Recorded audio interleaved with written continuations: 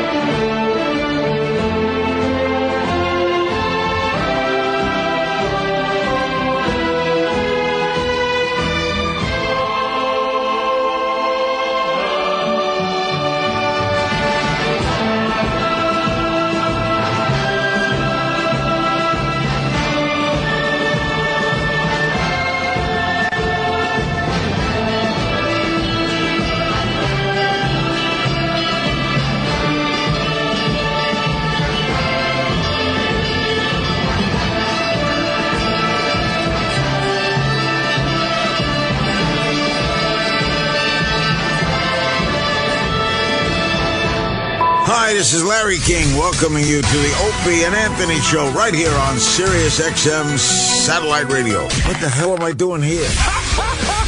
Isn't it brilliant? Forget it. The thing's out of control. Out of control. Great guests, interesting interviews, and of course, your phone calls as well. It gets my nipples hard. You know what I mean, son? Are you out of your mind? It's not the most talked about, not the most written about, and certainly not the most listened to show in the history of radio, but I'm still proud to intro it. Oh, you're going to have a ball. There you go, lads. America's most trusted name in news, the Opie and Anthony radio show. Let's welcome our hosts, Opie and Anthony. By the way, who's Jim Norton? Hi, everybody. Hello. A very good morning to everybody listening to the program. It's the Opie and Anthony show, of course, unless you erroneously turn on this channel, yes, hoping to get something that Sam Roberts is usually hosting, right, which is every other channel on the platform. Yeah. And this one. And this one. Yeah. Sam Roberts, I guess, in for the vacationing Greg Opie Hughes. That's right. As they do on the news. I like when they do that. They got to tell the person that is on vacation. They got to tell everybody. And, of course, Jimmy Norton. I am here. The angry Jimmy Norton that has been written about in newspapers. Yes. Oh, it made you sound so angry. I was. It was accurate. I think she said that I didn't agree with was that the audience was horrified. Yeah, when I read that part, but she had a heckler problem at the Cellar, and you laid into the hecklers, and the guy was being this passive-aggressive asshole that was coming back at you with shit, and you just completely shredded him because that's what you do, and what he does is be an asshole, I guess. Yeah. And they wound up leaving. Yeah, and they were, you know, it's funny, like, she started up this, I think we talked about this last week, but I walked on, the minute I walked on, I said, yeah, I'm going to Salt Lake City this week, and she yelled something like, boo, or whoa, she made a noise, and then I played with her a little bit, and she's like, oh, don't go, so we joked a little bit, and then I think she got offended, and that's when her boyfriend got mad, so he was just talking the whole time after she left, and I was nice to her. Yeah. I didn't call her a bitch, or I didn't curse at her, anything. And so I finally said to him, like, hey, you know, I think I was talking about prostitution, of course. And I'm like, hey, you know, we're doing important stuff up here. Like, we'll just shut him up politely. It's like, I'm not trying to be too rough. And then he goes, sorry, you're just not funny. You're boring. Like, the paper, and again, the reporter was in the audience. I think she was seeing it actually as an audience member. So maybe she was horrified. She might not have ever seen that interaction before. Yeah. But she said that the guy said, I just don't find this funny. Which makes it almost sound like I asked him, hey, why are you talking? Or why aren't you laughing? Then I deserve it if I say, why aren't you laughing? Yeah. But I didn't say that. And he goes, you're just boring. He was being aggressive. He wasn't just answering a question. And I fucking buried him. Fuck him. Of course. Fuck him. I was so aggravated because he had that stupid passive-aggressive smile. It's like, I'm not your fucking wife. Yeah. You know, argue with me like that. And then he goes, what, are you angry? Oh, like, hey, Really? look at what I did. Look at the comedian. He's all angry now that I... Oh, shut up. What do you think, you're 15 and I'm your mommy? Yeah. Oh, I really, really set out to show him the error of his ways. And I was saying that he should get out because I'm like, why would you sit there if you didn't like it? Yeah. And then when you say that to somebody, that forces them to realize, okay, why am I not leaving? I didn't say get him out, he's being disruptive. I was like, why the fuck are you just sitting there then? Why don't you just leave if you don't like it? Go outside. I wasn't saying go home. I was saying go outside. Yeah. Be a man. If you don't want to watch this, go.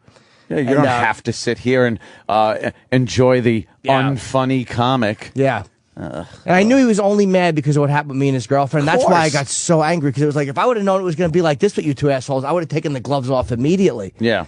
But it's like, you can't heckle and then be confrontational about it and wonder why somebody bites your head off.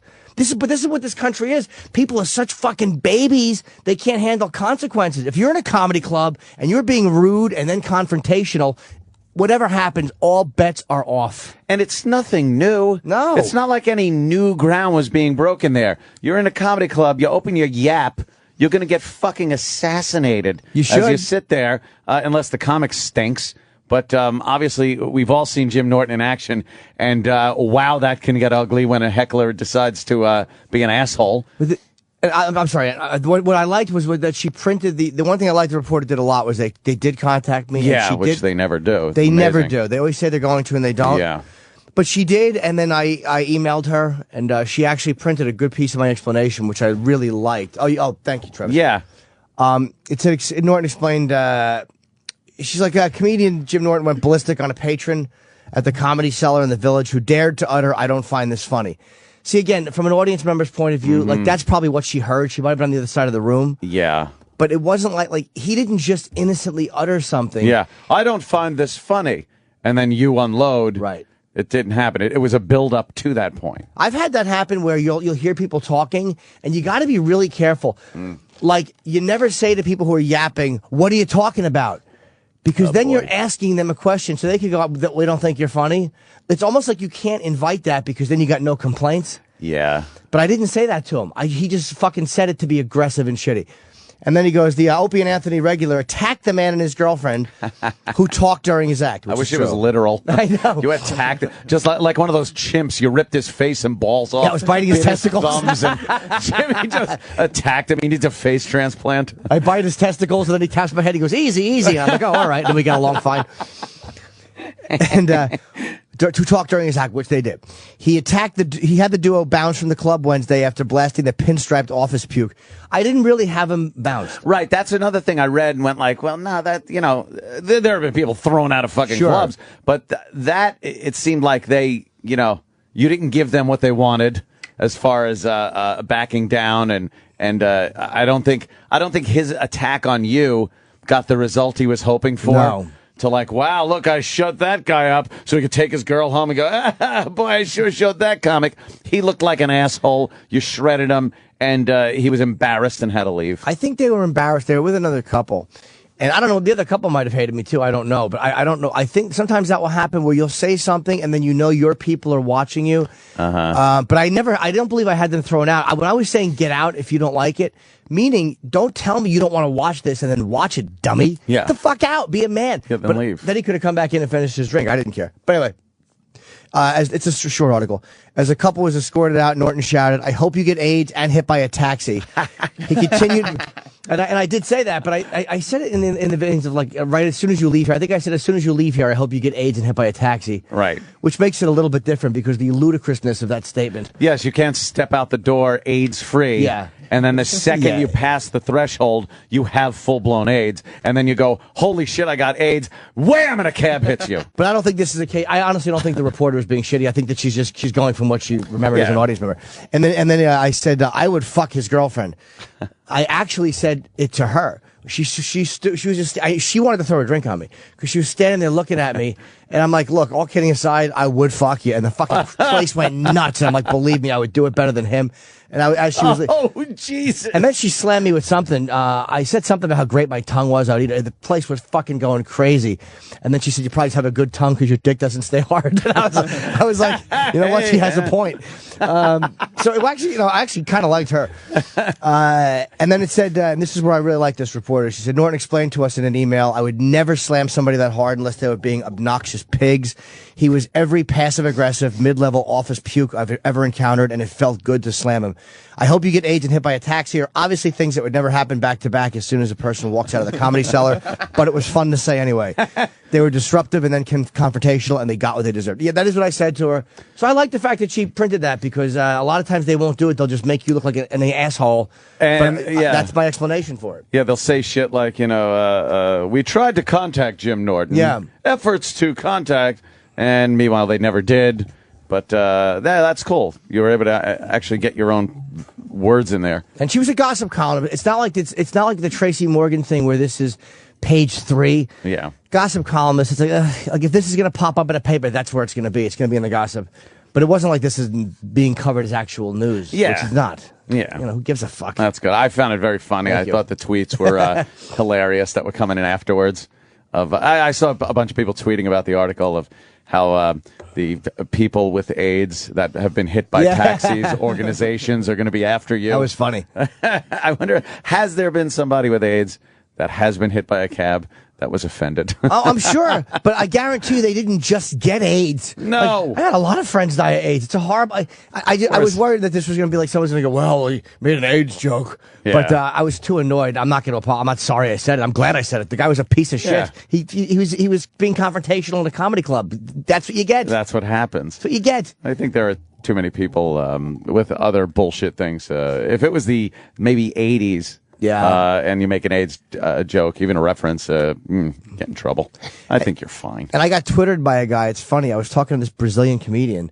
I saw that, yeah. Conan mentioned him in a tweet, because Conan's very funny on Twitter, and I'll check his stuff out. And he had said, I just found out, and I forget the guy's name. Oh, thank you, Travis. Rafina Bastos, I think his name is. Rafinas Bastos, yeah. 2.5 million. He's got followers. Almost 2,900,000 followers. Oh, wow, more than that. He's maybe a very famous Brazilian comic, and he said he saw me at the Cellar one night, and I just didn't know him, but he was telling me that he actually erased his tweets to me because he goes, I'll wind up in the press tomorrow if I do this again. Oh, but he's shit. being sued in Brazil. Like, we think that it's bad in the U.S., but look at Canada. He fucking almost got arrested on stage, and he told me the joke. It was very funny. It was something about how come all these women complaining about rape are ugly? They shouldn't look at it like it's an attack. They should see it as an opportunity. It was some really mean rape joke, right. but it was a joke. Yeah. And he showed photos of the protests outside the club. He said he's being sued by 12 different people for calling them ugly. Like, he's got to go to court. What?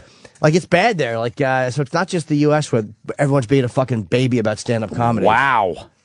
We're just doomed as far as this shit goes. You think? I mean, I think you're right. Yeah. I mean, it is. it could be worse in other countries, like something like that. Oh. But it is Brazil. Yeah. But this country where you're supposed to have the rights and freedom of speech. There was an ad today For Nivea, right? Just brought this to my attention. A Nivea ad. Nivea apologizes, of course. You got to apologize for inappropriate and offensive ad that sparked racial outrage. Now, how much outrage did it really spark? Was it a lot of outrage? I didn't hear about it. To me, outrage has to be everyone knows people are outraged because it's outrage. It's outrageous. It's Yeah. outrageous.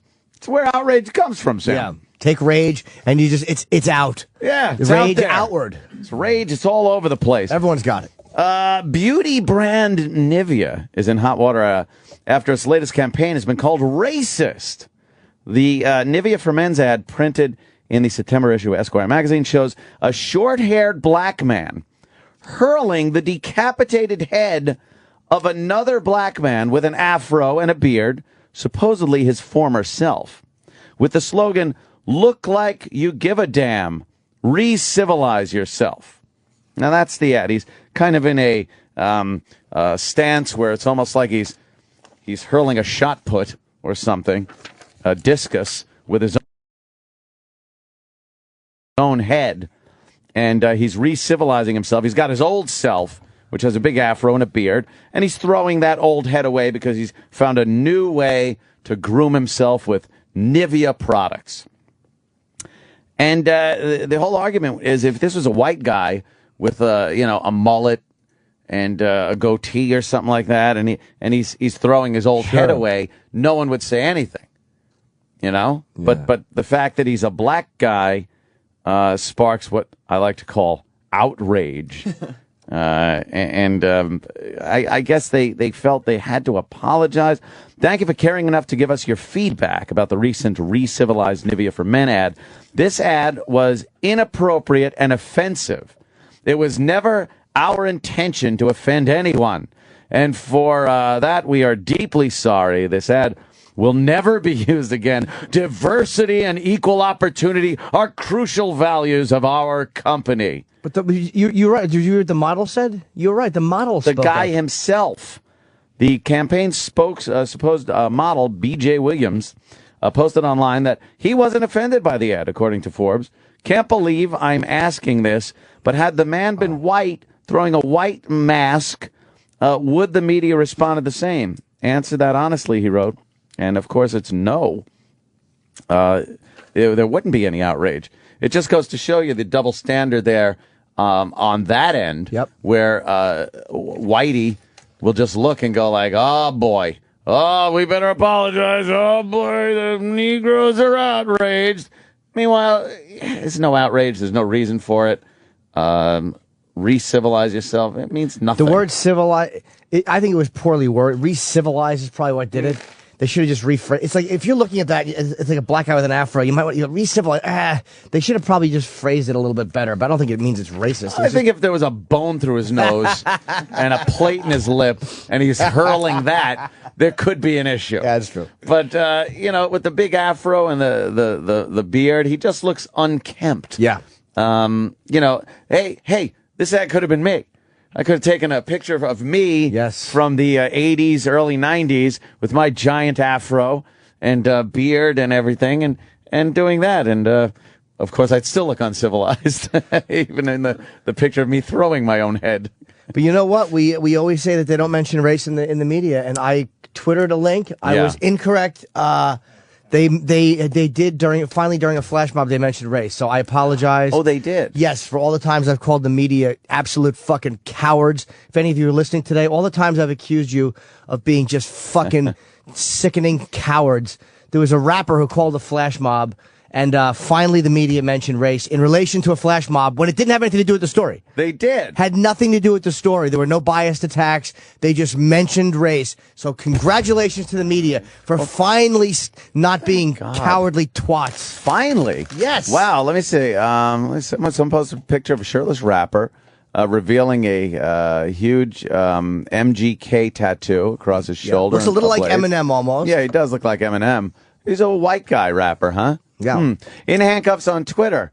Fans soon posted videos on YouTube showing hundreds of people, mostly white teens and young adults, gathered in the mall's food court watching police wrestle with the rapper and chanting MGK as the officers led him away. So they're mentioning a flash mob of mostly white teens and young adults. Yeah. Now, why is that? That's because they know that they've only been showing blacks, and they're saying, and they feel so guilty. These fucking white reporters are so awful and guilty, and copy editors that they have to say, see, we know it's white people too. They wanted to clarify, so you don't just think it's blacks we're picking on. Right. They're so afraid of the perception. You know what? Silly. That's ridiculous, because every flash mob I've seen on TV and by the way, did they steal stuff? What were they doing? Or were they just getting together chanting the rapper's name as police hauled him away?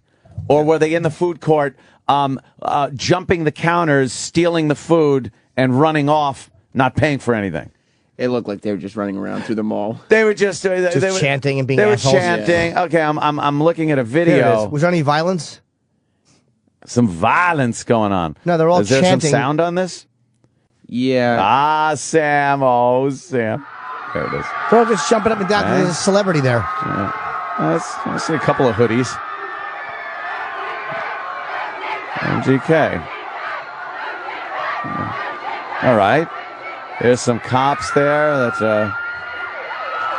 security. They just seem to be trying to keep him away from the throngs of people that are there to see him. But this looks like a mall appearance of a celebrity. It's basically he showed up. They're all like teenage white kids yelling and screaming. Yeah. Although then again, the media mentioning that it's mostly white and there was no violence with it. Maybe that's why they're mentioning it. Yeah. Well, I don't see this as a flash mob like we see. The shirtless rapper guy is being cuffed by the cops, and the white crowd loving it. Yeah. Wow, look at that. We got ourselves a white criminal rapper. Wow. Those cops, by the way, are up against the railing, like over a rink almost, that you'll see in the mall. Yeah. And they're not in any danger. No. Everyone's just holding up their cell phone cameras. There's no fucking problems. Yeah. But it annoyed me that they mentioned it when it's not connected to anything. It's not like there was a biased attack and they should have mentioned it. No. So you guys that think I'm paranoid or we harp on this shit, we're And not again, paranoid. I don't see any thievery going on. It's not closed-circuit cams of a lot of people walking into a store and stealing shit or punching people in the face. And I did see a couple more flash mob videos over the weekend. And there is a giant problem in the black community with these fucking criminal flash mobs. Was the race mentioned in the... No, not at all. Young people, teens, young adults, unruly teens. You'll hear all that shit, but never the fact that no one addresses. It's like, hey, can someone address why? Now I have to say 99.9% instead of 100% of these not bias, but flash mob things are black. What's going on? Why isn't this being addressed? Why aren't any black leaders coming out and going, except in Philly, the mayor did come out and say it. I love that guy. Yeah, he did say it. But it's like Halloween. They go in with bags now. They go in with like pillowcases and their own shopping bags, and they go in and just grab shit and run out. And then store owners left to be like, I did not know what to do. It was terrible. And this poor guy. And meanwhile, if you look at, like, say a bunch of young black guys come in, and I'm not talking about a fucking 60-year-old black guy and his wife, but if say 5 young black guys come in and you look at them differently, or what you'd be seen as profiling and racist and inappropriate. It's like you can't win. Yes. If there was a security guard at the door and he denied entrance of 15, 20 blacks that wanted to come into the store for any reason, maybe they just all wanted to shop together. Yeah. Maybe it was a flash mob where they had mops and some Windex, and we're going to just clean the floors and the windows for the gentleman that owned the establishment. But if you said, no, you're not allowed in here, there would be, again, outrage, and race would absolutely be mentioned within the first paragraph. And it would all be, here's a video of a pack of young ladies, And by the way, I don't even care about the flash mobs that much. It's shitty, but look, there's a lot of crime. Yeah. My fucking hatred is just the media. Yes. It's not even the, Say it. It's just the media because they're the same people. And again, I apologize for belaboring this point. Is that the way to say that word? Belaboring? Yeah, that's good enough. But we're the same ones. The media is the same ones that will fucking get us fired. They helped get Imus fired. Yeah. They're the same fucking guys. Drives you crazy. They only bring up race in certain circumstances when it's biased crime against blacks or it's white people. A flash mob of white people. That wasn't what is now considered a flash mob. Flash mobs, when they first started, were white people that would do dumb things. They'd all get together and do the Thriller dance, the Michael Jackson Thriller dance. It's like, hey, let's all meet at this place, and at exactly 8:01, we will break into the Thriller dance. Yeah. And they should, by the way, be met by violence. I was going to say, I actually find blacks turning a store upside down is less offensive than 50 white people meeting and dancing in public. Exactly. Liverpool Station, this is a T-Mobile dance that they're doing. 30 million views. 30 million views. Out of nowhere, they just decided to do a little flash mob thing.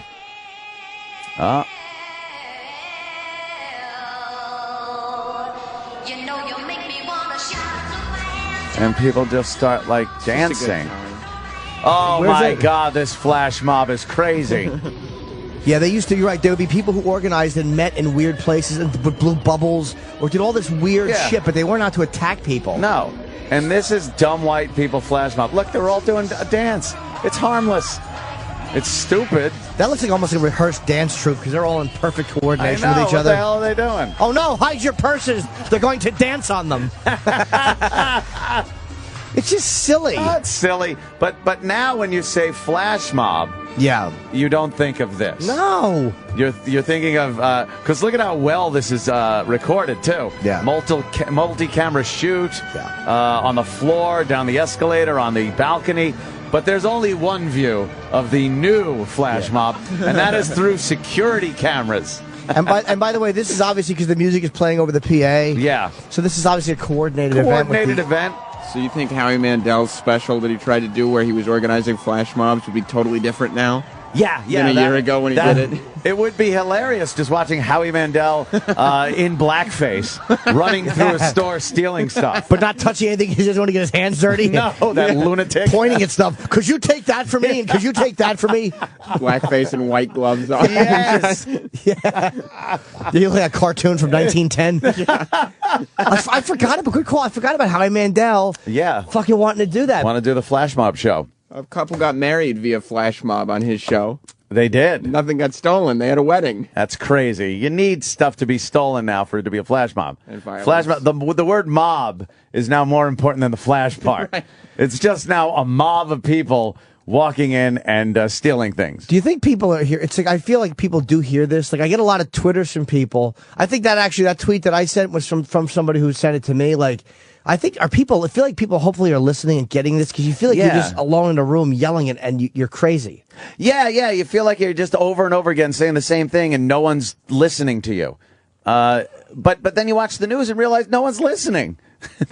This has to be brought up as an issue, even just to ask the question, why is this happening in the black community? Leaders like the mayor in Philly that actually brought it up and said, knock it off. You're hurting your own people. You're hurting your race, your image, the city's image. And he had the courage to say something. But where's everybody else saying, look, can we address why this is happening and why it's really being left alone and nothing's really trying to be done about it? It astounds me that no one's bringing up the issue that it's a black problem. It's weird how we look at, like, we just, white and black, we just look at things differently. You know when the first time I realized that, like,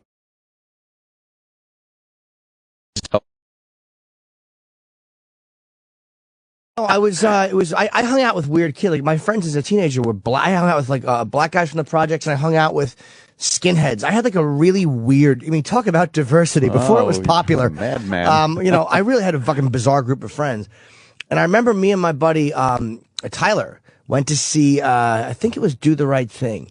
And at the end of the movie, it's a great movie, Spike Lee. Yeah. Where at the end, Spike Lee is a pizza guy named Mookie, and Danny Aiello is the white pizza owner in the black neighborhood. For anyone who hasn't seen it 28 years ago. Yeah, spoiler. And spoiler alert, exactly. Spike Lee's 70 now. Spike Lee takes a garbage can because this guy, it was the Radio Raheem, I think, was choked out by the cops. So in anger, he was choked out by misbehaving in the white establishment in the black neighborhood. So the fucking Spike Lee throws a garbage can through the window, and they burn the black guys in the neighborhood burn the white pizza place down. And I was so angry that they did. Like, I sided with with Danny Aiello and his family. I'm like, why would they do that? They had been good to the neighborhood people. And Tyler, he was like, no, but I get why they did that. Like, it was our gut reaction was immediately split. Opposite, right. And it was fucking bizarre to me that somebody could see it that opposite from the way I saw it. After I knew we had just gotten the same information because we were sitting in the theater watching it. Right. You saw the same movie. It was like we saw the exact same thing. We were handed the exact same information. There was no spin. I saw how he got it, and we came to 100% polar opposite conclusions. So I guess it's like with stuff like this, you just see it different. But that's another thing people don't want to address is that in diversity, you get different opinions based on your experiences growing up and your parents' experiences put on you.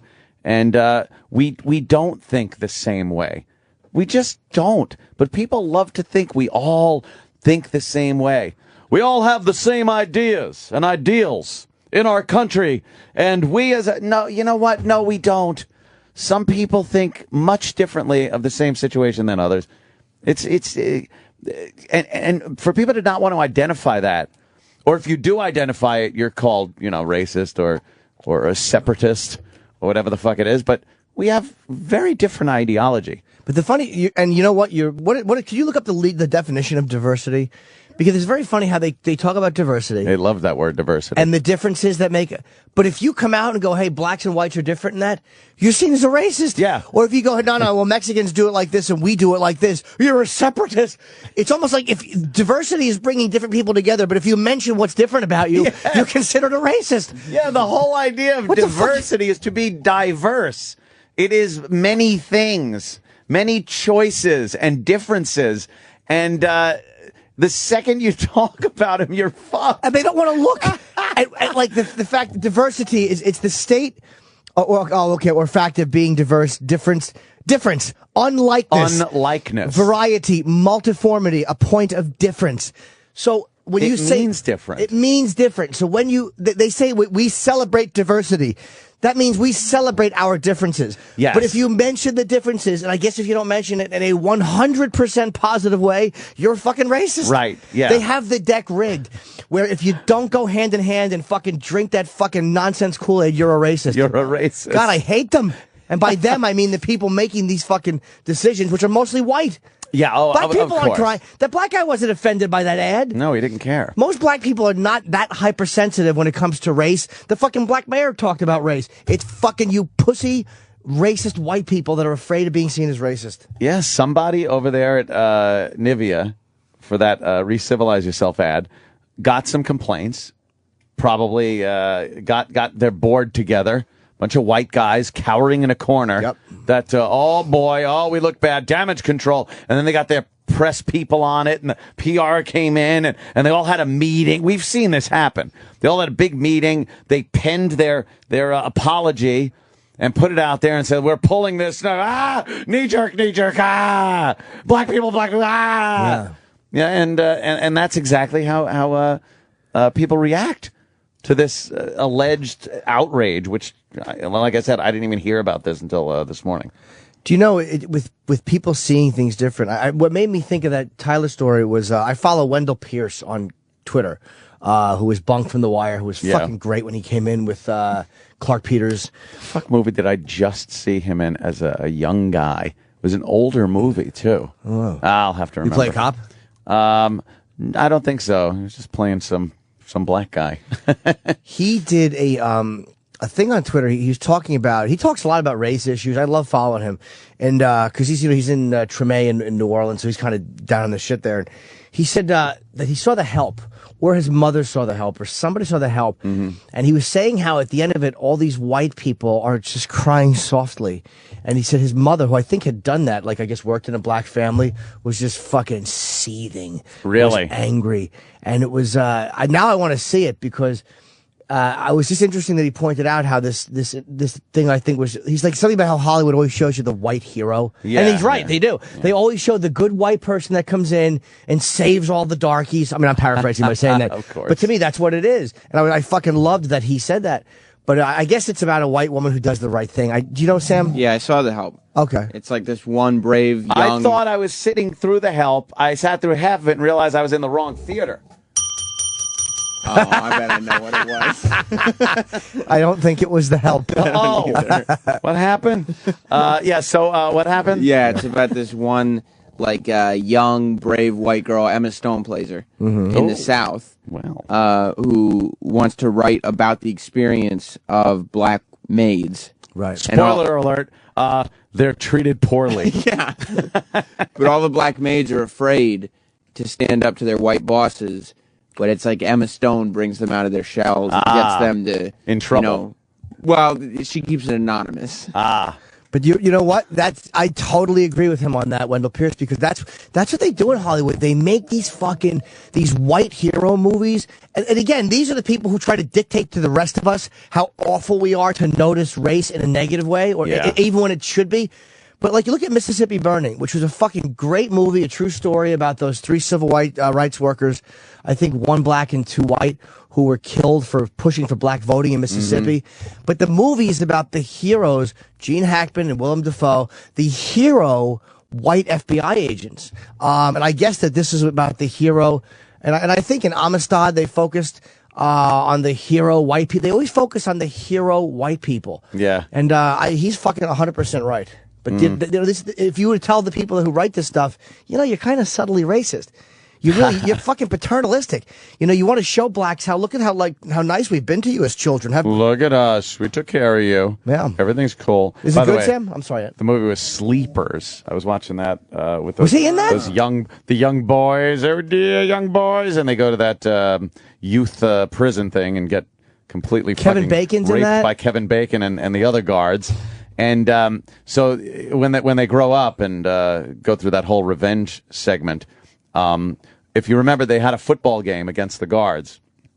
And no, really, they did, and they beat the shit out of the guards. But the one thing that gave them an edge was they got one of the black kids in the reform school to play, and he beat the shit out of a couple of the guards.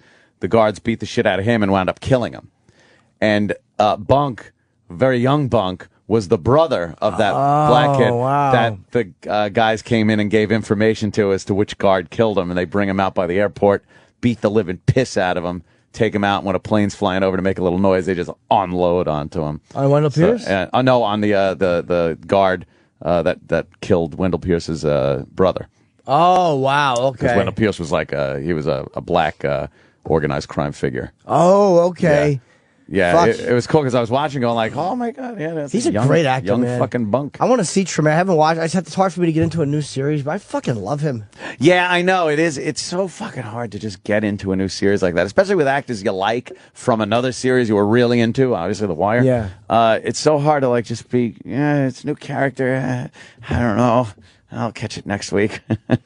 He wrote. He first noted. Actors never cease to amaze me. What they do with the material given to them is crap. I think he's saying how much he liked the film, the acting. But then his criticism of the story became more pointed. Oh, okay. The movie The Help was painful to watch. This passive segregation light was hurtful. I kept thinking of my grandmother who was The Help. He went to reveal that his mother told him for the first time when they saw the movie that she too had been the help and had raised white children. Pierce said that his mother was hurt and insulted by the film because her experience was in fact significantly worse than was portrayed in the film, which he was referring to as Jim Crow light. My mother said it was a good story, he said, but she knows difference. She knows a different reality. And there was a thing where he said the white hero is not in that particular thing. It's, Travis, if we scroll down more, is it there? No. But he did say something about that white hero. I didn't just make that up. Now, is that movie...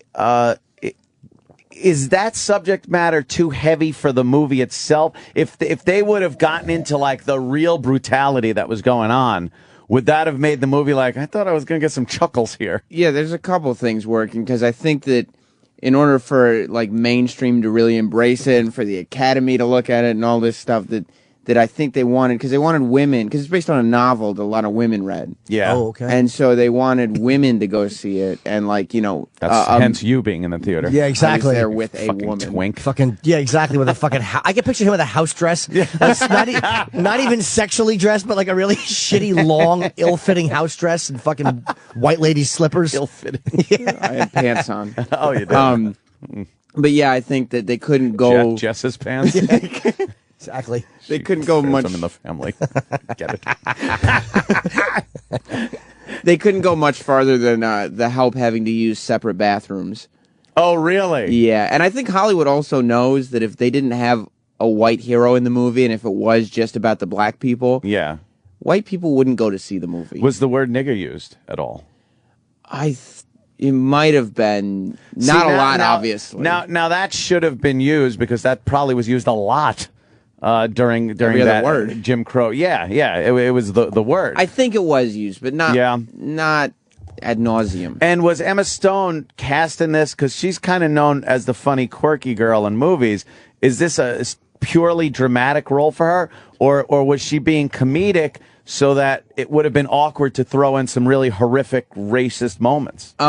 She wasn't being comedic. She was more playing to her feisty self than the sort of, you know, feisty girl. Yeah, she was the feisty, like, you know, I may be young, but I went to college and I'm going to go get a job. Yeah.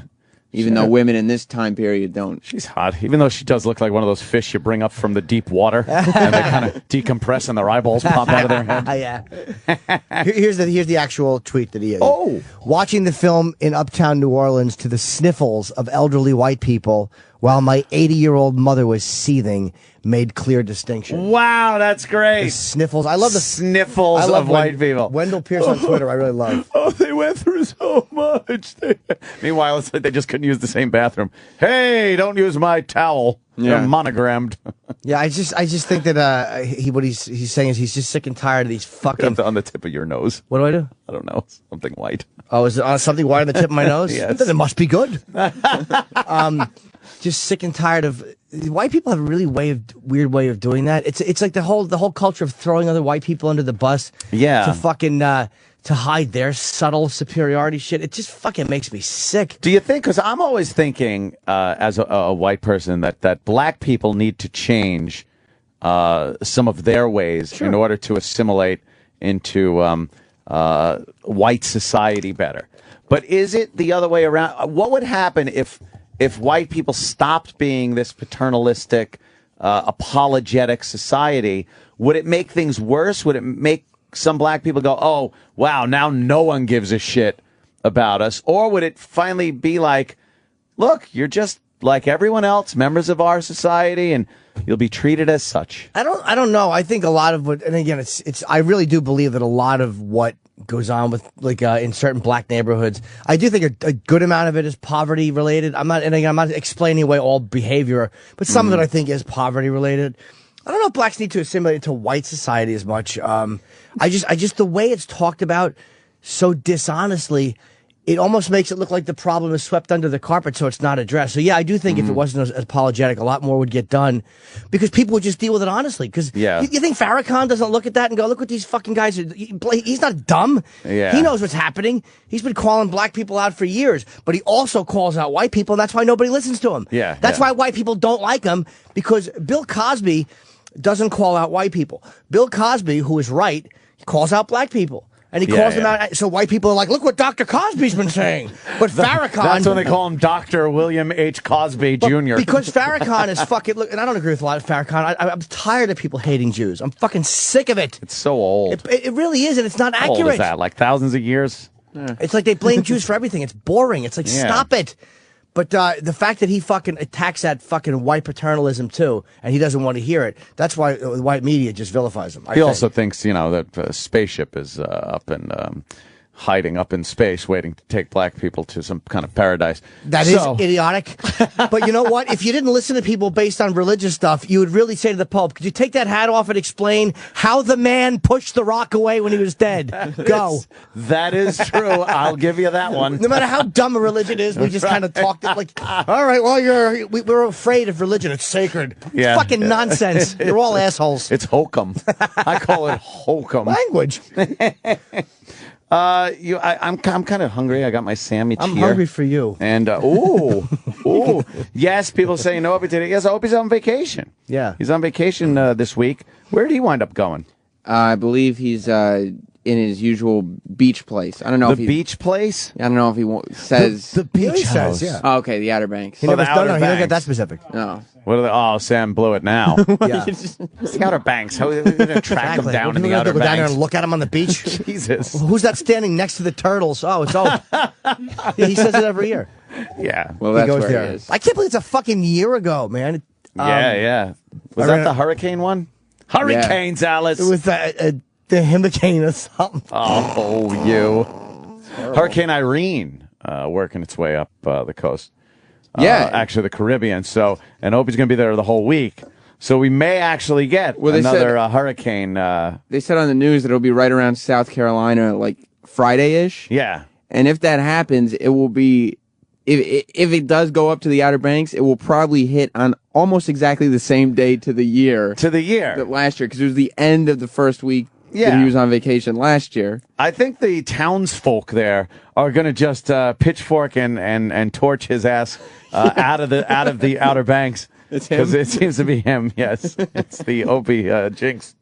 He has the sports jinx as well as the fucking hurricane jinx. The hurricane jinx. Hey, before we go to break, before I forget, I just want to say I had a great time in Utah. I just wanted to thank Keith Stubbs, he's a comedian, kind of owner of Wise Guys. Fucking hardcore O&A fan. Oh, cool, he is, yeah. And so is the audience. I mean, 90% of them that came were hardcore O&A fans in Salt Lake City. Oh, that's fucking cool. And Salt Lake City, nice? I didn't do much. I slept all day Saturday. But the people were unbelievable. Oh, that's really cool. I haven't liked a road gig that much in a long time. So, wow. Did you see some Mormons? You know, it's funny. We came off the plane. We're going down the escalator, and there's a sign. Somebody said, "Welcome back, Elder Potter." And I'm like, really? "Oh yeah, this is where you are." Yeah, you didn't feel like you're anywhere different until you see like the occasional guy walking around with 5 chicks. Yeah, exactly. What the fuck? But that was the only difference. I mean, I didn't notice it at the shows. Yeah. But they were the O&A fans are exactly like they are here. Yeah, that's cool. So thank you I just want to say thanks to Wise Guys. Utah, not China. No, I know that, but you know, it's just like I was here. I couldn't believe they were just like Americans. It's like when you meet a black person. I couldn't believe he was very well spoken. Yeah, so well spoken and articulate. But yeah, it's like you just forget that the people in Utah are just like they are in Jersey. So I loved the gig, and the fucking club was amazing. I haven't had that much fun at the gig in a long time. And I have just been single for 4 months and have been jerking off like a banshee. I literally jerked off watching porn until 6 in the morning and slept all day Saturday. It's fucking awful, my life. Now, till 6 in the morning, but how long when did you start?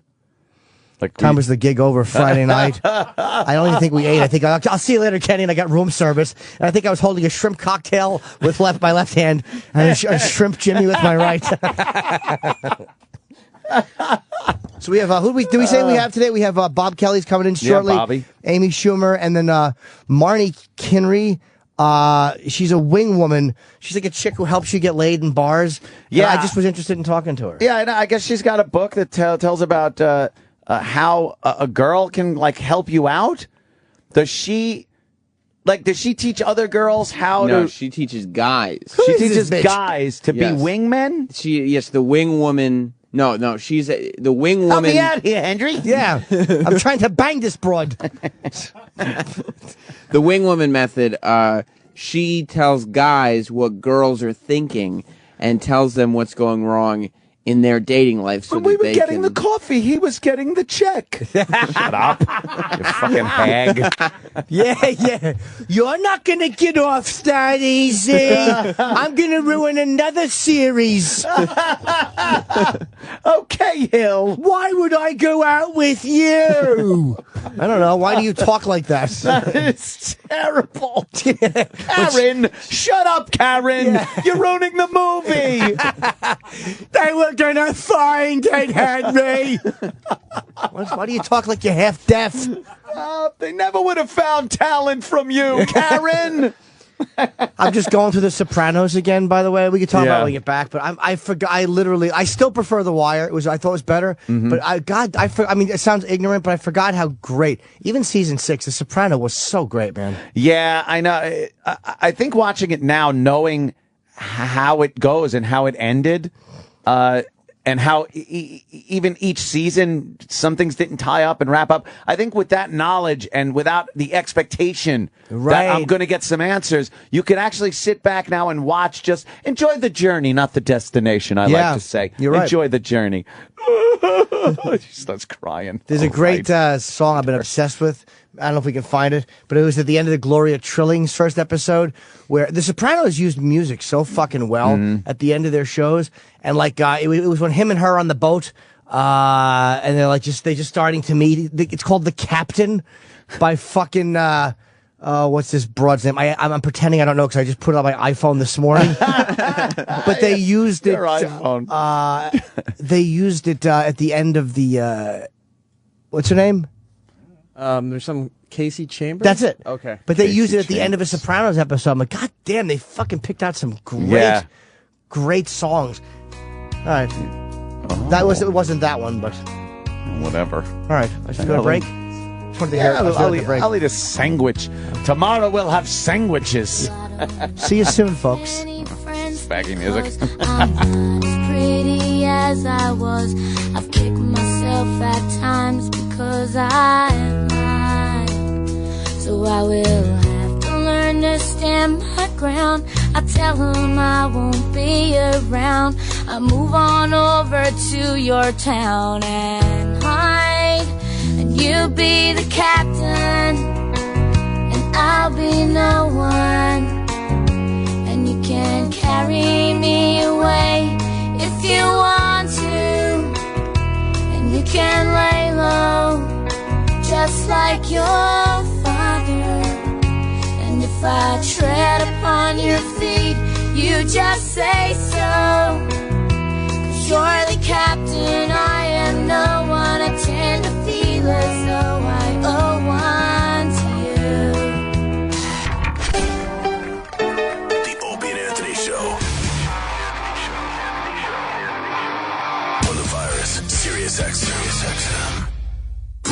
Coming up on the next episode of The Spectacular Suicide, the notorious villain Anger Man is hurling helpless children from the windows of the Little Lepers orphanage to the streets below. Who can stop this deranged, diabolical, demented mastermind?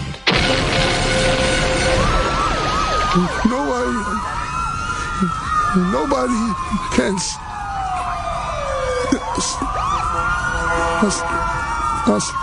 me. I'm invincible. Come here, little Timmy.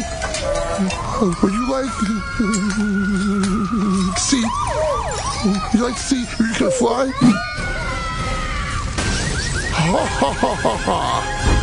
Come on, stupid door. I'm kicking you. Now open. Oh, wait. Doorknob. Stop it right there, Anger Man. Suicide. That's right.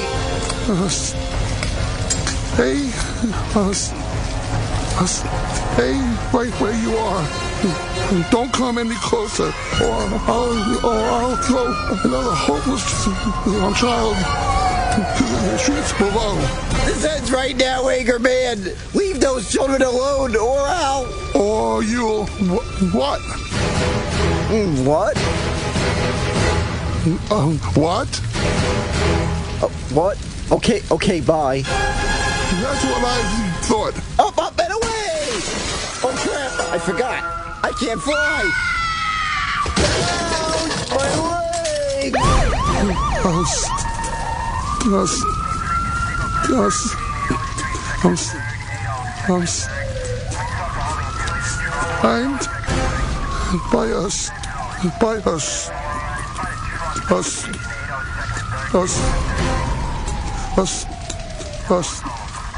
Earn statement. I'm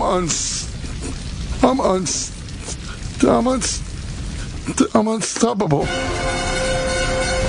Stay tuned for another episode of the Spectacular Suicide, where Police Commissioner Vic Dumb calls upon suicide to stop another diabolical villain. Sirius XM. Sirius XM. The virus. The Opie and Anthony Show. Oh, look at that. E-Rock right on the ball with that song, because we were talking about the Sopranos. No, it's not a best of. Yeah. We are here live. Tom Chiasano is off today. No. Anthony's going on a cruise soon. Oprah's out sick today. No. But it looks like Jones and I will be doing, what was his name? Oh, cunt me. I can't think of it. Fat Boy Shithat Jones. Sorry, K-Rock. Oh, Shithead. Remember him? Yeah. Oh, Cream Pie Jones. Cream Pie.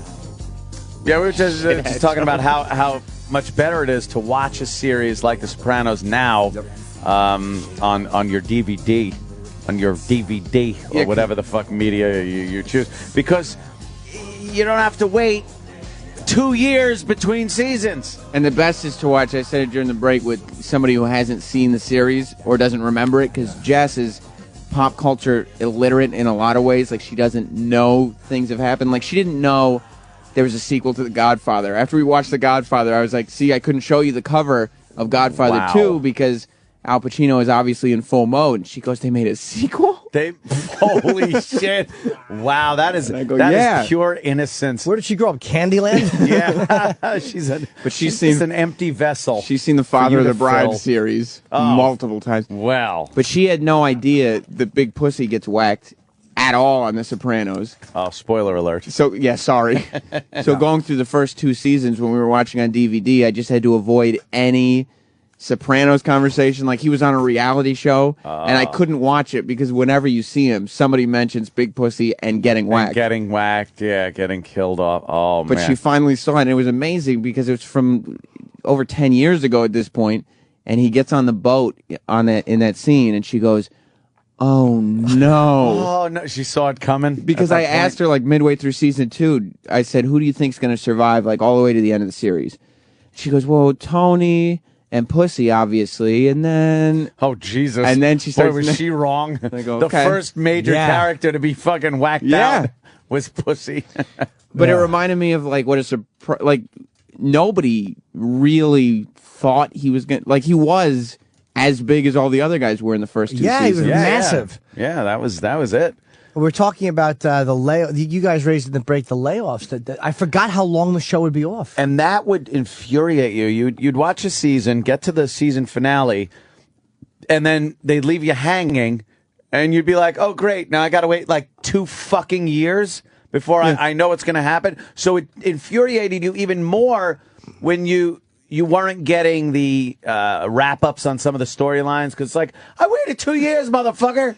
Payoff. Yeah, and they basically just implied that something had wrapped it up while they weren't on the air. Yeah, and you never during knew those what 2 it was. years. Just fill in the blanks yourself. But look, like season 4 to season 5 was 2 years. It was a year between most of them, 99, 2000, 2001, 2002. And then 5 and 6 was another 2-year break. Yeah. Between 4 and 5, it went 2002 to 2004. And then 2004 to 2006.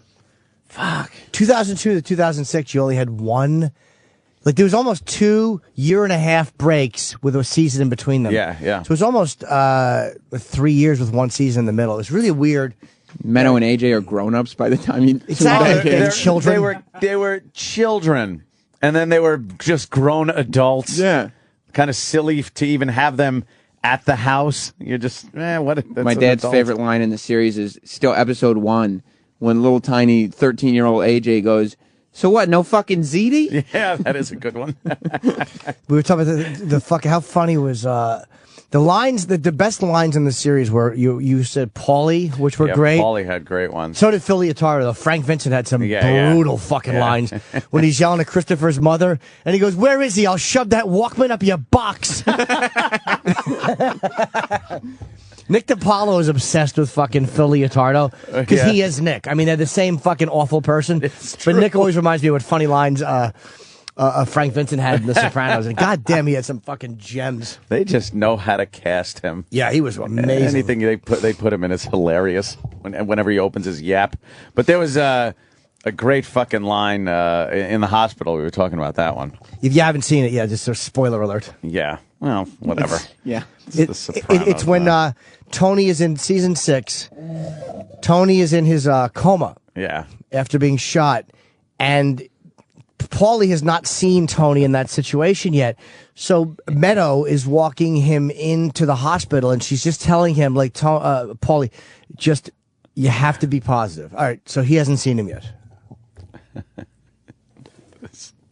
They even tell you, spoiler warning.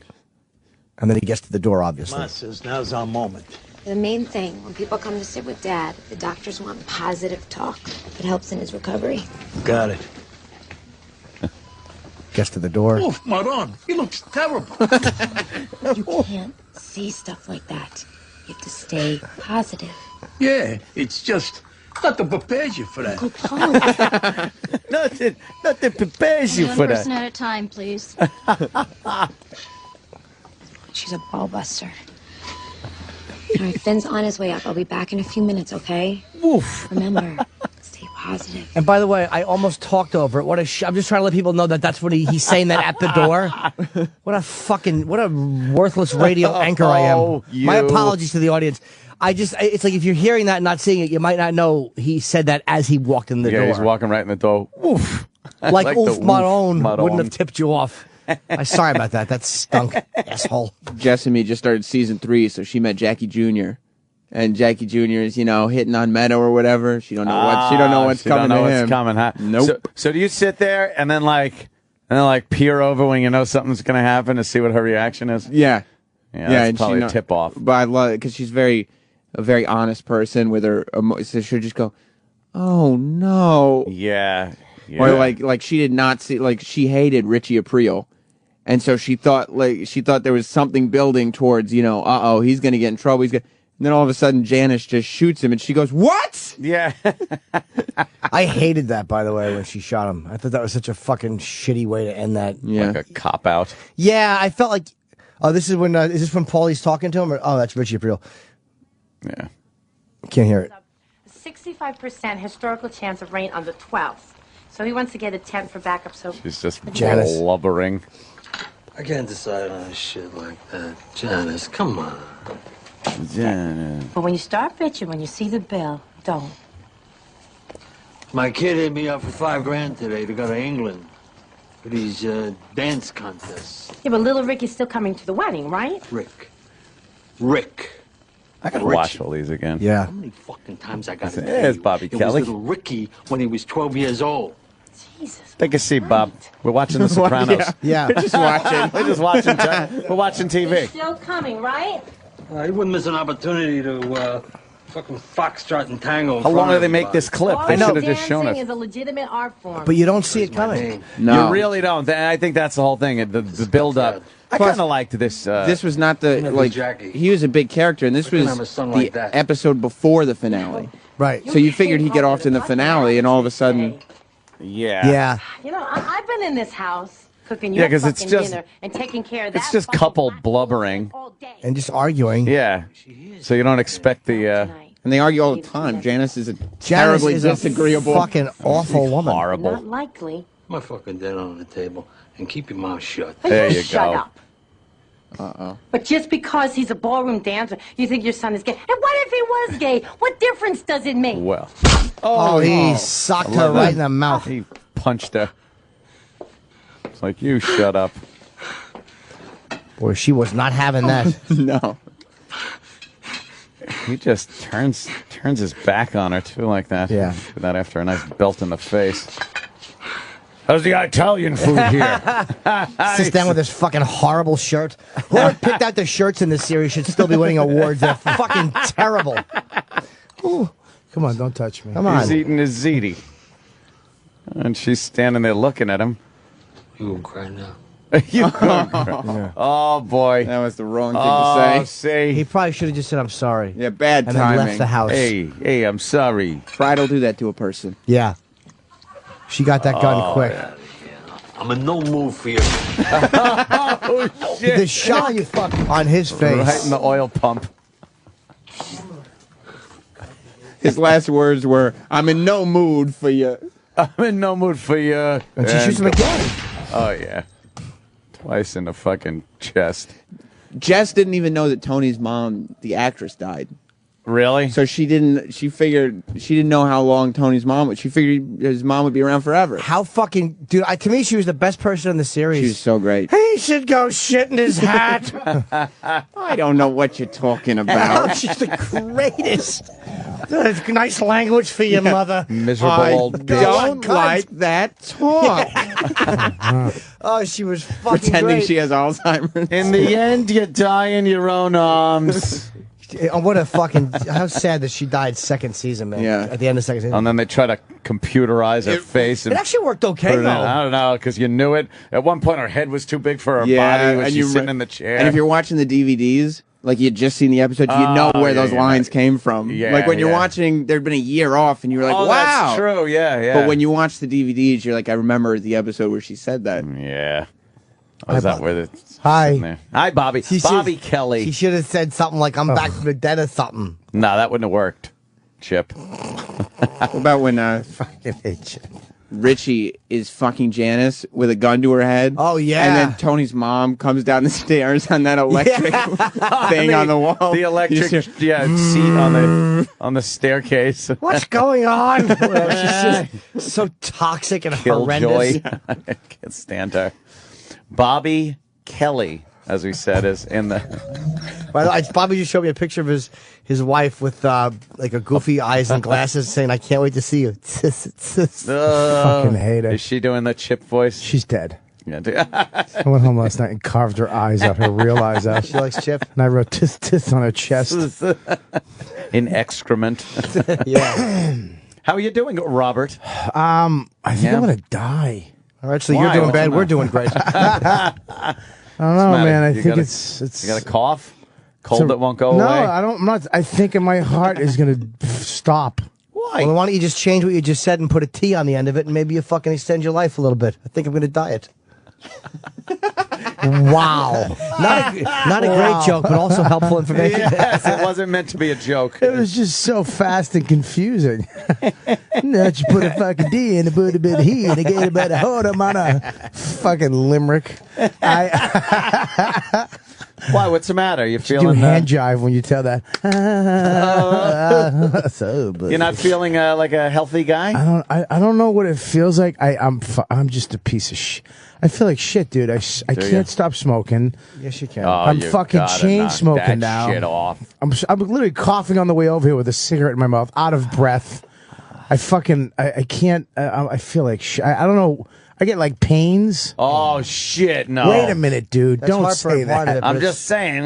You know, you got to be careful You with got to the stop, pains. Bobby. Stop smoking. Seriously. Yeah, stop smoking. I did. If First fucking of all. Voss, if that bag of shit, who is a slave to his fucking dumbness more than anybody, can quit smoking. Dude, he used to fall asleep with cigarettes in his mouth. His Yeah. fucking, there was black spots on his floor because cigarettes would fall. Oh, he should have burnt. You got to quit. Should have He burnt. did it. He just wasn't there. I know he wasn't there. Yeah, we haven't even spoken to Voss about that I whole know, thing. we got to get him on. Yeah, about his burnt You guys out have condo. your good friend's house burnt down, and you haven't. I know talked we to him? haven't said I anything. talked to Voss. Yeah, Oh, you talked that to him. night. He called me. Oh, good. I was gonna say Yeah. I was thinking of Voss last night though because I was watching. What the fuck movie was it where he was doing the lines from it? Louis Beans. Oh yeah, Bronx Tale. Yeah, Bronx. I was watching a Bronx Tale. I was watching a Bronx Tale last night, and when that whole line comes up, and it's a little different in the movie because it was the actual stage one-man show Yeah, it was not version Johnny, of the it was Sonny. script. Yeah, and it wasn't Louis Beans. It was Louis Dumps. Call him Louis Dumps in okay. in the movie. But yeah, watching that though, You read, Sean? Oh, shut up. That was at the old studios, right? Yeah. Fucking You got to stop though, man. If you're feeling the chest pain, that's your body. That's your body going. That's your fucking body going, like, letting you know. You're my age, man. I just got a new cigarette case, though. It's kind of jazzy. Yeah, cool. James Bond. You'll have a nice case to lay in too, stupid. No, because the cigarette pack won't fit in my jeans. I needed something thinner. You're not Bob. You're not 20. I'm not trying to bum you out, but you're fucking 42. It's like I'm not 42. Or 40, whatever you are. You're my age. It's a big almost. fucking difference. But that literally, you are at that age where your fucking body will shut down if you don't stop smoking. You got to stop. I stopped. If I love to smoke, I get it. Everyone I'm a loves slave, smoking. dude, It's just fun. like you. And kids, it makes you look cool. Right either anymore. I love to compulsively eat. Like I'm Bubby. You and I are the same fucking guy. I know. I acknowledge I like trannies a lot more than you do. Wait a minute. Believe me, there's a lot of cocks out there with your name on them, my friend. Quit smoking and start Stop sucking. being so selfish when I ask you in the QT, and you go, I don't her. But you got to stop, seriously, man. And it's like fucking, because you're Bobby. Bobby's a compulsive guy. Like when you're going to the gym, you go a lot and you get into shape and you lose your weight. You can lose the weight. You got to stop smoking. You got to just bite the fucking bullet. Fuck it. It's so fucking. Take everything else out of your mouth. Pretend and it's a piece of cake and bite it. It's so hard though, fucking being married and losing weight and quitting smoking. 'Cause she smokes too. We usually wind up quitting, and I'll get stressed out and I get fucked up. I usually get my anger issues come back. Yeah. I mean, I fucking hate everybody. Really? Yeah, my therapist has been gone. They all go away for the month of August. They just go away. Is that like what they do? That's the big that's the month. Big vacation month. So nothing happens in August where you need like No, a lot of shit to happens. chat? A lot of shit happens. I'm just talking to myself, muttering down the street. Fucking women, fucking twats. They all fucking suck. I was at the Cellar the other night, and every woman that walked up, I don't hate women. Wow. But that voice, that fucking voice, excuse me, it's like the gay accent. Like, why do gay guys talk like, hey, it's like that. Yeah. Women have an accent. Fucking dumb women have that. Excuse me, do you know how to get into the cellar? I mean, it's like an octave above the rest of us. Yeah, it's called a girl's voice. Yeah. It's an octave above usually. Or if you're with They have Jimmy, these stupid it's holes. an octave below. Hi, Daddy. I like trays. So just their voice alone, not like a. Because I can understand a woman that's talking like this. That and doesn't like bug that. me. That it's doesn't just bug a me. woman's voice. That doesn't bug me. A chick, hey, how you doing? That doesn't. Girls like, hey, how are? They have regular voices, but there's that girl, like rich, white, young girl. Sometimes they go into the older chicks too, but it's that. Excuse me, we're trying to get into the cellar, like that Valley girl. Oh, I got you. Yeah. Fucking. And they're at the restaurant and they're louder than everybody. You know, you're whispering like, yeah, man, that was really good time. And they're in the back like, so he comes in my house and I'm like, get out of here. And it's like, shut the fuck. Wow. Fucking, don't you know restaurant voice? I don't want to fucking listen to you. Every girl that walked up to me Saturday night, and it fucking hurt my self-esteem because I can't sit out in front of the cellar without somebody thinking I'm a door guy. It's like, I'm a comic. I was on TV. Anything? Yeah, nothing. nothing. The worst is when they say that to you at the end of the show. You were good. You were good. Thank you for letting us in. My eggplant was cold. Good improv, because that's what you order at a comedy club. Asshole I am. Some black guy with a sweater on. You're at Voss's comedy clubs because they're at fucking real restaurants. Yeah, what is Parmesan? All right. Can I have gnocchi? You gotta quit smoking. I used to bug Voss all the time too after a certain point. You were just going to cough, aren't you? Yeah, you gotta stop. I cough so bad in the morning now. Oh, no, All right, I'm really? going to tell you this. I cough so bad in the morning, I almost pass out. Like you get your blood pressure in your head just like... No, I'm starting to like it. Like, oh, it's like a high. It's like I'm getting to the point where I'm like, you know, you're almost passing out, where you go numb a little bit. Holy your head goes numb. Shit. This is not a good thing. But wait a minute, I blame it on the AC. Yeah. Because I have a deviated septum. The way I sleep, I'm overweight. All the phlegm gets stuck in my chest. And when I wake up, I have sinus issues and stuff. When I wake up, it's all phlegm, from the AC and the room being cold, and it just gets trapped in my throat. No. How many packs a day you smoke? 17. Oh, that's not bad. I thought it was more. All right. Yeah, I thought have it was to 2 cases. fucking rip the filters off Down now, to which 12. bugs me. Was it a pack and a half? I smoke. What do you smoke, too? I smoke. I can't tell you what I smoke. Why? Because Why I'll is it- show you. Virginia Slims? Yeah, I like Fruit? them. I like them. I like them slim and misty. Misties? Slim and sassy. That's I hated when I was smoking and having a bum of cigarette, and it would be like, hey, you got a cigarette, and a girl would give you like a Misty or a fucking Virginia Slim. I like one of Just those. something you just Smoke it like Buford T. Justin with your hand wide open. Oh, yeah. He'd take a drag of that cigarette with his hands like he's saying, like he couldn't fucking, he's telling someone a mile away the number 5. Yeah. He's holding all fingers up, puts it right in front of his face. Yeah. Hey, boy. But his fingers went out when he took a haul. They went out a little bit. He went, Yeah.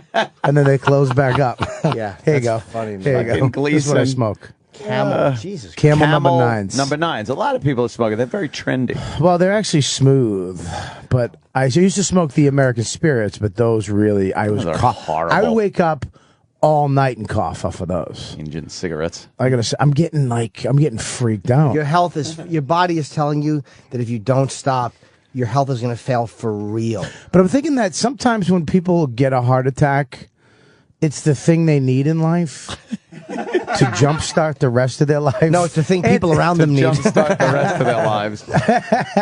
You know what I'm saying? No, Jesus. it seems like after somebody gets sick, Yeah. they get their shit together for like 20 years. Sometimes. Yeah, unless it's too late.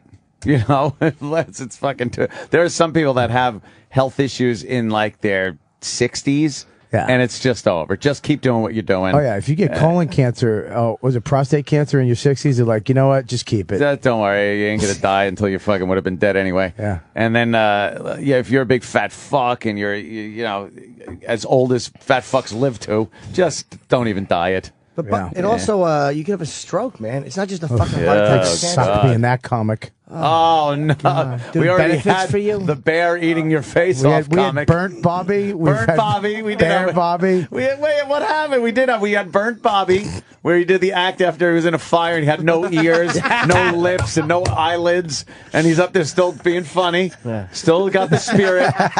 And then just recently when you were on the show, we had Mountain Lion or Bear Attack Bobby, where his face was eaten away, and it was all just scar tissue, no eyes left. Someone's got to guide him up on stage. I have no hands. No I'm missing- hands.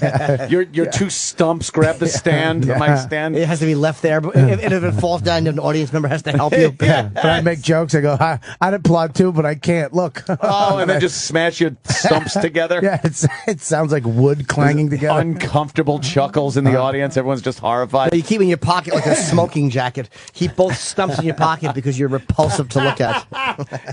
And then the stroke, Bobby, we don't want to see. You're not done. No, we don't want to see that, Bobby. People are saying to me, how do you get around? And I say, just a stroke or two. You know what? You would try to make it yours. You know what? I used to play golf, but now I'm down in a stroke. I wish I could take a stroke off my game of life. You know, when I swim, I do the breast and face stroke. And now some in prison. Sylvester Stallone. Dick Clark. Oh, see? No, Dick Clark is 9, 8, 7, 6. Two more numbers. 5.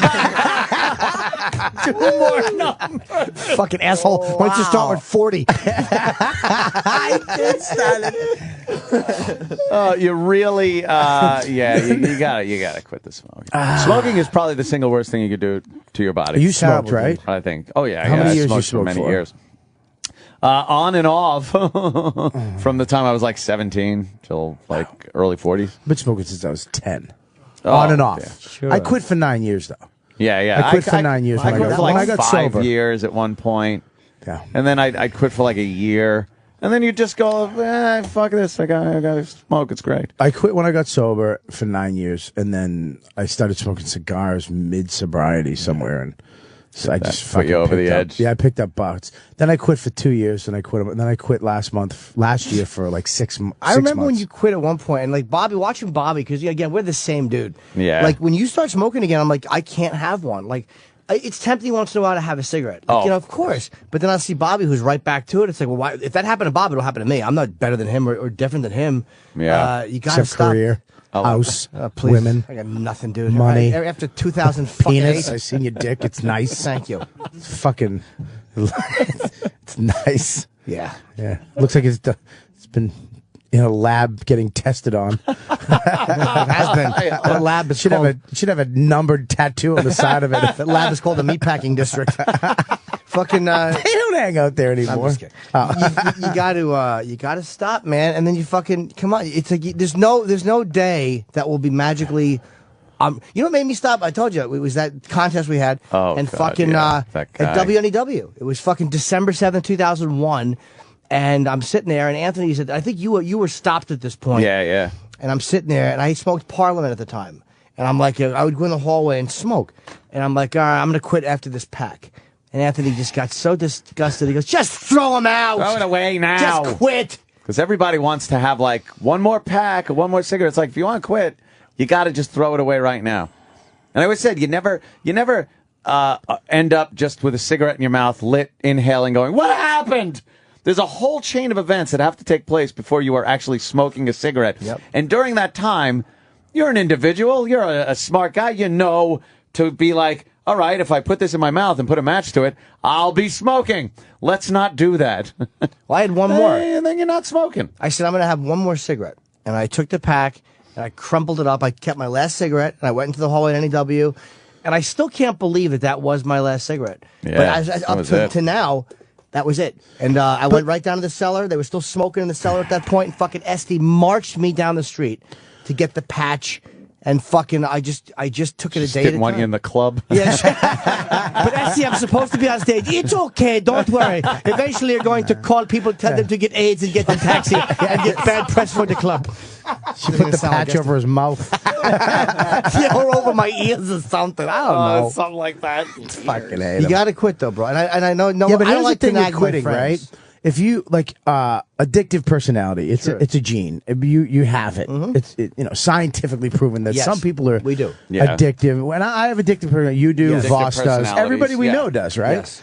But okay, if I give up smoking, and then food is fucking killing me too. It's back on the fucking menu. No pun intended. And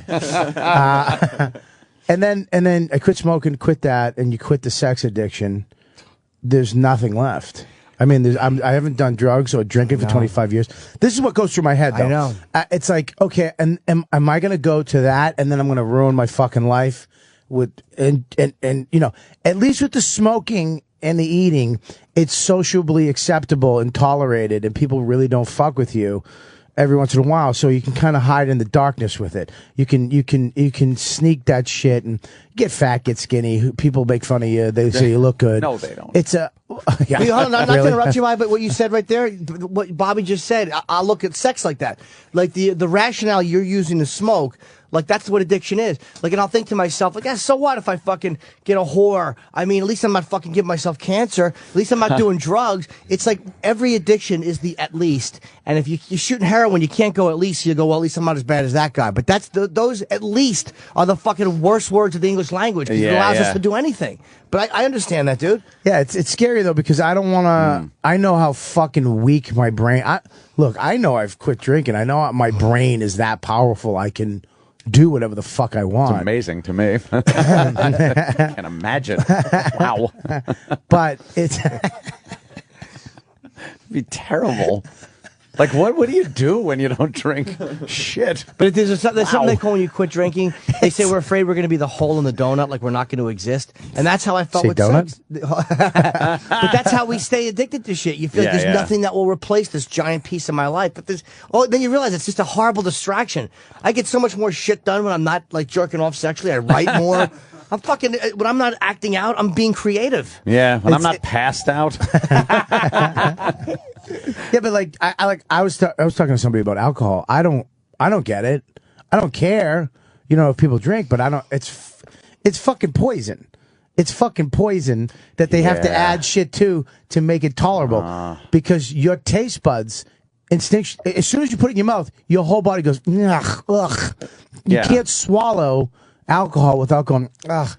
I mean, it's fucking gross. When you think about it, it is a deadly poison. It's a deadly poison. In quantity, it can kill you in one sitting, not even over time or things like that. But it poisons you just enough to fuck your body up and make you like, this is cool, I'm drunk. That's really that's odd when you think about it. It's like, I just want to poison myself enough to stumble around a little bit and not being able to talk. It doesn't make sense. It really like is I was weird. talking to Jack Vaughn about it. I'm like, I don't get it. Why these people, because I was down the Cellar Friday and Saturday, and it gets so crazy down there on McDougal. And everybody who's there, young and old, are there to poison themselves. Just enough so they don't die. Right. Yeah. And you can see the beginning of the night, it's like, excuse me, do you know where? And then at 2 o'clock, it's like, fuck the fights. People screaming, dumb girls stumbling with one high heel on, holding the other broken one. So hot. I love that Listen to yourself coughing. Bobby, they're going to pull a piece of your fucking tongue or jaw out. Whoa. I'm telling you. God. You got to stop, brother. Oh, no. If I can quit, I don't like that he actually got happy when he said that. Oh, no. Like Roger Ebert. He would buy my jaw off eBay and have me sign it. I would put it in a bottle like a ship and say the something that has launched 1,000 dumb thoughts. You got to. I'm serious, man. You got to fucking stop. Hey, that's funny. The jawbone of an ass. There you go. God damn it. God damn. I just send it over to him first. Let him punch it up. I really should. The something. I know. Something. Yeah. He's talking about me talking about something stupid, saying stupid thing. He goes, the something that said dumb things. Why don't you go get the patch today? Just have one more cigarette, dude. And no, it's the summer. You know what really fucks me up is I have 2 cartons at the house at 100. Oh yeah, how much money is that? That's $120. How much is one fucking? How much is fucking 1 gig you lose because you're having fucking radiation? It's just, probably the same amount of money. So I would say probably. See, I'm saying to me, $200 a week. I was get rid of the fucking cigarettes. I'm such a dink. I was doing the math in my head. He was seriously asking me. You don't need to finish 2 more cartons. You can quit after these cartons. I'm done. But dude, that's the irrational part of it. Is that my chick smokes? So what? It's like that's what's always brought me back. That always got me back smoking. If I broke up with a girl, got with a new girl, and she smoked, bam, I was smoking. Your chick's a good girl. It's even with food too. No, she's a great. I'm Ask fucking. her not to smoke in the house. Here's the deal: is that even with food, like she's been on my twat for the last 3 weeks about what I eat. No, you can't get that. We have to get, and I hate it. Because I've been depressed and fucked up, but it's been working out. But yesterday she was like, I want ice cream. And I'm like, ding, ding. I'm like, okay. Ice cream, yeah. It's like drugs, man. And I'm like, well, go get one. And I start manipulating. Go have an ice cream. Live your life. Come on, be happy if it's going to make you happy. So she had an ice cream. And then later that night, I was like, I want an ice cream too. And she's like, oh, and she felt bad because she already had one. She's been a cunt to me about it. So then she's like, we went and got, it was okay for me to get an ice cream. And this is what a fucking sicko I am. We go out to get an ice cream. She gets 1 cone, 1 scoop. I come up with a bag. And I'm lying. She goes, what's in there? I go, I just wanted to get a bag because we were walking the dogs in case I have to pick up shit. I'll puke if I have an ice cream, She's like, okay. We get home. I take my ice cream out of the bag. She goes, oh my God. You just load it up. 4 scoops in a fucking giant vat. Did you eat the whole fucking thing in one sitting? No. Of course you did. Yes. I can look, first of all, I don't think ice cream, I think I have a superhero power. Yeah. And ice cream doesn't affect me. Oh, okay. Because I can eat a gallon of ice cream and I don't feel like shit. I can go right through it. If I eat pizza, I feel like shit. Chinese food, I feel like any type of shit like that, I feel like you feel like a fat fuck. I've never eaten ice cream and felt bad about myself. You're not after. supposed to eat so much ice cream that you feel full from it. That's just it. Like Chinese food, pizza, everybody eats to the point where they're like, yeah, one more slice, and you're like, oh, I'm packed. You're never supposed to say that with ice cream. Ice cream is a dessert. It's a little snack while you're watching TV or something, and not an entire fucking container. It's really like just liquid. I mean, it melts. It's like water. Yeah, it's like It's water. just like water. You know, if you have like So it's good for you, what you're saying. It's a gallon of ice cream is like a gallon of water. It's just like a gallon of water. How about you have some fucking frozen like sugar-free stuff? Like I try to find stuff with low sugar. So you can doesn't eat. taste as good. It's I not know as that. good, but you know what? It does help fucking kill some. Like I eat these stupid 60-calorie sugar-free puddings. I'm not saying they're great for you. I have them, but they're better than the ice cream alternative. You know what I did last night? I'm not a fucking Jerked great off? eater. Yes, into my own mouth. I made guppy noises. No, I fucking do. This is what I did. I bought some peanut butter, and I took one. Hang on, I have to get that visual out of my fucking head. I just pictured you with gills on the side of your And just cheeks. making guppy noises. I got one thing of peanut butter. Strings between us. I took one scoop of fucking light peanut butter, like just one small scoop of peanut butter, a small teaspoon, and then I just fucking ate. It was gross, but it's satisfying. I had a low-fat whipped cream, 60-calorie pudding, and I'm fucking dipping it in the chocolate pudding and then the whipped cream, and I'm just like, your house is a party. But I mean, it's opposed to Jizz eating pudding. 1,000 calories of ice cream. It's hard to eat, dude. It's fucking hard. And 100 calories of jizz. Very hard. I realize the only reason my house is packed with goodies. Yeah. I have goodies all over my house, You have but a I don't chip eat closet. the fucking things. Yeah. It's it's an entire closet full of like fucking chips and dips and and then the candy. There's like fucking, and that just got restocked, by the way. So you'll love that. Yeah, your New house is Kit like Kat Willy and Wonka. fucking Hershey bars, like chocolate bars and stuff. But the one thing that saves me is nothing goes good with beer. And if I'm going down to the bar area, and that's where like all the big glass jars of chocolate is, I'm not going to grab a Hershey bar and a beer. It just doesn't go together. So I grab the beer. Greatest rationalization Isn't I've it? ever heard. I just rationalized why I'd rather have the beer. I can't wait to hear that in an AA meeting someday. I thought I was dieting. Yes, I avoided the chocolate. It's funny too. I go to Aunt's house and I always fucking feel I gotta start bringing stuff there because I go there and fucking Piggy Tits runs right to Aunt's fucking pantry. I literally don't even acknowledge he's alive. Hello, Melissa. Hello, Aunt. Pat, gift, treats. Because I feel like I'm not gonna get fat if I'm eating at stupid's counter. I don't know why. He's got candy everywhere. He's got jars of candy. I know, there's like candy everywhere and just snickety snacks Yeah, everywhere. 15-year-olds and candy. Oh, A big that's it. pool. Candy. Aunt's house is a magical retreat. It really is. It's amazing. You're not Instead of more of a flour- disaster than you are. I It is should amazing be, you yeah. function at all. Instead of flowers, he has 18-year-olds buried up to their neck with their Yeah. pussies open like a flower. Like you can lick Motel while you Hell, go by. like Rory Calhoun, you lop their heads off and fuck them. Upside down, looking like an orchid. Preservatives. It's amazing Aunt comes into work at all, though. Like, literally, I would never have him come into work. Believe me, I don't know how you do it's it. so hard to just leave. Come on, stop touching at me. any given moment. I would rather just be home. Where are you this weekend? This Friday night, I'm at Uncle Vinny's. How about Saturday? You back in the city? Saturday, no, I'm at SUNY Delhi. Oh, Remember okay. that gig? Yeah, I didn't know it was a Saturday gig. That gig, we did this gig. It's a up college, way up in the middle of nowhere. You either bomb or you do good. I mean, I've seen people just eat. I mean, bomb. They fucking bomb. It's a predominantly black audience. I'd say, 70% black, maybe? Yeah. The SUNY Delhi? Yeah, from like the Bronx and Brooklyn, and they Right. go up there and they're usually cool. But I did great up there, and I was so cocky. I was going up with Norton a long time ago, and I was middling, he was headlining. I was like, this is gonna be fine. I walk out and I just said the wrong thing to this girl in the front row. Would you drop the N-bomb? Yeah, angrily while pointing in an accusing fashion. I went, hey, what's up, Ashy? You What, need some motherfucker? lotion, bitch. Have you had cocoa butter? something stupid, and they just fucking. I was just bombing the whole time. He goes up and just annihilates. And by the way, and anyone that knows Bobby and my act, like in that situation, I never should have because I don't like going on after Bob. In the cellar, I don't give a fuck because you follow anybody. But if I don't want to go on, I don't know how Gulman or Dane or any of these guys fucking follow me. I've said to Dane, like, what the fuck's the matter? Why would you bring him? Yeah, don't bring Bob. Like, he's literally gonna fucking. He's gonna murder. Yeah. So it's like you don't want to follow Bobby in those situations. But that one, I was like, fuck. And our friend Heather was there, who's a waitress from the cellar, who's. It's her hometown. It's like you don't want to bomb in front of your fucking cute friend. No.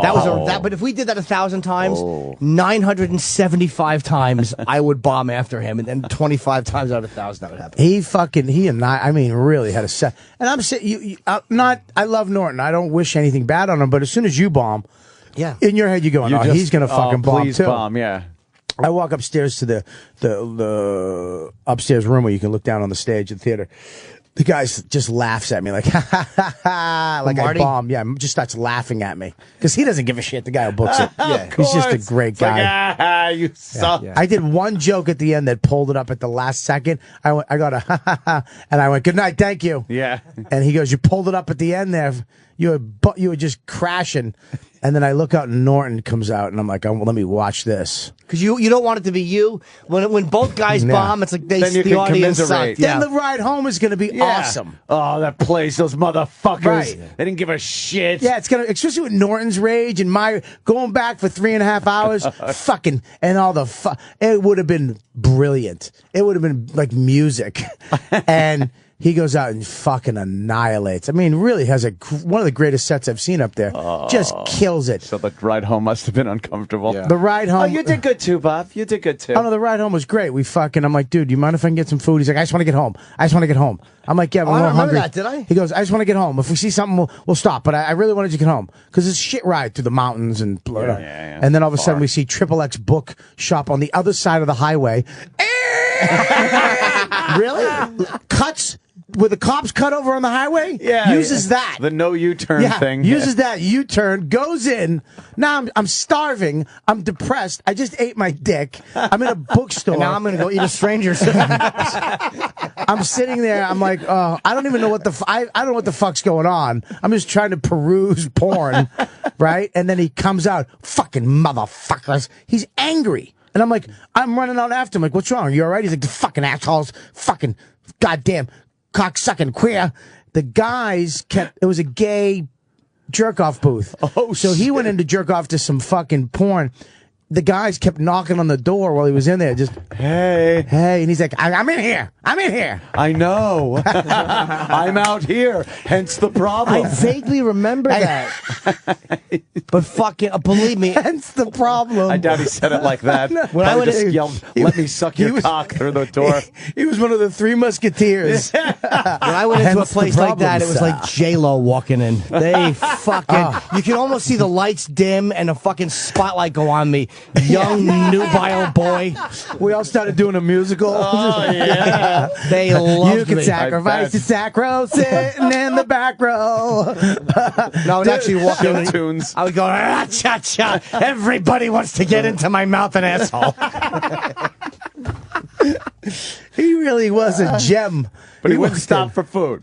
Wouldn't stop for food. The XXX plays, yeah. I'm not kidding how the timing of this, I was like, dude, I'm really hungry. Yeah, I just want to get home. Really angry. Like, I'm like, all right, cool. But he's like, if I see something, I'll stop.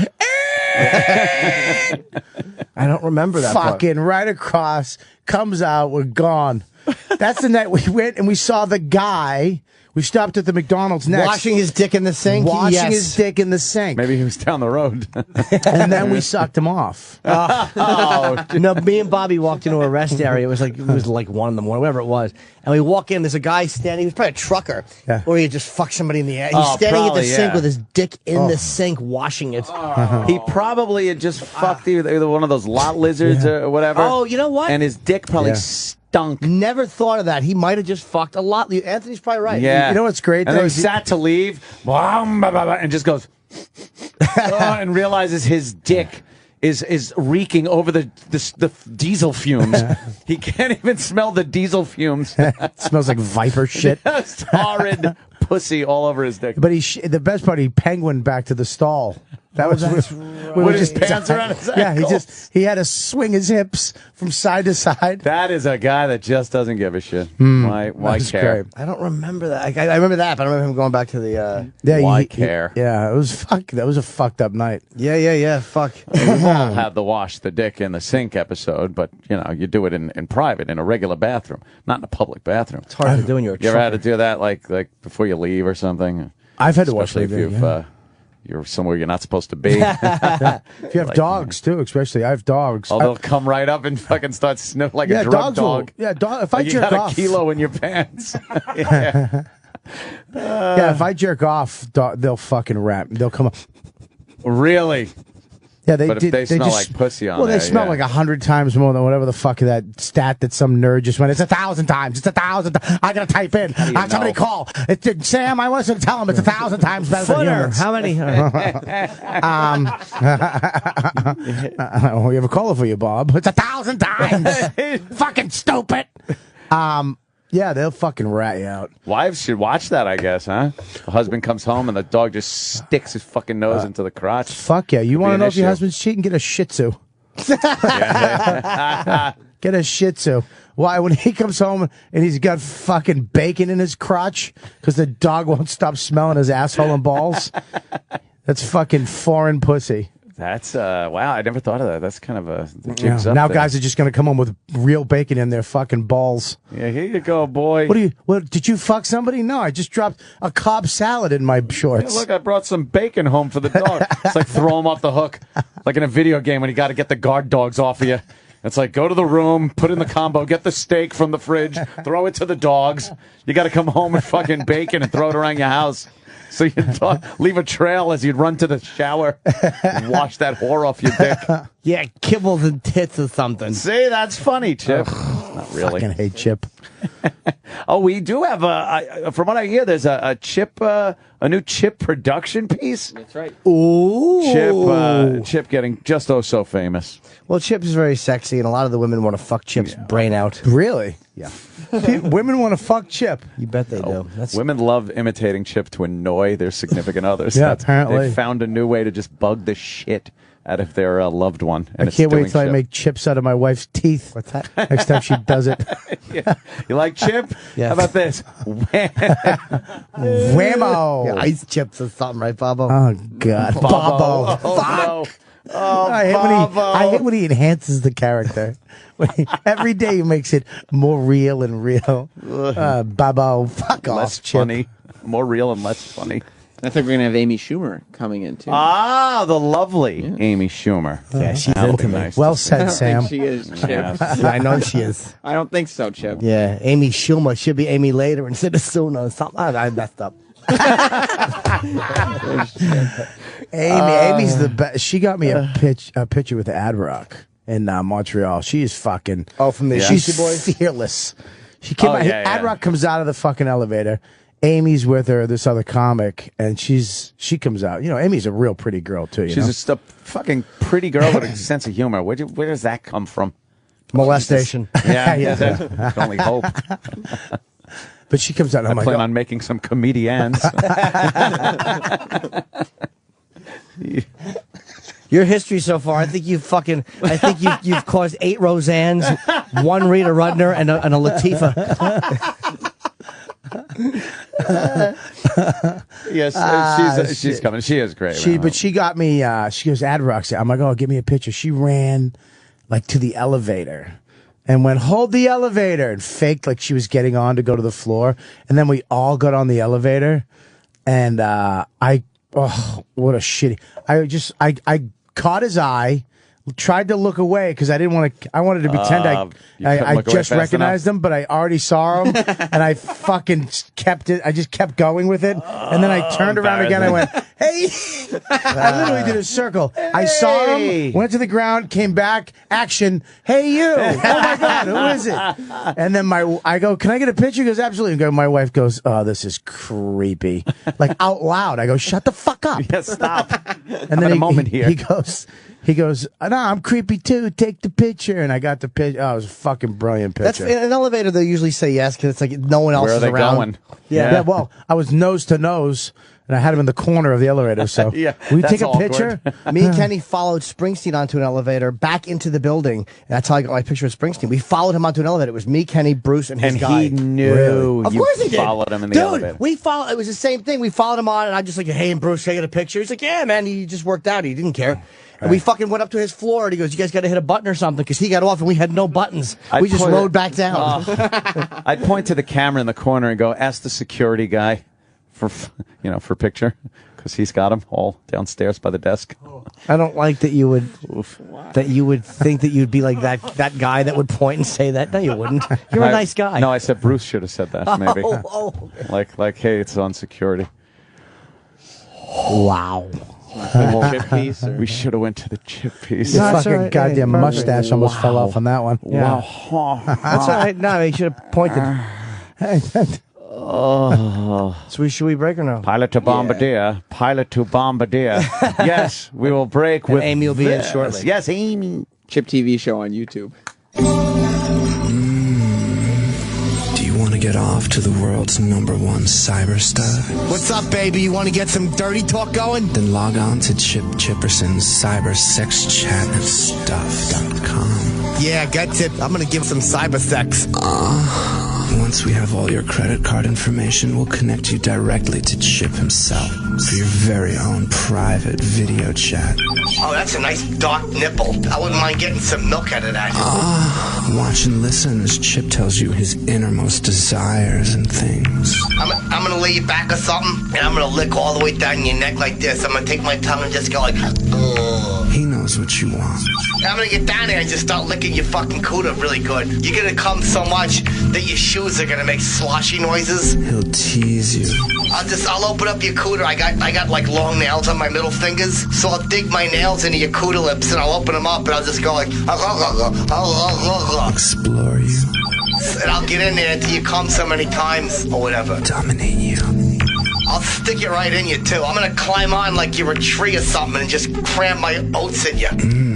Maybe if you were feeding a horse or something. Visit Chip Chipperson's cybersexchatandstuff.com. Yeah, I'm good.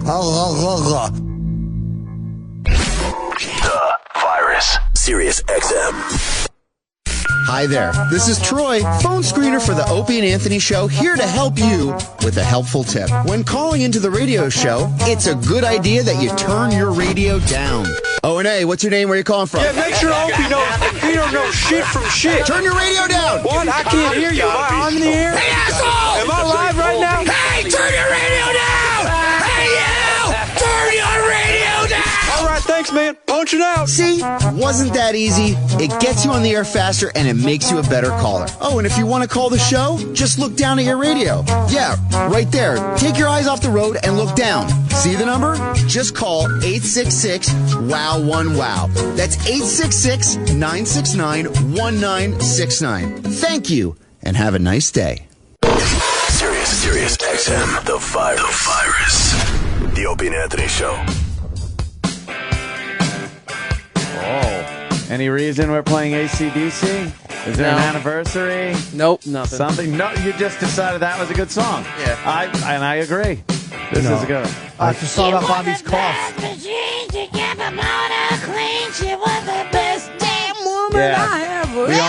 We only have the loop that keeps going and going. I can Amy. do it good, Amy. I can do it. Amy good morning. Schumer. You didn't like my joke? I said the song's about Bob's cough. Shook me all night long. We heard you. No, it's a good one. God. It's cute. I just read your shirt too, gut mule. Fuck. Hi, Amy. Hi. Yes. Good morning, gentlemen. You Amy look gorgeous. Schumer. All of you. Yeah. We gussied ourselves up You today because we did. knew you were coming in. Anne has like a Persian eye this morning. I Yeah, love what you did over It's there. fantastic. Fabulous. I want it to look like Pharaoh. That is exactly what you look like. I was talking to you about your Twitter account. I saw Yeah. a tweet that said, "My Twitter account got hacked. Yeah. Sorry if you got like something." Yeah. And all I'm thinking is that's a great excuse if you get a little hammered Yeah. and tweet something you're not supposed to. Right. And then you just go, shit, that was hacked. And I know, Wiener tried that, but that's like sending a picture and thing. If you say something inappropriate on Twitter, You could absolutely get away with it like once and go, I was hacked. But are there any hackers that just want to like drop the N-word all over Twitter? No, it's usually to hack more people. That would be, let me tell you, I just want to, in advance, head this off at the pass and say, whoever hacks my account, that's what they'll do. Okay, that's true. That is absolutely what they would do. Well, they're going to hack it in your voice. Yes. So. Yes, and if they hack, my dumb basement show or anything on video, YouTube accounts, it's always going to be that guy. Yep. Well, actually, sometimes Keith the cop, if he comes in my house and sees my computer open, he'll check and see if I left the Twitter open, Facebook, and just put horrific things on there. Well, that's because he cares about you. He really cares. It's mostly about gay sex, though, some type of gay sex thing that I've been engaged in. Oh, okay. Something I had no clue about. Truth. But, well, that's a friend. Yeah. He's just trying to get me out, open myself up, let people know who I am. Yeah. And so I don't have to live this lie anymore. No. No. We accept you. Yes, thank you. What did they do to your Twitter account? What did they do? They just Jesus Christ. Jimmy. Loud. There's a girl what a in loud. here. I'm a lady, Jim. I'm wearing a skirt today. Come on. Oh my God, I just queefed. Let's see which one smells worse. I didn't say that. I'm gonna win this one. A skirt ruffled This like round, a party favor. Schumer. Old pennies versus flounder. I could be They're both gonna smell like cum. Oh my God, mine smells like my dad. I'm confused. I'm confused. Yeah, they didn't do anything interesting. They didn't do anything bad? No, nothing really. It was lame. It was a lame one. Yeah. Yeah, I do you tend to tweet more if you've been drinking? On the sauce? A little bit, For sure. Yeah. I'd like to, I just realized you can delete tweets. Yeah. That's been helpful. Probably. Yeah. But if someone copies it first, then you're like... Then you're kind of... And then everyone knows you deleted it. Yeah, so then it's like, oh, I see. Yeah. You're embarrassed by it. And then, because I notice I do tweet a lot after I have a few. I noticed that too about you. Yes. At like 3 a.m. on a Friday or Saturday night. Oh, every other tweet's mine. Yours is always a retweet too. You have a lot, like what the guy said, and then your response. Yes, because I don't really tweet a lot of my own stuff. I take other people's stuff and then I yell at it. Yes. I'm a fun guy to hang out with when I've been drinking. Just ask Jim. Yeah. Oh, great. Oh, he's a ball of a really good time. Sometimes you don't hear the same story. You're like, I want to hear that 80 more times to make 100% sure I got it. I really do. Just you retweet yourself in conversation. In conversation. It's like being at fucking Billy Batts' party. I kind of like it. I get what's fucking coming to me. Just you're in shorts with a gun. Oh my God, that's how I picture Well, not you. in the pool though. No, not in the pool. Pool, you got to put the gun up by the edge of the pool. Sure. That way, if any, undesirables. No, actually, if any unruly teens, as I've been noticing in the paper, they just call criminals unruly teens. Yes. Yeah. They showed up at your house. They'd just be looking for their girlfriends. Yeah. Isn't that your dating pool in? Unruly teens. Well, yeah. I know why you hang out in the pool. You don't need your gun there because you know everyone in there will be white. That's true too. Yeah. And I just, if anything happened, I would just have to go to the deep end and go, exactly. What are you gonna do? Yeah. Try to get me. Yeah, we get it, Anthony. No, that's trouble swimming. Yeah. No, but I'm not an angry drunk. I might repeat my stories 80 times and laugh a little too hard at things and talk too loudly. But I'm home, so I don't care. But I don't get nasty. I'm not like a nasty drunk. But with Twitter, I will get really nasty. Reading someone's tweet and then retweeting it, I have to be like, yeah, your mother's fucking cunt stinks. Right. And it's like, really, why did I have to? Why would I write that? Well, you wanted them to know. Yeah. That's like the literal ones, Yeah. which are You're occasionally like, I have that to tell happens. you this. Yeah, I didn't yeah. want to have to tell you this here. I know your mom, and I have her smelled cunt your does mom's indeed cunt. smell. Yeah, but sometimes someone will just say something like, you suck, and then I'll put your mom's cunt smell down. I don't even really All know. moms can't smell, though. Come on. They have to. Oh, they've had babies. They haven't had sex. Yeah, your dad's dirty fingers in them. Yeah. Yeah, he's Oh a my mechanic. It's like when you buy an old car, the back seat just smells musty, like ghosts. Get like there's a new car smell and an old car smell. Yeah. Mom's cunt's That an one. old car smell. Mom's Yeah. like You guys mom's are saying. cunt is an old car smell. And it doesn't matter how many of those pine tree fresheners you jam in there. I'm 30, so what? Like, where would I be in the car? now? 28. Yeah, you'd be a new. You'd be a, well. To continue talking, if you're talking to him, Oh, yeah. For him, I'm like Tales from the Crypt. I'm like the Crypt Keeper. Your pussy has vines on it. The second the hair grows in, that holds the smell. I'm done. Oh God! Put down the rattle. Come with Papa. Yes, get over here. Oh God! No, his dream is a girl with 2 baby arms. He'd be like, yes, that's great. It's legal and it works for me. Yeah, nothing better than seeing a hand grab your cock with those inverted knuckles. A pussy that never grew. Oh God! I hate tiny pussies on adult women. What? No, it's fucking awful. Like a Really? little midget So you pussy. don't like the tiny? bird lips. What? You don't like bird Sometimes they're lip really tiny. Oh, they're awful. Yeah, like a little underdeveloped pussy. What? Ew. It's called a guy's asshole. Yeah, That's what it really means. yeah, what are you talking about? Eat my I pussy, don't think I've Norton. ever seen a. Like, what do you mean? The lips themselves Yeah, aren't the whole fat? thing- yeah, they're just or the thin and- slit itself. He doesn't like. isn't- He likes big. No, but I mean, even pussy not even lips. big. Like Inside? yeah, just sometimes just pussies are dumb looking. It's Yeah. like shallow. It's like a belly button. You just Yeah, get in there. it's just and like, what is that? It What, like ends. a puppet on Avenue Q? It's like an What do you eye. mean dumb looking? It's like an eye. That is. Really? Oh, It's just God. not quite. I like a big enough. package. He likes the big pussy lips. I like a little pussy lip or the package pussy, and you open it and there's some lips. I don't like big, huge pussy. No, lips. he likes the explosion at the Steakums factory. Look, Just He wants to like- feel like it could swallow him up. Yeah, very Venus flytrap pussy. Yeah, I want it to look like a fucking like the end of an arm after a hand has been ripped off in a grinder. Oh God, that's so awful. Oh my God. That's the type of cunt I like. I know, Chip. Come on now. I had one. I almost threw up. I had one of those. That I guess they can open up their pussies if they control the. What? It's just. What? Their Oh, like pussy, they could do it with their mind? Open Wow, their that's vagina? fucked up. Yeah, it's a superhero power. Yeah. Wait, No, I'm but- doing it. Don't nobody talk. Oh, wow. Nobody talk. Oh, my I need to God. focus. That's okay, amazing. It's shut. It's shut. I just was gonna say something, but sometimes you know it's just gonna bomb. Oh, thank God. No, that's- Wait, so you saw a girl opening and closing it with her, like using the force? Well, Yes. she fucked a guy Jedi before pussy. me with a big cock, really big cock. How soon before? Like 3 seconds? Like during. Yeah. Like you just pulled Well, out? here's the deal. You cuckold? Here's the deal. Back in the day, I banged this chick with a friend of mine, but his dick was just fucking It was like the thing holding this microphone up A mic with boom. the microphone. Yes, mic You mean boom. black? He was black, yes. Thank you, Amy. I didn't want to say it. Oh, okay, well, Because I that's why didn't I'm here. They are black, though, the booms. I'm so telling you, he's she's accurate. fucking. He walked in.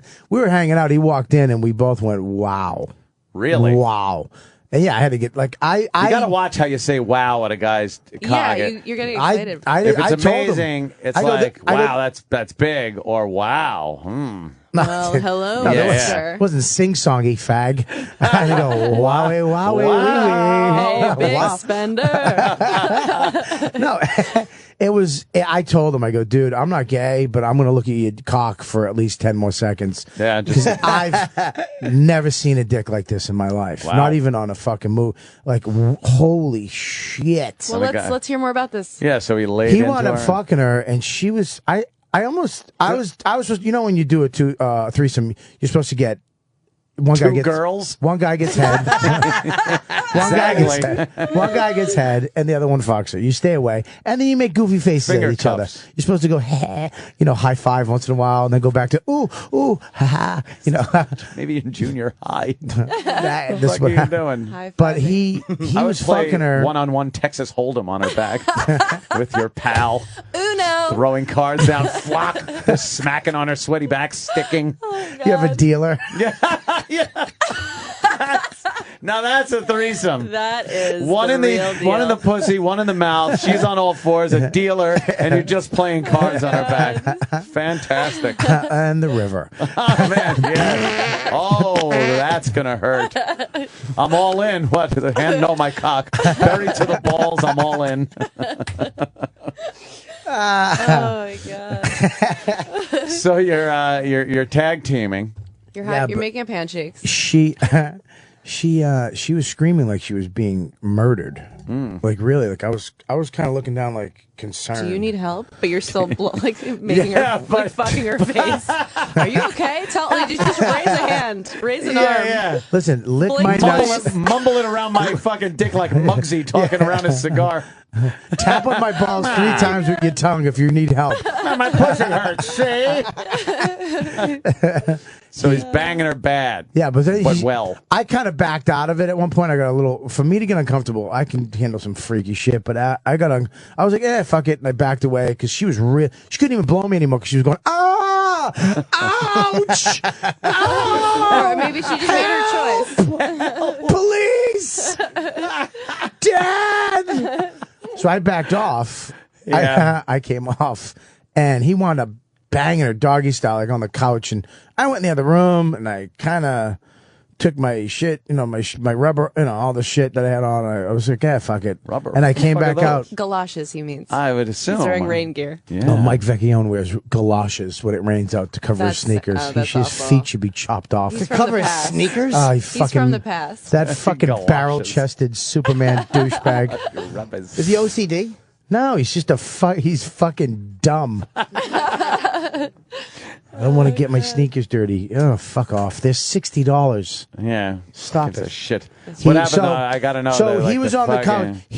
He backed away from her, and she was on all fours on the couch, kind of leaning up against the wall.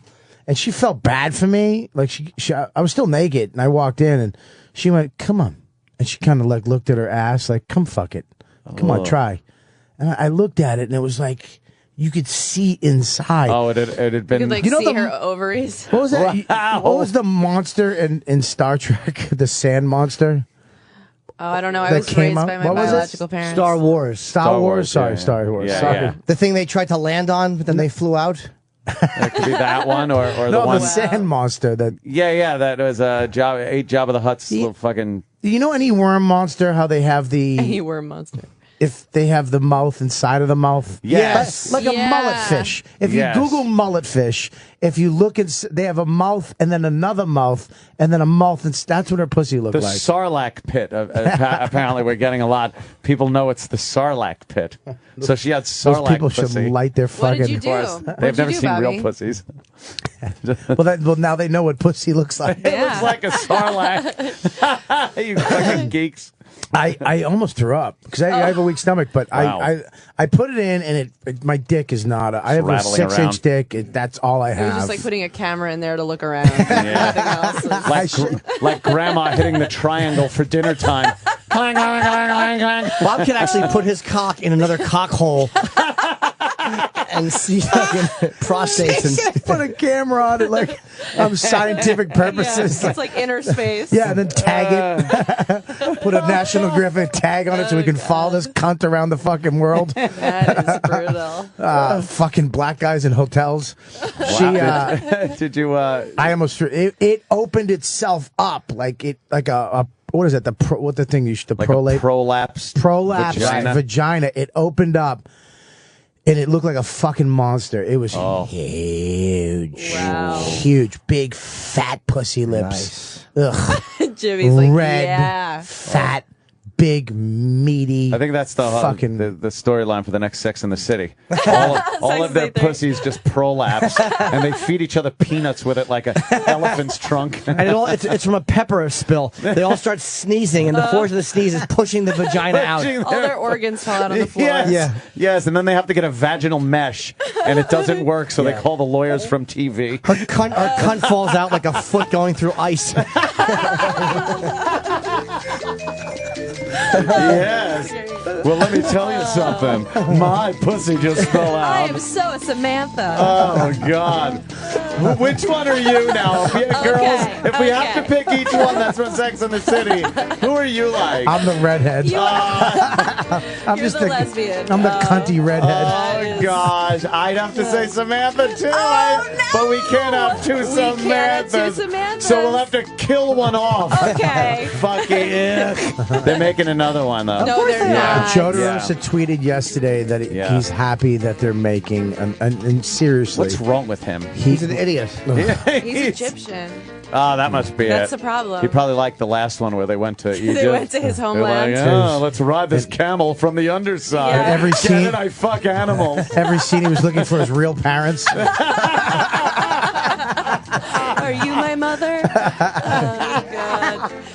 Fuck that. Anyone wearing heavy eyeliner, Joe's like, Mom? He doesn't know his real parents? Anybody who's really tired. Oh, wait, I don't know if he knows his real parents. I don't think No, so. he doesn't. He was adopted. Oh, that's He was adopted. They're very nice. They're very great. They're great people. course He's they very are. lucky. They're Wouldn't that be cute. amazing if he was like from royalty and had I told like him that. billions of dollars in oil and they just gave Those him away? shoulders can only come from inbreeding. I'll tell you, he's Yeah. probably royalty. Yeah, he probably is. And it was probably like a Spartan thing. He was born and they looked and went, we can't keep this one, can't. throw him back. Yeah. Instead of throwing him off that Yeah. Sparta cliff, they just kind of give him him. away. Yeah. This guy, I guarantee this cocksucker, if that happened, he would dump his real parents in a And second. they're the second and sweetest just- people in the world. By email. And just like, go on back He'd dump to... them by Twitter and then not even on Twitter. Oh, he'd turn into just a raging anti-Semite. He'd be gone. Turn into. Oh, that's bad. Oh, God. But seriously, he looks like an earthworm. He would. He's actually going to the gym now, so he's actually. Really? Nothing has changed. Buffing. Oh, that's it. He's buffing He up. was great on Louis. He enhanced So are you, no Jim. shoulders. On the table. Yeah. Table read. Oh, he was really funny on there. You know, it was really good. He was great. Yeah. The Dane Cook one was fucking great. Yeah, Dane was Jimmy good, was great yeah. on that. Jimmy was great on that. I believed you were an awkward pervert. I really bought it. And Stanhope was fucking amazing. Stanhope was great. It was a really good episode. The only funny parts were during the stand-up. Yeah. Because Yeah. everything else was just so dark and Yeah. tragic. You were great on The that, whole Bobby. season's been like that, though. Like, it's just been a fucking dark show. Yeah. But Stanhope was. I can't believe how He was really a good actor. he was. yeah. No, I mean, Yeah. no fucking joke. Yeah, yeah. Acting. He was real. That scene was fucking brilliant. That was a really great Yeah, scene. he put Heavy. across that he was that guy. And we all kind of know. I don't know if you. I mean, you're younger than me. I'm 40, but I know that guy. Yeah. You know what I mean? I've spent know time with Stanhope, yeah. Or you No, mean like I that mean guy? that the guy. guy. who's- Oh, that Who's guy run is his just- course and he should kill himself. Yeah, like who you have. Hey man, what's going on? And you see them at the Comedy Cellar. You hung out with that. You are that guy. You just haven't realized you should off yourself Bobby, yet. this is actually an intervention for your life. I saw Jimmy's eyes going back and forth. Oh, when he gets and I'm an like, idea. he's not listening to me. And then they open wide, Yeah. like a lizard seeing a mosquito. It's like that cat claw. And then it comes out. Yeah. Oh God damn it! Yeah. Yeah, I didn't know Doug had that in him. He really, he really did a great job acting. Unbelievable, really funny. good. Yeah, that's why I was thinking maybe that's a little close to him. Like, I don't want to give him credit Yeah. for being such a good actor. I'm just like, well, I guess Doug's going to kill himself. Right. Because that's... No, that's not. Doug's not. I mean, He's happy. I don't know him. Probably Jimmy knows him, or you guys. I don't know him well. I've met him a couple of times, but he's not like.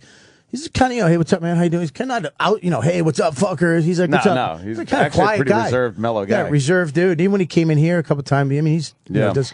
So He's to a do that fucking acting was- wacko. Yeah, we were roommates in the Vale Comedy Festival. He sleeps with all his possessions on the bed. What? Doug had all of his fucking stuff on it. We were roommates in the Vale Comedy Festival in Come on. '95. All right, that's a little crazy. Or '96, and Doug sleeps on his bed. All of his shit was on his bed with him. What do you mean, Well, all of his that's shit? not what Describe his that's because shit. you were in the room with him, Whatever Jimmy. he I would do traveled the with. same thing. Yeah, I don't want to get jizz on all my stuff. Yeah, he's like, I'm gonna put it all I don't want to under get the hooker shit on my fucking toothbrush and my DVD player. Fucking cum flying like an Yeah. old 60s sprinkler. Yeah, that was the only time he's ever done that. Yeah, he never does that. That was just. You sleep cum. Yeah. He's like.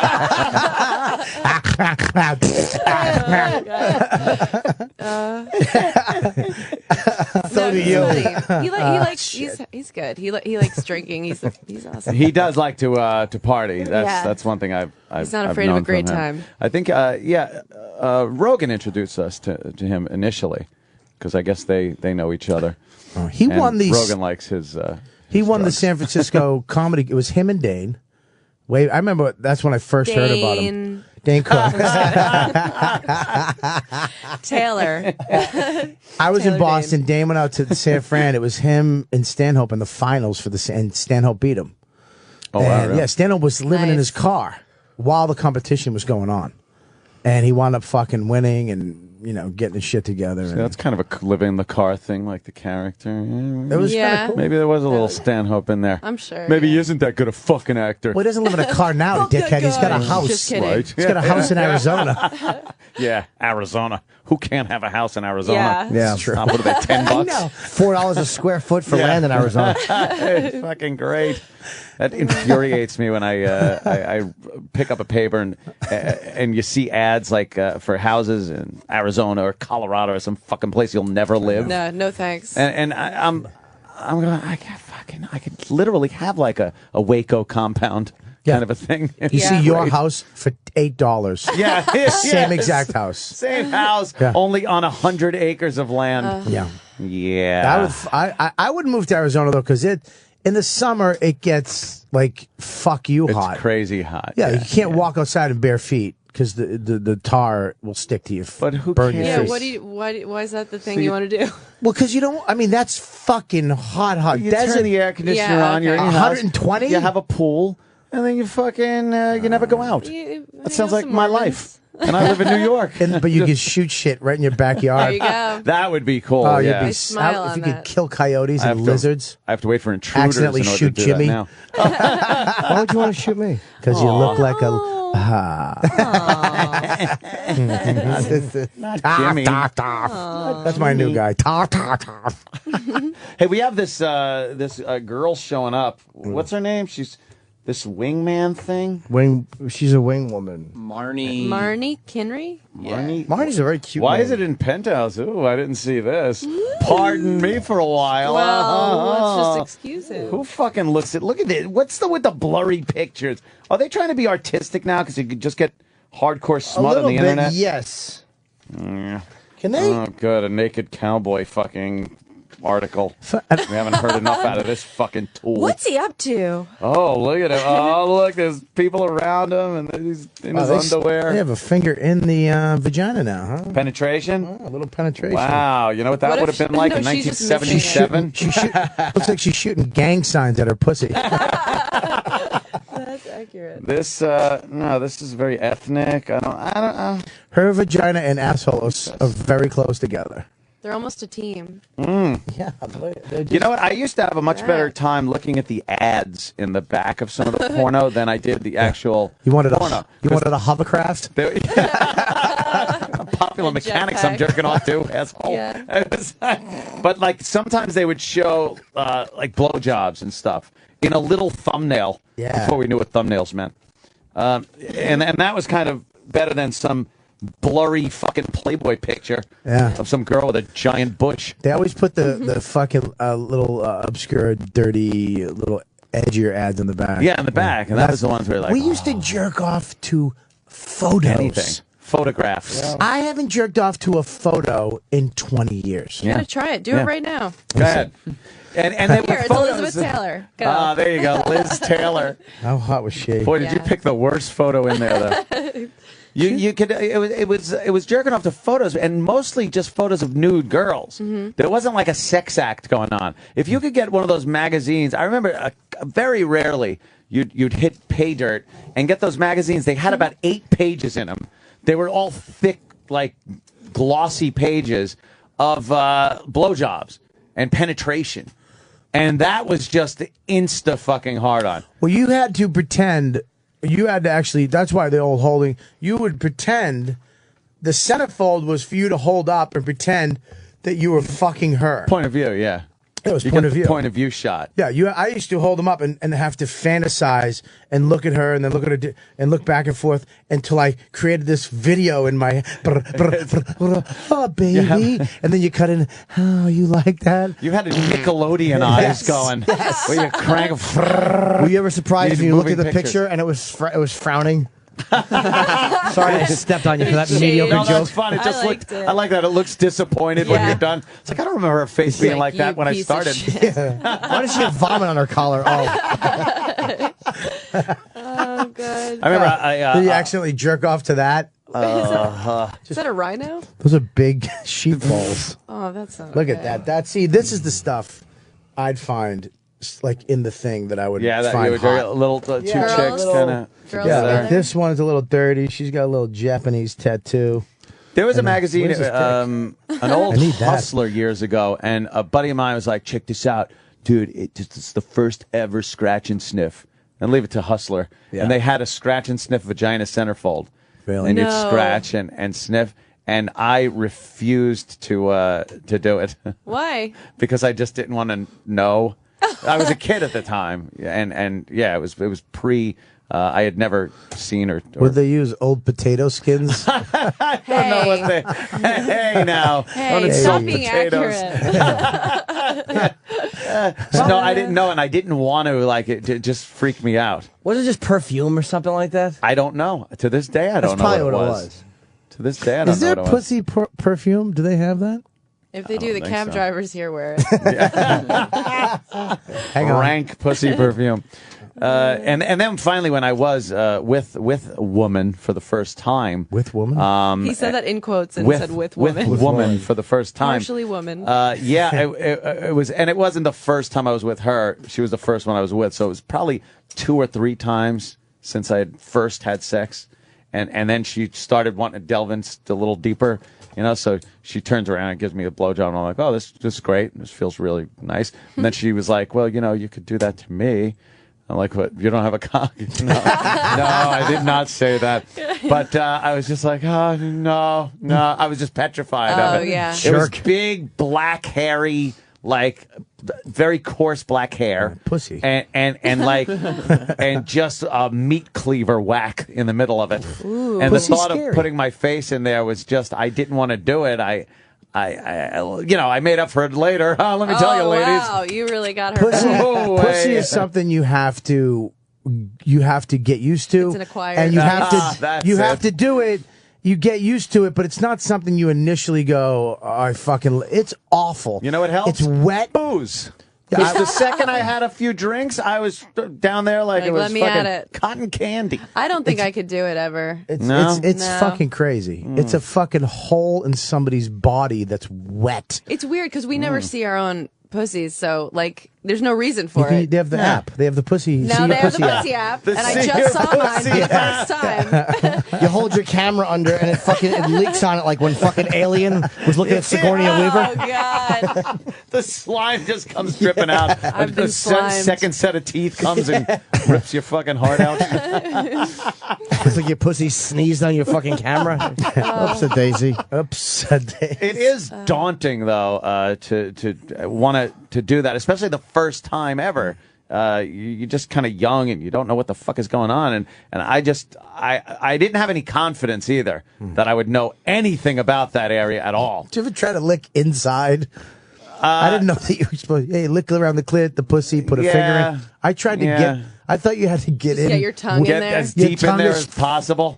Rookie You're just mistake. going I've there. had that a lot. Yeah, licking the that's- bottom of a starfish. Just fucking Inside, it's all bumpy. banging your head up against there, trying to get your tongue as deep inside. It's like, what are you doing? I know. Sour. You're like, that's not gonna. It's sour. What are you? It's like the end of a T-bone steak when you're trying to get that meat off the bone. And you can't get in that little crevice. Oh God! So you just break her legs like you would a fucking T-bone? Sure. Break her legs. That's yeah. It was a daunting task. You've never had a sexual experience with a woman. Yeah, I have.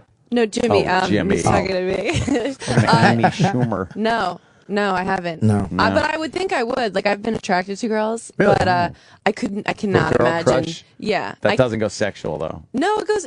I'll feel like something, but it doesn't. I cannot imagine like dealing with somebody's pussy. I Yeah. cannot imagine it. Yeah, believe us. Yeah, it's not something that you like to do at first. It's something you have to do. Well, hearing you say that was encouraging, Robert. I thought maybe I could get into it, but I don't know. See that? I don't believe that because I think it's great. It's good fun. Now it's you just do. fucking Not great. when you first did it. Yeah, now no. When you first did it, It's terrifying. it was more a confidence thing, I think, than I'm disgusted thing. You know? You just didn't think you'd do a good job. Yeah, I didn't want to be bad at it, you know? Yeah. So I kind of avoided the I whole think that situation. happens to a lot of guys. That's Yeah. why you don't, like, you have to just show them what they should be doing. If they make that rookie mistake, if they try and fuck you with their tongue and you're like, oh, we got a first timer in here. This is cute. You just sit on him like, you know, like you're a hat. You just kill him. Yeah. Kill him You with your suffocate pussy. him with your clit. What are you trying to get at in there? Yeah, but girls There's nothing don't. in there for you. A lot of girls don't say, listen, lighter. 'Cause some girls like it hard. Some girls like their clit sucked light, very light. Some girls, there's all kinds of different There's ways. a way, though, that a guy is supposed to pick up body language and subtle moans and stuff to let them know, like, maybe that's a little too much, maybe that's not enough. Like, the second she's got to actually vocalize and go, could you fucking, move it up about a quarter of an inch? It's the same thing I use. yeah. It's the same thing I use when girls get near my assholes. Oh God, God, God, God, God, God.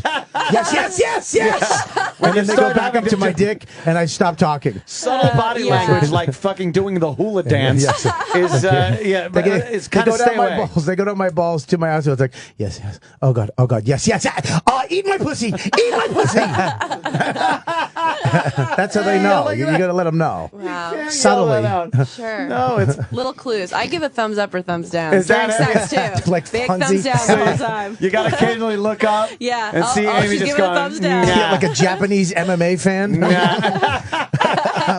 Nah. Yeah, but I think it would be good if girls. I like when girls go, listen, let's do it soft, do this, do that, because then I just want to make Saves you time. come. Yeah, I it just wanna saves make it- time. yeah. Why not, throw the guy a bone? But it does feel good as a guy if you get no vocal direction and you're able to just steer it in on instruments. Yeah, I Norton's, like that, you know? Norton's. I mean, I'm not blowing smoke in your ass. Phenomenal. Yes, for it. At eating pussy? He really has I've tried to do it, but my tongue, I guess you have to have fucking lizard in you. Or just not constantly have food getting in the way. That was a back-to-backer. That was a log jam of fuck you jokes. He saw one coming out, and he fucking he is really good at fucking eating pussy. Now, how do you know that? Yeah. I've heard. Uh-huh. Because I've drawn pussy lips on my asshole. And he's done the technique on a hemorrhoid. Yeah, you have a technique that you use. Yeah, it's where I'll stick my tongue out like this, like a quarter inch.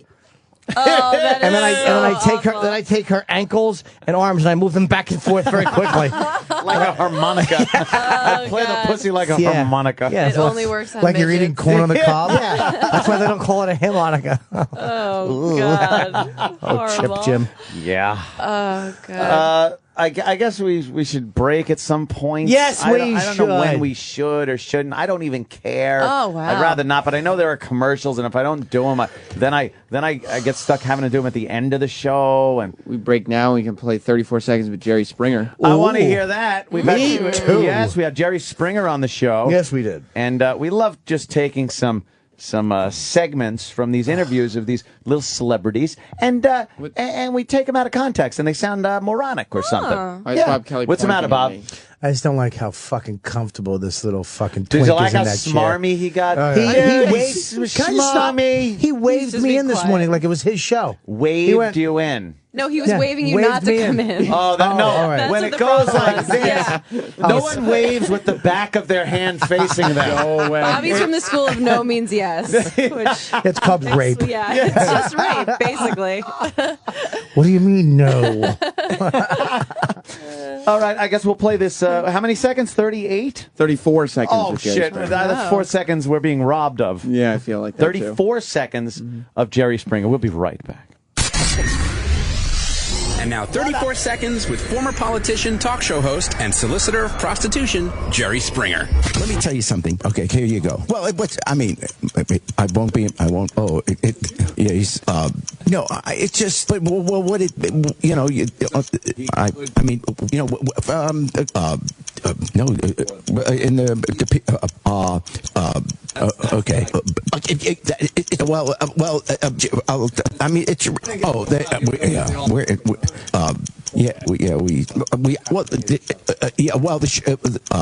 Oh, okay. Where did that come from? That's unbelievable. That was 34 seconds with talk show host Jerry Springer. You're listening to Opie and Anthony on the virus. Sirius XM. This is the virus. And now a reading from the book of Ted. When the wine was gone, Ted had his disciples fill the jugs with water, and then a miracle occurred. And Ted said, I took water and I turned it into crystal light. The wine was now crystal light. When the food was gone, Ted's disciples gathered, and the Lord Ted proclaimed, I took a bunch of fishes and turned them into more fishes by cutting them in half. I had 30 fishes, and I said I present E with 60 half fishes. It was the second miracle Ted had performed, and Ted then divided the fish among them. I'm working miracles. The king was not impressed, and ordered Ted to be arrested. Oh no, they misunderstood me. Ted shouted as he tried to explain himself. I had an erection. It was tenting out my robe beautifully. But the guards just ignored him, and Ted was taken away. The Lord Ted was to be crucified. Ow! My hands and feet are hurting. Ted shouted as the nails were driven into his flesh. As the crowd looked on, Ted looked to the people and announced, I haveth not. You goeth forth. Whatever that means. This has been a reading from the book of Ted. Sirius XM. The virus. You're listening to Opie and Anthony. This is Robert Kelly, and I'm going to be at Uncle Vinny's this Friday, August 26th, Point Pleasant, New Jersey. So go to Uncle Vinny's website. That's Uncle Vinny's Comedy Club.com. Uncle Vinny's Comedy Club.com, the worst comedy website ever. Is it really that bad? There's not, you can't find the shows. It's just old good shit that happened there. Oh, really? Yeah, the whole front page is It's like celebrities Dice. that walked by. Yes. How about fucking putting what's gonna be there? That's what you want. That's why you go to a comedy website. Yeah, you want to Comedy see Club. the guys that are there this week. Yes. Yeah, no, you have to click on the calendar. Well, the Pittsburgh Improv has got a great website, and I'll be there on Thursday. And Ooh. doing her own show, so you got to fucking go down and Yeah. support this. Please come out. Most of the Pittsburgh money's Improv. going to her. Oh. Well, no, actually 100% of the proceeds go to Wish. All right, yeah, it's to me. It's all to me. But, still, I've got a good heart, right? Yeah, you want to give it away. It'll actually go to the bartenders at the Pittsburgh Improv. Let's be honest. Bobby, you want to sit there and let our Yes, guests come in? I'd love to. We're just Yes. moving Bobby into Opie's seat where Sam is way too comfortable in Opie's seat. I don't like He's not it. wearing Sam pants. loves it. He's Yeah, wearing yeah. no pants. Yep. He loves it because he does his shit show from there, the shit hour. Oh, nice. Which is right after our show. It's Sam from 10 to 11, supposedly playing best of clips of our show, which I've never heard. No, it's one just play. him. It's just him babbling to E-Rock about wrestling and stuff. I don't even know what it's all about. But It's not that bad when Roland comes in is very funny and they fuck around with. and they banter. Yeah. I know. Yeah, the only bad part about it is Sam. Yeah. Yeah. The Sam. actual host of the show. Hey guys. Now Bobby Kelly is sitting there. Yes, I'm kidding. It's in a the good high show. chair. It's a good show, Sam. It is. Behind But the I do board. wish AIDS on you, Sam. You're Yes. not, I don't know. Sam. You're not going to stay behind, kind of near the board if Why don't you mics stay need to be around? Stop activated running or around. something. Where you Just going? tell me what button to push. I got it. I'm a quick study. On the way. You're not a No quick one study. believes I'm you. a really quick study. Our guest, her name is Marnie Henry, and she does something called Meet Your New Wingman, but she's a very attractive girl who I guess teaches guys how not to fuck up with women. Yeah. I guess we make a lot of mistakes when we're out on the prowl, as they say. And Only you say that. I say. We say. Yeah, no, you're right. Yeah, Only I say only out you on say the on the prowl. prowl. I say out on the prowl. Who says that? Nobody What is says this? it. Film That noir? sounds like What do you real say? predatory. Oh, he Right, does? yeah, Oh, definitely. but your Charles- dad's a Good. rapist. Charles You know Bronson. So, of course, that's what he said. Out on the prowl. Sowing your wild oats. Oh, please, You have use a harmonica. Hey, lady. You know when I could have used this back in when I was shooting, I guess around the time I was shooting Lucky Louie, which is 2006, I was out in L.A. and I had a real big crush on this girl.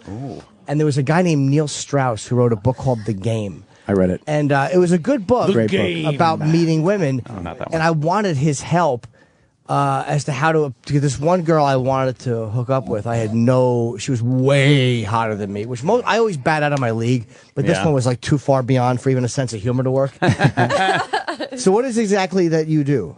What do I do? Like how do you help people? Yeah, talking on the I do microphone. what Neil Strauss does, but I don't use pickup and lines and routines Yeah. and manipulation and all of that stuff. You know what? That shit just never seems like it would really work. I don't know. It It's been does. going No. great for Oh, me. it works well. Amy buys all those dumb lines. Yeah. It does work. I There do. is I got a copy of The Game beside you right now there is reading it. there is a couple of things that work because it fucks with self-esteem. 100%. And you're like, you'll talk to her friend instead of talking to the one you want to talk to. That fucks her up But because that's a thing. That's not a That dumb just makes line. me hate the guy. it's psychology. Like the line, you have the whitest teeth I've ever come across. But see, that would work on me. That wouldn't work I'd on be me because like- that took me a second to get there. I was Really? like, I went right there, and I Horrible. want you to meet my parents. you're in love. Yeah. I like it. Lines it. don't work. It's a whole attitude thing, Yeah. right? Yeah, Isn't it? 100%. Exactly what you were saying before. It's all about feeding off insecurity. So there's no success in Right. what you're doing. I had him on my show, and he's not. And he tries to. I thought he would be a guy's guy. He tries to make it about like hippie love and about fun. It's like I thought he was going to come on and be like, "Yeah, you bang chicks," and he was like, "Nah, man, it's just about love and finding the person." Shut the fuck up. Oh wow, he wasn't a pig. Sorry. No, that's so weird. That's a different direction. I actually Yeah. am. You're talking about Neil, right? Yeah. Yeah, I'm friends Not with Neil. Neil. Not Neil. I'm sorry, not him. The guy. Mystery. Mystery I had Whoa, on. is that the direction that he's going in now? That's completely the opposite. Because I met him about 5 years ago at a David D'Angelo seminar, who's another pickup artist. And he pulled me away, got me on a couch for about 2 hours, just talking on the couch. Whoa, I was going to say. Legs spread and everything. No, just joking. And yeah, he was able to keep me entertained for 2 hours. But that's it. It was being Was he able a to good keep talker? me entertained. Yeah, he was great. He talked at me for 2 hours, Was and I he- was competing with him, trying to get his attention. And Was then he- afterwards, I forgot about Was it. he peacocking? He was totally peacocking. He was wearing a Peacocking. spandex unitard, big boa, nail polish, and a lunchbox. I did that, and I was accused of being a fat superhero. Well, you did Rightly fight crime. so. You did fight crime. But no, you're right. That does. It's like as much as these guys are assholes, sometimes it works. It does. And talking to the friend, I'm always afraid if I hit on her friend, the girl won't be attracted to me, and she'll be so grateful, like, oh, thank God, ugly is talking to my friend. And then you kind of fuck with them. You go, oh, you get something in your hair, and you get it out. Yeah, I got it. And that fucks with them. Like, oh fuck, I had something on my hair the whole time, and that breaks I'd be like, down their "Don't touch me." confidence. See, I've done that before, but I always screw up. Like, you got something under your shirt, and she's like, oh, it's a tumor. I'm like, Oh God, Oh, sorry. shame. Jesus, Jimmy. That's really unlucky, Jimmy. That happened. It's a chicken cutlet because my breast is gone. Oh God, Sorry. damn it. why Sorry. there's two women in here? I'm sorry. Can't even. I That's just all like- right. Mine are real. I'm not insulted. There's three women. Three. Oh, I forgot lady came in. Okay, yeah. Oh, Four. actually four. Sam. Oh, right, Sam's vagina. But of course, you had to make it a cutlet. You little woman. So what? You wrote a book or no? No, I haven't written a book yet. I am But going you to be got a writing great a book. article here in Penthouse. Yes, I'm the Yeah. only clothed person in the magazine. My Yeah, mom was that's a really shame. proud, but I'm really proud of myself. Like, Yeah. it's a big thing to be in Penthouse. That I'm is really, cool. really It's proud. It's a awesome. great magazine. I feel empowered. I feel sexy. So yeah, very proud of it. That's an That's awesome cool. picture. Are you Yeah. married? I am married. Now, how did your husband get you? I asked him out. Actually. Did you really? Yeah, I dated his best friend, and then Oh, I dated boy. his friend, Oh, and then no. I didn't Smart. work out with his friend. His friend's like, "Oh, come to the beach and hang out. Maybe you'll like some of my friends." And so He I was met just my trying to husband there. hook up Trying to with get you. rid of you, by the way. He's like, get over it. Bring your other friends. I don't want you anymore. Yeah, I met my husband on the beach there. And you then asked him out? I asked him for his phone number, and then we started hanging out with each other. How I'm quite long- aggressive. That's cool. I like I'm that. with you, Marnie. You like You- it? It's always you my are, right? idea. Yeah. Yeah, you have to. You have to ask for what you want, for men and for women. Don't be afraid to ask for what you want. You don't have to be a dick. You don't have to be manipulative or dishonest or Most an people asshole. are Just do so it. afraid of the rejection. Of you course know, they are. They don't want to get rejected. If you go up to a girl that's out and you ask her, not let's go out. But you kind of just, I would like to Approaching go with out your with her and penis. try to, and she's just like, Exactly. no. And odds are she's probably going to say that. Yeah, she's probably it's gonna say blah, blah, blah. Get away, whatever.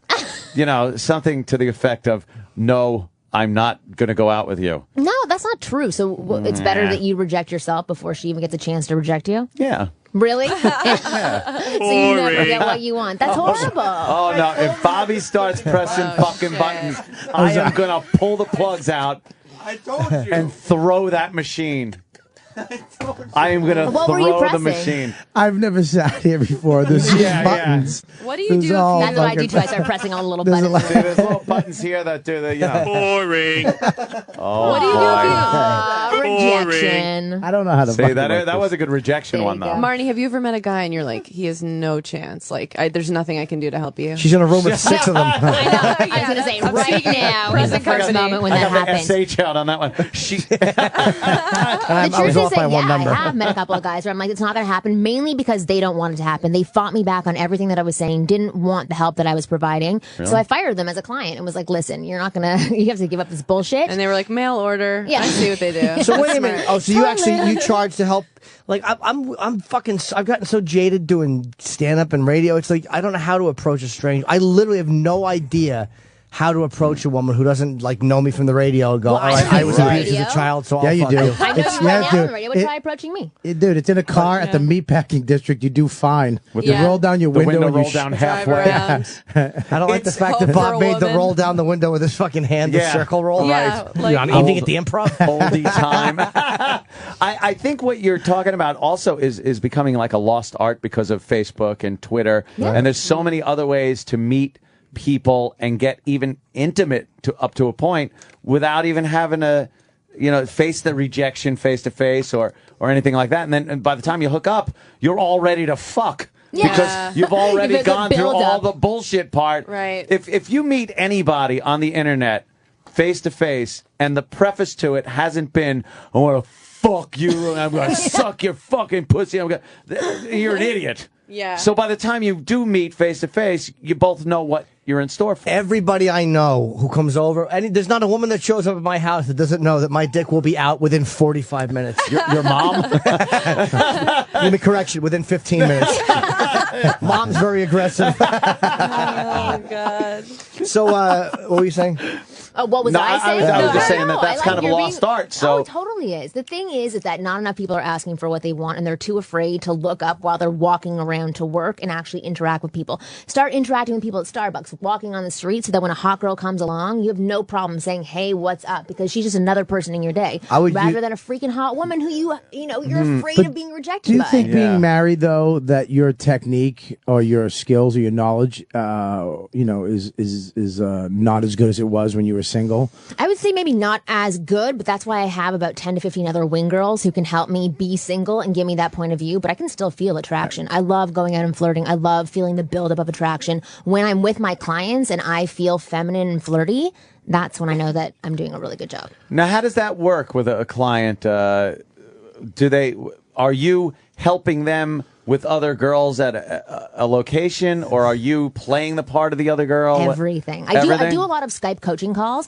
not a lot of in person. So Skype. Yeah, Skype. I Skype my guys. You're walking into a terrible world right now. I know, seriously. Yeah. It's like you Skype me off. Yeah. Do you notice that they're only shooting themselves from the chest or neck up? What's wrong with your arm? There's all this Nothing. painting, and I don't understand what's going on. I'm washing the dishes. Yeah, Whatever, I'm getting my money. It's Parkinson's, totally don't mind me. Just a little face cloth Give me a thrown few over his shoulder. Yeah, but I work with men all over the world, like Egypt, Spain, Australia, Canada, South America. But What do you mainly tell in the guys from US. Egypt? Like, walk up and go, "Hey, I like clits," and that'll get you in right over there. 100%. They cut them That's how off. it works over there. Of course they do. Thanks, Jimmy. They take them away. But yeah, I work with them in person as well. Mainly what I'm doing is I'm offering men a female perspective. That's what the Wing Girl method is. I have a blog. I have tons of free content on there, giving men the information straight Okay, from a woman's point of view. here's the basic gist of what guys need to know. Maybe you could give a little quickie on this one. Quickie? You're out in some type of atmosphere. It could be a party. It could be out at a bar. Awake. Perhaps an Right, OTB. awake. Good place to meet women. Awake. Always. Oncology ward. you're just, VD clinic, abortion clinic. Yeah. All these we horrible could keep Get them while going. they're down. Yeah. You're in a flash mob. You're in a supermarket. You see a woman being bludgeoned by You have to 8 write people who are applause stealing for my site. bonbons. I love that. Oh, God. Places to meet women. Yes. You're at a more conventional place that most Right. people do meet, a party, a bar, something Library. Like that. Right, Jesus. right. Jim's saying all the places he's not Thank you, I allowed. appreciate Yes. that one. Yeah, a preschool. A library and a preschool. Yes. What can a guy You're funny. do that is really like the most important thing that could get his foot in the door? Can you And say by door, hi? Can you coach I mean Anthony to vagina. hit on By me? foot, I mean put penis. Oh, yes, I can. She's going to coach you to hit on me. Oh, goody. Let's do it. Let's do it. All right, so let's see your approach. And don't as mention the is fact- right Fuck now. me, Amy. Yeah. Okay, listen. Hey, I'd like to rip that country crock dress off you. Put the gun down, Anthony. You've been sitting on that. Jimmy's like sitting over there I waiting. can't wait to whip that one out. I'd like to dine on her tablecloth shirt. Hey, Miss Engels, can I take you out? Oh, here we go. These are things that wouldn't Yeah, work. this I'm is an gathering. example of not getting in Making my fun pants. of her clothes. Nothing wrong probably with that not outfit. good. You know what? The fact that you're saying everything with confidence and you're doing it with some sense of humor actually would work. Really? It's a But great then I way would to have break to. into I'd have to conversation. walk around with this microphone attached to my Yeah, head. yeah, exactly. Because the second Big this goes headphones. away, So if you grabbed get her- very Because you're scared. shy. If you grabbed her by the front of the hair and pulled it back like a wig and said, "Hey, come here, I want to talk to you," would that Pull work? her forward, that would work. Oh, Pull her backwards? back, it would Okay. not Back work. wouldn't work. Backwards. Because it might be She a real knows what wig. she's talking about. No, I want to know what is something that could be done that you're very unfamiliar with. Is this a bad line? I've tried this in clubs. Oh, no. Because you think if you ask for something, like I'll walk up to a girl and go, "Do you know where the bathroom is?" Because I have to shit. I would go home with you. I would absolutely go home with There you. are certain See, girls I that would as would, well. that would find that very totally, funny. I love that stuff. I love when guys just say You know? it straight. I'd love to see that. I Because would- that might work. You know what the bathroom is? What if a I girl get- said, Piece of shit. The whole hilarious. reason why that would work is because you don't give a shit. You're living your life. You're Right. asking. Well, you are Yes. trying to give a shit, but it's you Yeah. know. But it's like you're just living your life and not really caring. The minute that you put focus onto it and you're not really clear with your intentions or state your Yeah. intentions, that's when you get fucked up. So you can say hi. You can make an observation. You can ask a question. As long as it's genuine and authentic. That and would be real, authentic. So That's Jim authentic. genuinely if you really needs had to take drop a a shit and 10. you didn't, then that would be inauthentic and that would not work. She'd laugh and be like, you know, that's pretty funny. I would be And like, he'd go, yes. no, really, I got to No, shit. honestly. Like, sorry, see you later. I got to I go. need to punish a bowl. Have you Where ever- is You it? 50s chance. Have you ever had Some a- girls might be pissed. Some girls would love it. Have you ever had a guy that you just said, "I can't"? You are too much of just a nerd or a piece. I just asked that, Bobby. Did you hear what I just I said? know. I don't. Women like it when you listen, Bob. I don't listen to women. Yeah, he's I like, don't understand. hear you. I know, we don't say I was just looking at your anything that's tits. important. Thank you. Thank And I don't you. care about the question. I'm just looking at her tits. Okay. Answer. Go. Thank you. No. Aren't they great? I'll shake Aren't for they you. just There you go. sweethearts? Yes, I'm you're sorry. wonderful men. This is I'm a sorry, I thought- who's who of child molesters. It really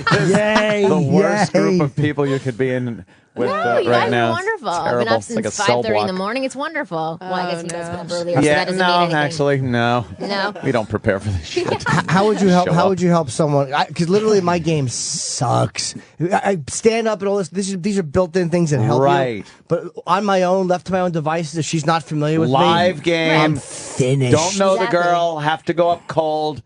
What's the 'Cause move? I'm never gonna. Well, you have to take 10 steps back first and start approaching Uh-oh. people in They general. yell at her? I know, you're like, great, not Oh. a magic bullet? How? Metaphorically, Fuck. Wing I girl getcha. method sucks. No, but really, like, take the 10 steps back, and you got to start liking yourself first before Oh, boy. any woman's ever No, going they're to like finished. you. They're finished. Exactly. You're like, we all hate Oh, ourselves. it's That's why simple. we're on the Time radio. of jerking off. I don't have a problem with fucking picking. I'm a vampire when they're picking up chicks. No, I would think you would. I fucking when I used to pick up chicks before I was married. I used to pick up chicks all the fucking Bob time. was I think actually you would, very but you have good. a Yeah. good demeanor. Because he was a about you, like- good-looking guy. Well, you still are. not right? smoking hot chicks. You know, from 5s to No, 8s. Bobby would pick up fucking really hot women. Like Bobby, Like New you was York new. eights? Yeah, Or New York. Ah. Oh yeah, some hot There's because a difference. but I had comedy too, which is for the last 20 years, which always helped me. But even before comedy, like AA meetings, you get them when they're still shaking. Right. But You're really comfortable with who you are. You can tell that you are. but No, your perception is wrong. Yeah, I'm he not. hates himself so much Yes. that he's kind of come through the other side full circle and appears comfortable. Yes, He's just Well, it's throwing in the working towel. for you. it's the black hole Surrender. of fucking Yes, shitness. you've surrender to your hatred of This yourself. is what you get. If someone could blow their head off with a shotgun and then still talk, this is what you'd have. That's it. I know Why for a does that lot of make people who are sense? comedians or psychologists or whatever it is, they rely on their expertise to get them to their comfort level. So that's where they usually go first. But then that sometimes gets them into the friend zone where they are the entertainer or they are the psychologist of girls that they're interacting with and can't transfer it back to a sexual thing. The dangerous part, especially with the girl that is more shallow and likes just the good looking, likes the good looking guys, and then you're funny and entertaining, and you end up being a friend and get the pleasure of watching her fucking, some dolt. See, I don't care. I don't need a guy to be like really good looking as long as he's rich. Right. Yeah. Cash. Cash is definitely a bonus. That's a lot. Cash and power. That's how it is. It. So if you can get that you'll win. That's kept me in girls for a good 10 years now. I just do it more directly. I don't. There's no faking it. It's like here's your money. Yeah. Yeah. Okay. That's Get me a different. towel from the That's bathroom. I'll go to the drawer. prostitution. Well, the difference is between establishing yourself as a friend and like funny man is incorporating some sort of touch and also respecting yourself. So you're not there to entertain the woman. You can engage and disengage at any time that you want. Sometimes though you'd be surprised though, like being the friend, and I hate guy friends because they're all cock blockers. Right. There are times where it's worked because I fucking grow on you. That's my thing. Like women don't look at me and just go, I want to fuck him. Never does that happen. It's never that reaction. I don't. Yeah. It's like when you lock into somebody's personality and you start to really know what makes them tick, and you kind of know how to kind of sneak around the back door. It's described as serial So when you really killer. become yourself in front of them, is that what you're saying? No, but when you figure out, like if you're trying to fuck somebody, when you figure out exactly how to fuck them, and everyone's got a way. There are people who are in relationships or married that you can't have, but most people, unless you look like a burn victim, if you know how to work them, you can eventually fuck them. I mean, that really is the way I it think is. so too. I'll fuck a burn victim. Again. We've lost you for a second. Sorry. What Daydreaming. are you guys talking about? But I'm saying sometimes being a friend helps, but Love the Well, smooth what do you mean? Can you fingers. explain that to me? Like being a friend. You're saying listening, having conversations, Or just connecting with somebody. talking to somebody. There's women I know who are in relationships who I'm friends with, which is, but there's been people I've talked to who are in relationships, and I've stayed friends with them. And one girl I was friends with for 3 years before we ever dated. Like that will happen once in a while too. And I've noticed that most of the women that I've been platonic with, that I wanted something more with, eventually it's happened. Not always, but the majority of times. But it's exactly what you just said. You wanted something platonic with them. You weren't. No. I'm sorry. Oh, I you wanted more. something more with. Yeah, that I've been platonic. One girl, I was one of my best friends, but I was in love with her. Really? And, yeah. And so what changed? What was this snap? And I told her I wanted to go out with her, and See? she said no. okay. What? I emailed her because I felt it was courteous to not. To not speak straight to her face. Just it wasn't a fear thing. It was I wanted her to be comfortable with her. I didn't want her to have to fake a response out of courtesy. I wanted to give her her own time to read the email and process it, and not Pack her bags, move out of the country. exactly change her Exactly. email address. Her number. Yes, her download the job. attachment I sent for enhanced genitals. But she's like, no, because she knew too much about me, and she's like, I'm sorry, I can't do it. So for a year, I kind of just didn't talk to her for 6 months, and then we started dating. No, but that's a good thing. You separated. There's a lot of guys who say, I really want to be with you. I love you. Or whatever it is that they're saying. They're expressing that they don't want to be friends. And the girl's like, no, I don't see you that way. You're like a really good friend. Don't want to ruin our friendship. And then they stay in the friendship, but like actually enhance it. So they hang out with them more. They give them more. They pounce on them more. So that's completely unattractive. You did the respectful thing and said, I want to be more with you. If I can't have it, I'm separating. That's how you get out of the friend zone. Oh, you know what? That's actually a good point, because this was again when I was away in L.A.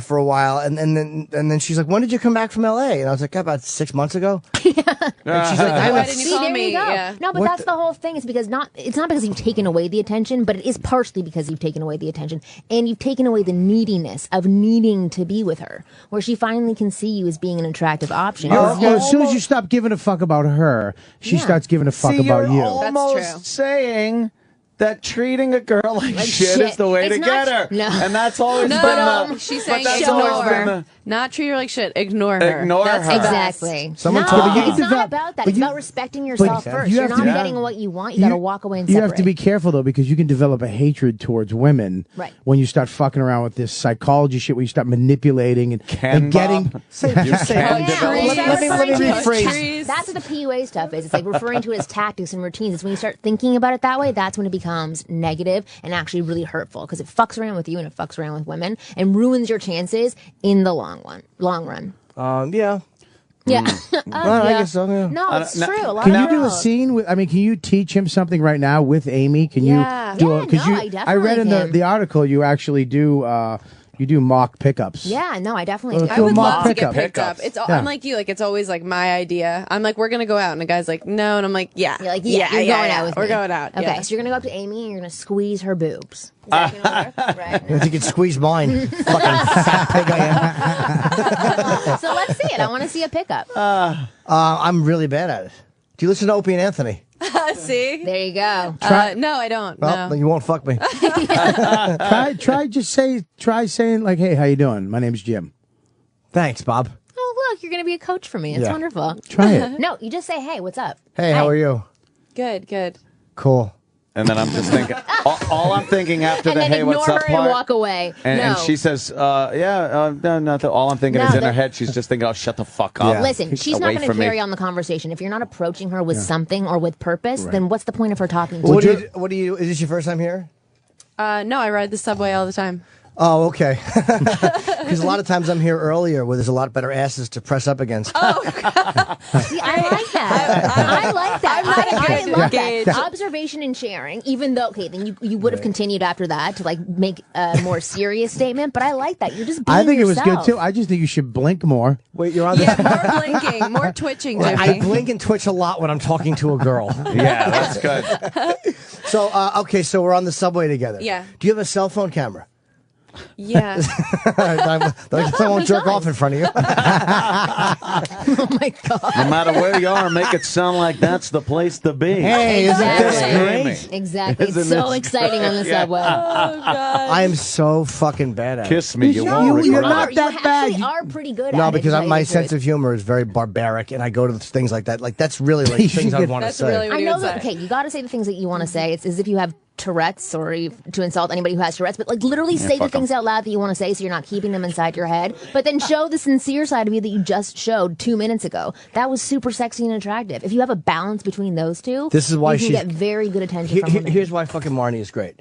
Because what I just Fucking did, Marnie is great. No, you know what? I guess that was, Yes, She's a it giver. is. you know She's what? a That was one of those little language things that the pickup artists talk about. Wasn't I intended. know, though. NLP, you're using it on me. No, but this is why Marnie is very good, because what I just did was basically repulsive with Amy, but she has a great way of taking the repulsive and going, hey, you know, and basically Work with it. She found the silver lining to your dog Positive shit. there. You found not even a diamond in shit. You found a nugget of corn. I won't even give myself a diamond. Corn's great. Yeah, it's delicious. Corn is great. Take But no, lemons you're and right, because make it's rape. like when you start seeing someone, you meet them, you're being like a fake version of yourself Yes. usually. Yeah. So better to come out swinging. Let Jimmy let me know right away. Yeah. I'm a pervert. I'm into sodomizing children. Like I knew right away. I where didn't it say was coming children. from. I didn't say. I You would. did. I would only say that during sex it would come out. I would say, "Call me Pop Pop" instead of Daddy. And I don't want you to scream. I want you to go Goo Goo Gaga. I just did a boot camp in Toronto, and it's all based on observation. Like you teach people how to walk around and really just have conversation by breaking in with observation, and then going into sharing, where you're sharing something about yourself to connect to the other person. Because if you go in approaching with your penis, she's not going to respond to So you have to put an observation, like, all right, hey, how are you? Good, good. You know the Jews control the banks.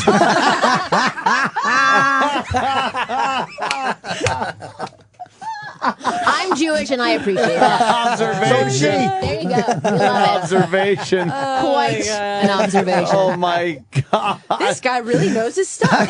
Do you want to go see my place? No, I love it. That's I know you're saying It's I'm gonna easier find for a corn girl. again. There's It's not easier for It- a Well, like It's here's gotta what I would be. do. Because we Okay. don't Yeah, need- it's we gotta don't be need to easier for a connect as girl. much with The way guys. I got on this show, I met Anthony on the subway, and I went up to him. Yes, and yes. he was with a girl, but I just went up and I said, "Hey, I have a wet hole too," and that was it. And I was like, you know You're what? like sold. You belong gotta in come on the show. He said, "You've got a face for radio," and here I am. But then he heard. Like, come on. Then Anthony said, "I heard it wasn't wet. I heard it felt like an inner ear." It's like a nostril. This is sticky.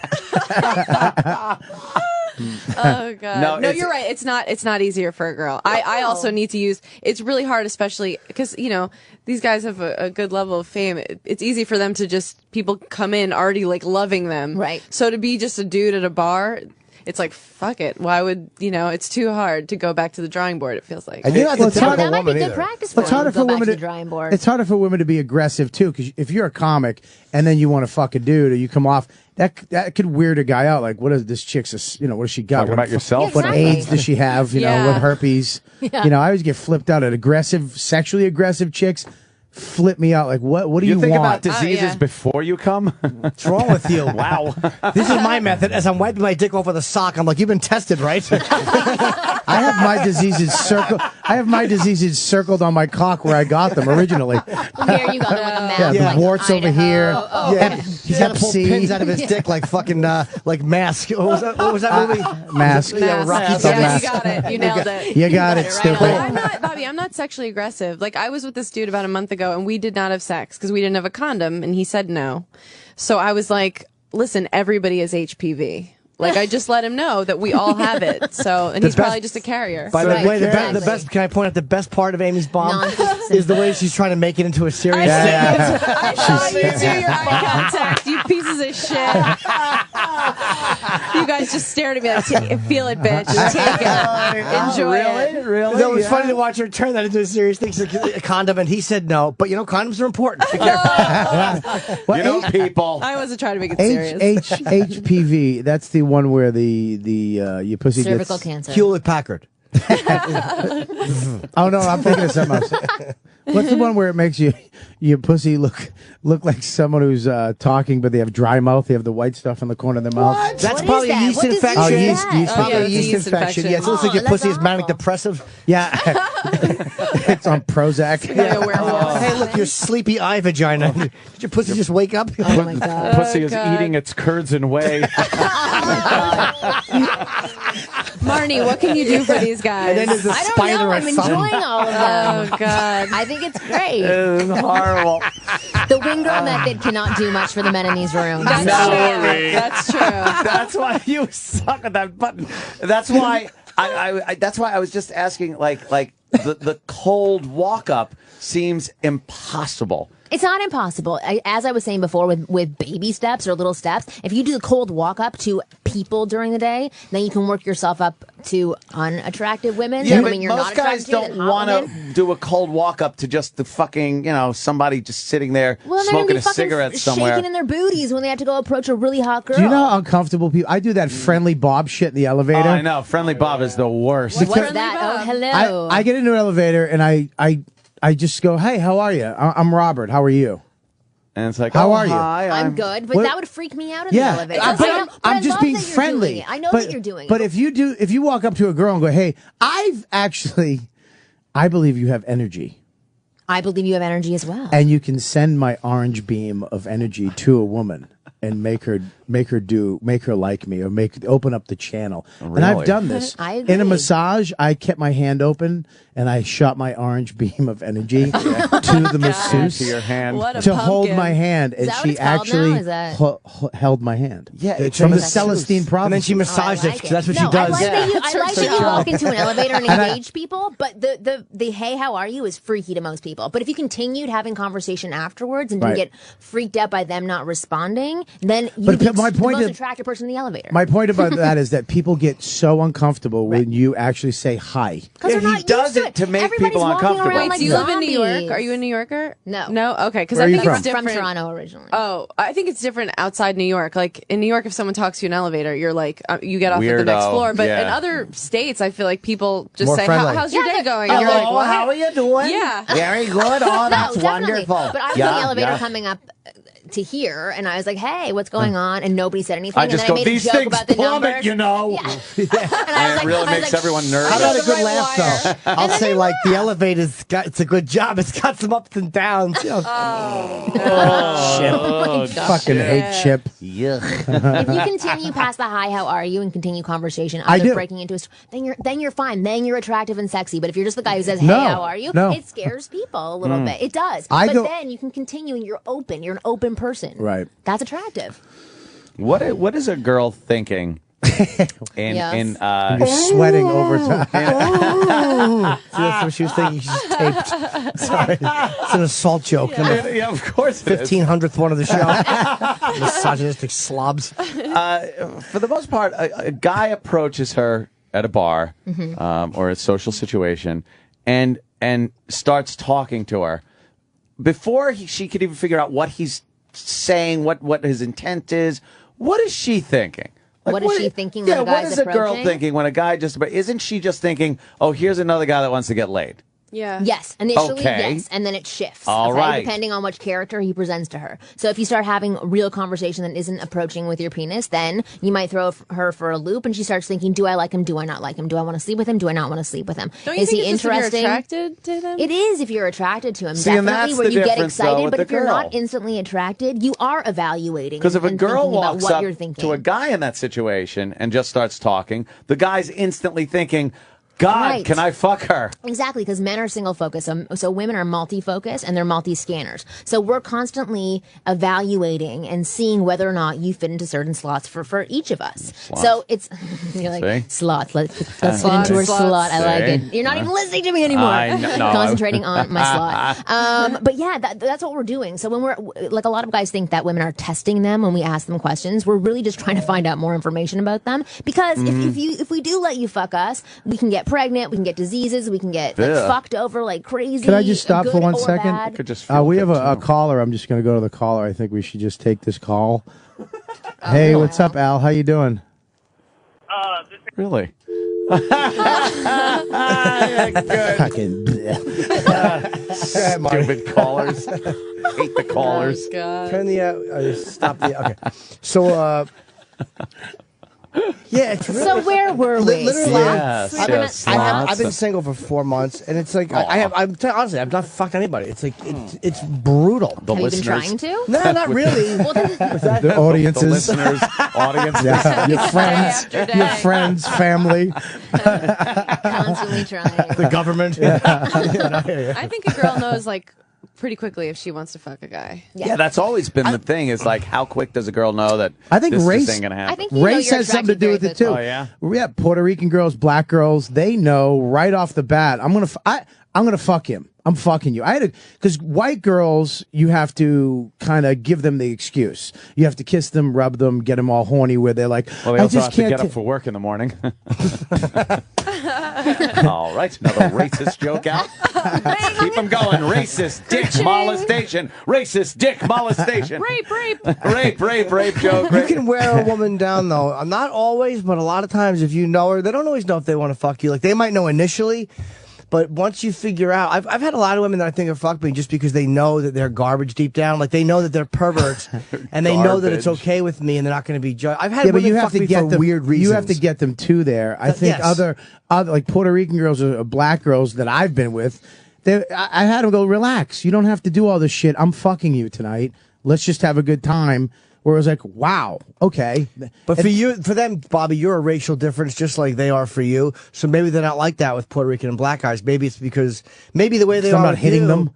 Or it was the way like You're white not trying to girls. make them go to a parade. Yeah, I don't have a pit bull. White girls act differently with black guys than they do with white guys. That's based the same reason. Well, white girls, you have to give. There's so much to. You have to take them out, talk to them, listen to their fucking. Buy them a hopes hat. and- buy them a hat. Yeah, buy them a jam or toast. a jam or a toast. Yes, You are quite the guy. guy who just doesn't know I'd anything. love to go on a date with you. Anthony has to put popsicle juice around their lips so he can get a hard on. Oh, God. That's true. Or Similac. See, Anthony likes them young. oh, get a little younger, why don't you? I think for a lot of white girls as well, they still don't want to think of themselves in a certain way. So if they're like, I'm just going to fuck this guy, then I might be a slut or a whore. Right, you They have to don't- give them the excuse. You have to Exactly. get them to the point where you talk to them, blah blah, and it escalates, and then to the point where we all say the same shit. It's like, hey, we don't have to do whatever you don't want to do. I've never But we're heard sitting that. there with our cocks out, Like, you're trying to doing this hypnotize them with right our now. dicks. You know, you don't have to touch it. I don't want to say Anthony likes young girls, but the last girl who sucked his dick had the morning after pill on her breath. See, she was a Oh, fetus. see, you can't get much younger than that. Cannot. How about a zygote crawling up my dick hole? But do you guys experience the same things? What's Like that? women of different races? Do you see a different reaction to you? Anthony's racist. Because as I fuck. think Anthony's never. you have a different demeanor. white, you white. carry yourself His dick way is- differently than the two Well, of you. Anthony's never been with a black chick. His dick wears a hood. I'm a white. I'm Yeah, just that's eye holes in his white. contacts. His dick is called the Grand Wizard. Yes, I'm just a. I guess don't it's know. just who I'm I think you're the attracted to. exception, Jimmy. I've never been. I always know like pretty much right away if I want to have sex with a guy or not. But is it, do you want to have sex with him, or do you want to date him, or do you want to be in a is it just like that I'm interested in you and I'm attracted, or is it I want to fuck you right now? No, it's not I want to fuck you right now, but it's like just something I know if I want to fuck that guy right then, right away. And then, you know, I've had sex with my last two boyfriends. We had sex like immediately, and then it wound up turning into a relationship. But Really? but that wasn't But my you feel intention. it in your belly, right? You can feel it. Like It was those actually my butterfly- clit. Oh, right. right. Yes. Let's get more direct. But Amy's pussy is of where it magic. is. She has a magic pussy. Hey, So I've heard. yeah. So I've heard. Magic. No, but I thought, we're just gonna have sex a couple times, and then it turned into a relationship. I don't know, but I feel like I know right away. But didn't you ever have somebody do something that all of a sudden the click happened? Like, whether for men it's more visual, like a girl like who you just think is a regular girl and you're not attracted to her will wear something that shows her nipples, and all of a sudden, like, but literally, or she'll say something that I can lock into sexually, and then I want to fuck her. Like a lot of times, it does not happen right away at all. Not that I you. remember. Okay. If anything, the other way. Like you know Kurt Metzger? Yes. Has he been on here? No. Yeah. Okay, Yeah. so Kurt, we like years ago started dating. Like we never hooked up or anything. Oh, wow. But then Really? I realized You like Metzger. Muppet eyebrows? I realized You were really into facial expressions? I don't know. He decided like that he thought he didn't even really know me, but he was like, she's like the one. And I was like, and then I realized I was going to hook up with him. And then he said something. It was probably about like fucking prostitutes or doing coke or something. Oh. But I realized he looks exactly like my father. Ooh. Oh shit! And my dad is MS. He's in a wheelchair. And I was like, Kurt, we're not going to be able to.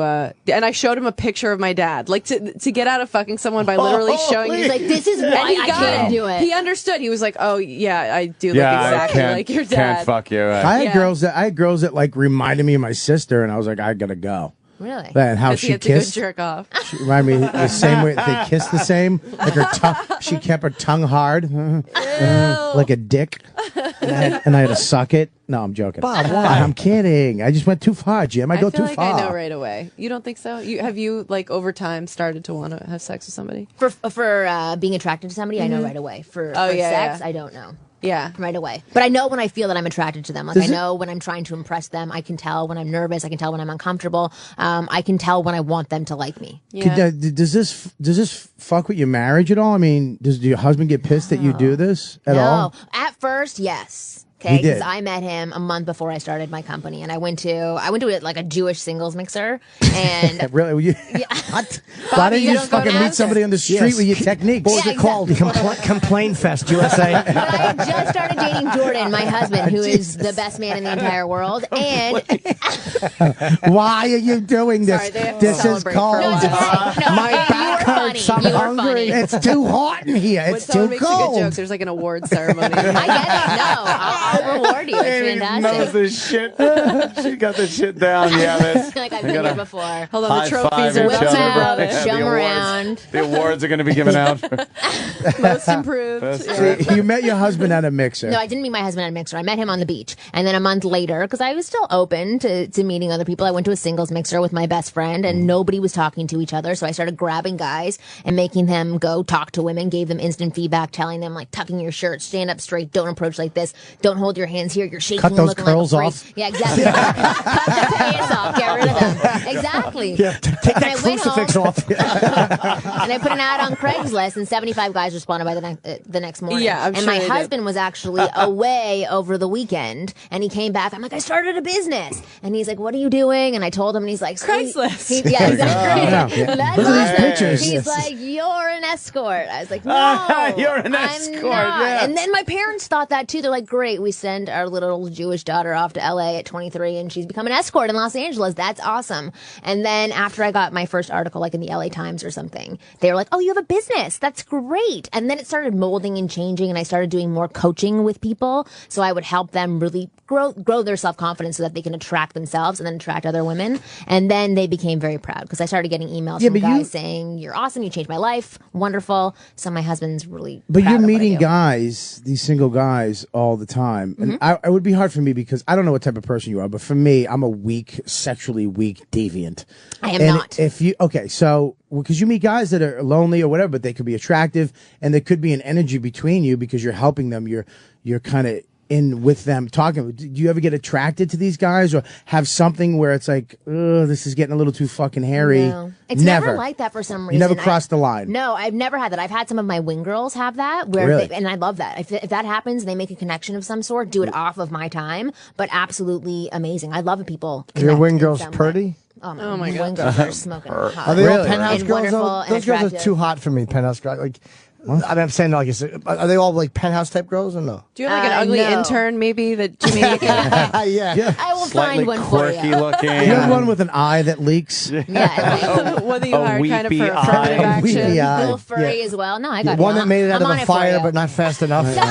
You have one that Just a looks little like him. crispy around the nose. Yeah, where the whole back of her fucking head is burned off, so she. All right. Done. I'll put that out on Craigslist once I leave here. So Looking for where an are your intern. wing girls? How many wing girls do you have? I have 10 wing girls, and then I have other girls around the world who work for me and who contribute with their research and advice and information. And then I've interviewed and researched and So you're a talked to madam. like thousands. Yes. No, I'm kidding. Will they go That's out? your The wing mother. girls go out with you. Wait, the wing girls will go out with you to a club and watch what you're doing, or pretend to be your girlfriend to get. Not to get- pretend to be your girlfriend. Nobody ever pretends anything. There's no lies. It's always that they met here for that night. And it's really going out anywhere. It's not just about going to clubs or bars. It's about going anywhere. Shopping malls. But will they sit with you while you, when I say pretend to be your girlfriend, I mean like sit with you if there's a girl you like, say, walk into a place with you like Yes. you're together. Okay, so they pretend for that. but Yeah, just- they're not like making out with you in the corner. No, but there's no. usually 2 wing girls and 1 guy. So it's like 2 girls hanging out with 1 guy, validating him, making him look attractive, and then actually pushing him to go interact with other people. You don't think that's kind of fraudulent though for the girl that is going to meet him? You guys are pretending that this guy is something. Is it all going to fall apart after? You know what I mean? Because he meets. I understand you get that. 2 hot chicks, and this girl's wow, he's got hot chicks, and her self-esteem gets a little fucked up. She wants a little piece of that. They wind up hooking up, and then you guys leave, and now this fucking dummy is just the creep again. Can they go back to you? And you just should. Is that it? Or do Can you? the guys go back to me? Are you with them through the whole process of with this girl when they have questions?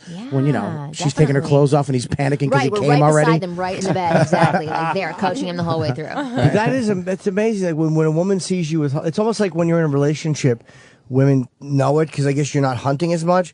But women, like if they see you with hot women, they're much more likely to want to fuck you because they see other but hot these women. guys who are going out with the girls have worked with me first. They're wing girl certified by that point. Yeah. So they have done a lot of coaching with me to be like a freaking amazing guy who can do everything by himself. Initially, when I started this, I would go pick up women for them, and it felt weird. I was lying. There was like 50-year-olds who I was saying I was their niece, and that felt strange. Yeah. And now it's not like that anymore. What they do is they take my method, the wing girl method, Right. and these girls help them put it to practice out in the open. So They you give have the guy, coaches. the guy actually is going to, if you're hanging with 2 hot chicks, no matter who you're going to get confidence. Yeah, and then working You're gonna with be me, able to- they're going to get yeah. extreme confidence Right. on their own, so that they can have these 2 girls there who can help assess So and like by the give time they instant go feedback. out- Yeah, they're totally fine. It's not false, and that actually was why I stopped doing those outings initially, because it seemed escorty and false, and that wasn't what I was trying to do. So I went back and I started making programs because I would be with guys and they would start asking questions. I'd be like, "Damn, you need a lot of work first before you can even spend Right. the amount of money." Are you helping guys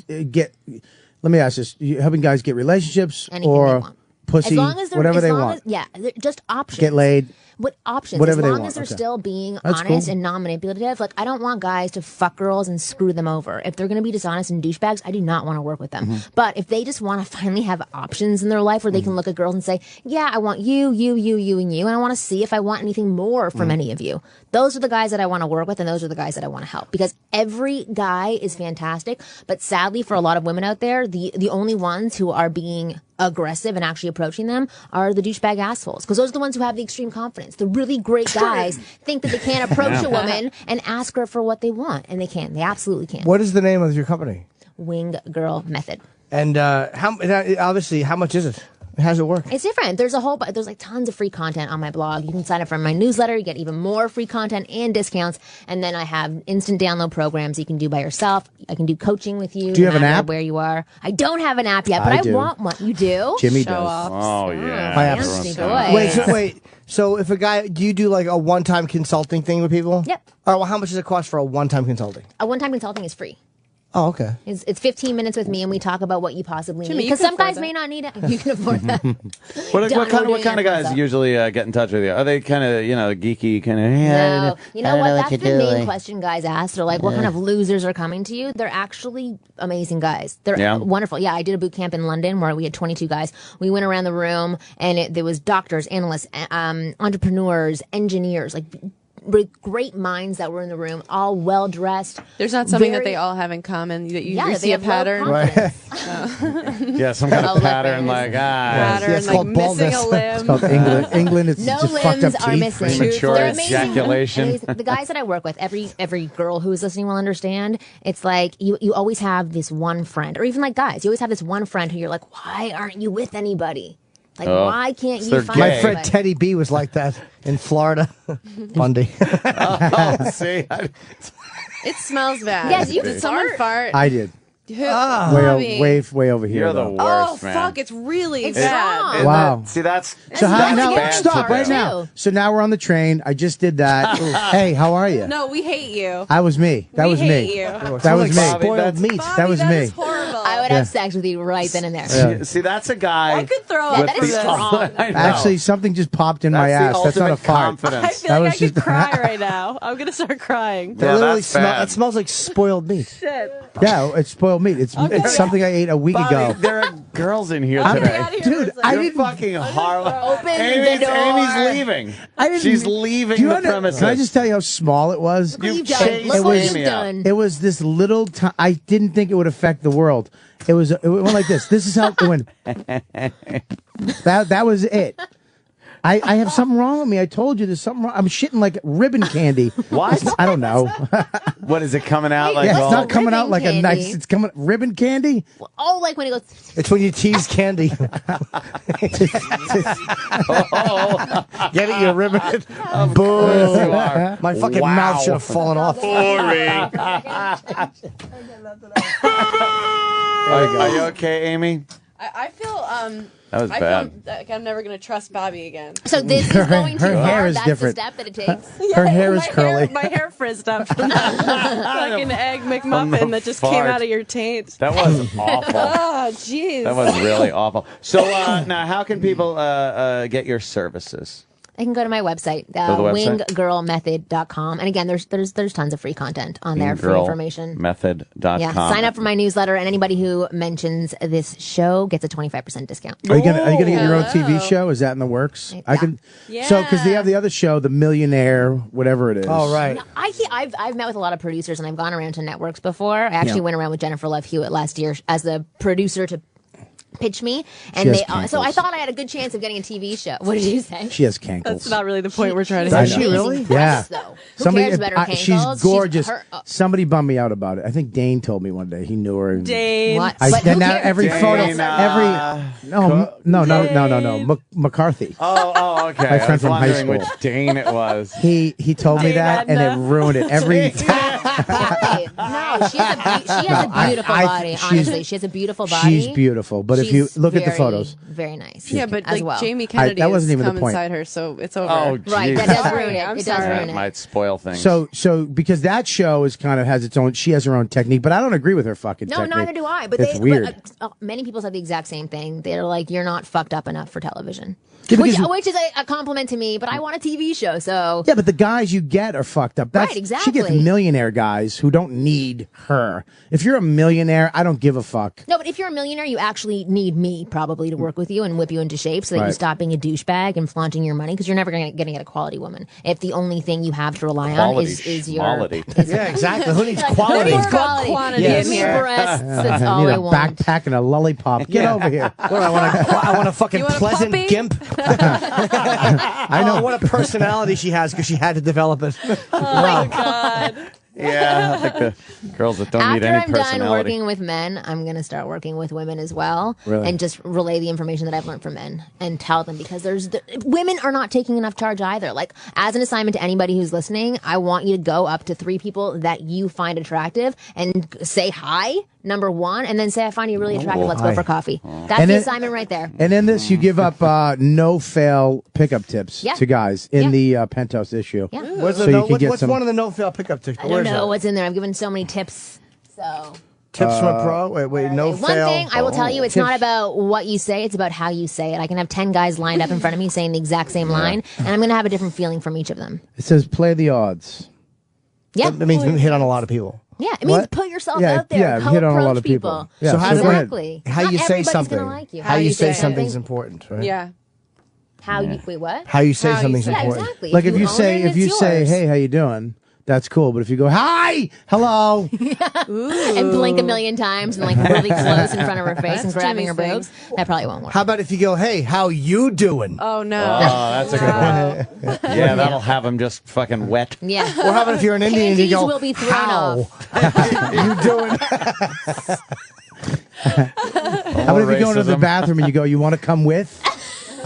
Done. Do that. Like David Mamet? No. All right. All right. So what's a tip for What's a pro? tip? Give us a tip. One of the tips out of the magazine. Do you want the magazine? I don't know if you know because you No, probably I wrote can, it. I can give you a few tips. Okay. The biggest mistake that people make, people in general, but men, is not approaching. You reject yourself before giving a woman a chance. Another mistake is, I hate when people say that women don't want to be with a nice guy. Women absolutely want to be with a nice guy. They just don't want to be with a wimp. Someone who gives up his needs and his self-respect to be smack with him you. right off the Yeah, bat. so they want to be with a nice guy who actually has a backbone. My Yeah, husband happens you to be one of the nicest fuck. guys Yeah. I've ever met, but he states his expectations. He has boundaries. He respects himself, and he respects his time. He'll make you But he's flinch nice. if you don't have dinner on the table. Exactly. Like I'll Exactly. He's got a immediately. harsh I like backhand. a nice Clean guy it in up.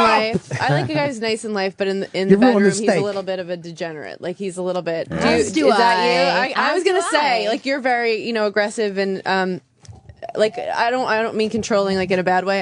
You can control a situation, but in bed, I bet you're like you I like wanna when your be a husband takes the woman. reins. Yeah. I want to feel feminine. When I'm feeling my most feminine, that's when I'm the most turned on and when feeling he's like attractive. choking you, Right, and slapping me across the face. That's I love it. I'm the same way Fucking though. headlock. In life, I'm controlling, but I like to. Yeah. Yeah, I want to feel like a dainty Fistful of little lard. woman. I'll give a girl a And noogie when she's about to come.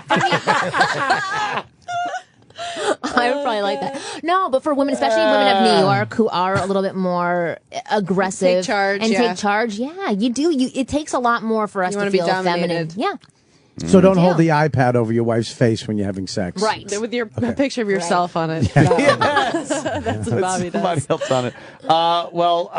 Hopefully that helps some people out. We're definitely Oh, done. running Shit. low on time. Okay. Wow, thank you. Thank you. This month's pick up Penthouse. Penthouse. Marnie. Eden Adams is the cover girl. And if Fucking, the- she's attractive. If Wow. the She tips don't is. work for you, you could always jerk off to the Penthouse. Yeah. Exactly. It's a win-win. Win, right? win. There's Everybody wins. There's no losing there. Yeah, but definitely Uh, go to my website, winggirlmethod.com, and Yes. sign up for my newsletters. 25% off. Opie and Anthony. That's pretty Yes. Very cool. And go see Bobby Thank you. Kelly at Uncle Vinny's Bobby? this weekend. Friday night, Ooh. Friday night. And go see Amy Schumer Pittsburgh. this Thursday. Thursday. Her own little show that Look at she's putting that. together. Pittsburgh Improv. That she's doing. So make Best sure you thing go you can do. fill it the fuck up so she can make We'll sign thousands. we'll sign your penthouses. Yeah. And I'm in Tampa in September. It's the next road gig I have. Make sure. Everybody mark your calendars. Let's just keep. I have a podcast. Go check out my Do it. podcast I'm on in LA next week. gloryholeradio.com. And she's in LA next week. Yes, I will be in LA next. And And then then Portland the week after. I have a. Portland, Oregon, or Portland, Maine, for that matter. I'm Canadian. I don't know how to answer that. I think it's Portland, Oregon. Oh, wow. I'm horrible, Really didn't know how to right? answer Yes, that. they have hair under their arms. It's Portland, Oregon. The Okay, women. Portland, Are you Oregon. on Twitter? That's where- Oh, I am. Wing Girl Method. You can Wing follow Girl me on Twitter. Method. You're on Twitter, Amy? I am Amy Schumer, and you are also. I'm Amy Schumer too. Wow. No, you're not. Interesting. Interesting. Amy Schumer Deuce. That's what Are they you call guys me. performing That's my in nickname. New York this week? Yeah. Yeah, the we do a time. live sex show. Yeah. Awesome. Yeah. Yeah. But I like it. No, because it's called I love both of anticlimactic. your- Yeah, no one ever comes. We just look sad. Yeah. We just, and then we watch TV. We take turns disappointing each other, then we watch Judge Judy. Yeah. That's Deadliest awesome. catch. Sounds like a good time. We No, 'cause I try to like fuck both of again. your It doesn't comedies, happen. Yeah, never so I happens. would She want to tries come to see mush you it if in you like an are old performing water this evening. balloon. It Come doesn't see get us. in. Yeah, you're missing some great stuff over there. I don't think so. I don't think No, so. you're missing nothing. The magic that is She knows Robert when to Kelly. tune out. Right, and Amy, you've where are you going to be? Did you Pittsburgh already- Improv, yeah, Thursday. Pittsburgh Improv. Okay. She's going to be there. Jimmy, anything? That's the crowd. That's the worst. And Anthony unplug just the door. unplugged. Unplugged. There. I just pulled the plugs out of Pulled that the fucking plug. thing. Bobby's got too much power sitting in that seat. Yeah. It's addictive. That's too much power It's for addictive. one man to have. Remember Malcolm Is that X? Cosby? Malcolm Oh, X. sorry. I'd love to hang out and just gaze at you people all day, but I'm out do of here. it. We're Oh, done, okay. right? That's Thank it. you, Marnie. Thank you, Amy. Thank you. Thank you, Bobby. Thank you, Jim. Bobby, Thank of you, course. audience. Thank you, Lane. Thank you. Thank you, Sam. Best friends forever. Thank you, Penthouse. Thank you, Amy. Roland. Thank you, Thank you, Sam. Kenny. Thank you, Eric, and all the people that have been fired too. You're home. You know, Thank you. You know the easiest day in the world today? Troy Kwan. Oh, yeah. Phone screener. That's right. Because we didn't take one fucking No, we got call. Al. Bobby hung up on I got somebody. Al. One call. Al, interesting Al. Yes. I have a question. No, you don't. See you tomorrow, guys. All right, later. See you tomorrow. Bye. The Virus. Sirius XM. And now, the Opie and Anthony Show continues. This is After O&A Live. Here's your host, Sam Roberts. Oh, yes, we're still on. It's After Opie and Anthony Live. I'm Sam Roberts. A little dead air there, E-Rock? During the commercial? I have no idea what you're talking about. Is that right? Yeah, everything ran fine. Well, then I guess it must just be me. The Ron and Fez interns are setting up, getting ready for a big Ron and Fez show today. When are we getting, when are the Opie and Anthony interns officially coming back? I believe they start after the September 11th weekend. I'll double check on that, but I think it's that week. It's not too far away until the Opie and Anthony interns come back. Yeah. And they start really running shit around here. And if anyone's interested, go to SiriusXM.com/internships. Fill out the form. You'll see the Opie and Anthony selection there for the show that you want to intern. And we'll talk to you soon. Yeah, you got to be a college student. You have to be earning college You have credit. to get credit. So if you're in CSB, you can probably finagle your way, no pun intended, into that. But yeah, if you want to be an intern, just go to, what is it, SiriusXM.com/internships? Internships, yes. Yeah, and you can you can be an intern for the Opie and Anthony Show. It's how a lot of people get their career starts, folks. For instance, me, Sam Roberts. Yes, I was an intern once, and you can be one too. There's a lot of stuff. We have a This Day in O&A history I'm going to play. Bobo dating game is this week. We'll give out all that Yeah, we're running those information. promos a lot. Good, because I know I actually went to a wrestling show. I participated, I should say, in a wrestling show over the weekend. How'd you do? Well, I managed the new tag team champions of the world. Did you interfere? Well, I mean, I got up on the apron once, sure, but I had to make sure my guys were being properly represented. Gotcha. You know what I mean? What would you compare your since Ant said, "Oh, all we do is talk wrestling," I'm going to do this. Sure. What would you compare your managing styles to? Would you be like a Bobby Heenan? It's a great question. Jimmy Hart? It's a great question, Eric Nagel, but I was Oliver Humperdinck? That's a good reference. I was given, of course, the manager of the Beast of the East, Bam Bam Bigelow. I was given quite a compliment back in the locker room area of this show. One of the guys came up to me who was like I think a wrestling student. He did one of the pre-show matches. He was just like a skinny guy, but he was a fan. He was a good guy, and he said, "Let me tell you something, dude. I saw you out there." And it was like Harvey Whippleman all over again. Oh, no. So, you know, he was successful. He had Sid Justice. What did Harvey walk out with? Because Well, I he want to was- say the covered tennis racket, but that No, was Jim Cornette. He was Dr. Harvey Whippleman, so he had a stethoscope in a doctor's bag. But he had something else, didn't he? No, just a set. It was Well, just I that? mean, how much stuff could he possibly have with He him? wore the Pee Wee Herman suit, like with the bow tie. Yeah, but he had a stethoscope and a doctor's bag. How much stuff could he possibly carry to the ring? I don't know. I also want. I mean, are there any girls around? I saw Nicole walking around a minute ago from the morning mashup. I want to ask one of these girls because we just had. What was her name? Marnie. You know her, Marnie. how do you pronounce her last name? Kinrys? I don't know. But Marnie was in. Kinrys. Marnie from Penthouse. She has an article in this month's Penthouse, and she's a wingwoman. So she coaches guys on how to get girls. You probably already knew this because we talked to her for an hour 10 minutes ago. But the thing that stuck out at me was she said that going up to a woman and saying, "Hey, you know where the bathroom is? I got to take a shit." She said that would work if you said it with confidence. All right, Roland says that all the time, and I don't see Roland with anybody. He goes home lonely every night. But, I mean, if you see any girls, you got to stop them. Because we have to ask a female. And, I mean... Where's your call screener? Isn't she around? Monica? I don't know where she is. She picks up odd jobs. She's a bit of an airhead. So, I mean, I don't know how she keeps anything on track. But, I mean, let me tell you. Eric, you told us back in the days of the sex bagel... You used to sling it around quite a bit. And by it, I mean that dick of yours. You know what I'm saying? All right, if you want to put it that way. What was your method to pick up these chicks? You know what? What, did you forget? It wasn't like I didn't have any lines or anything. It's just... I don't know. I just talked to them, you know. I'd find out little things that they liked, and then it would just harp on those little things all the time. Can we talk to Julia on the air? I'll find out. Hang on. Come in here. Because she's shaking her head. No, get her in here, Eric. All right, hold on. ASAP, come in. She's saying 1 minute. Now. Tell her to come in here. Who does she work for? Eric's going to get her. I got to find out who she works for so I can properly introduce her because I got to get this question answered. And I have to ask a female before we do some other stuff. Like we said, if you want to intern for the Opie and Anthony show and be part of all this magic that happens, this is what happens when the show's not on the air. She'll be there in 1 second. Everything is happening, and you can intern for us at SiriusXM.com/internships. That's how you apply, and you click the little Opie and Anthony button. The Russian dolls are back. What are they doing back here? They were just in Boris here. and Anastasia just went into Shave 45. Is Anastasia the older one? She's the brunette that kept saying "stay thirsty." Oh, okay. Her. I don't know about her. Julia, go to that mic's go. Where do you work again? What? How do we introduce you? Hello? Yes, you're on. Is it on? I'm like, is it on?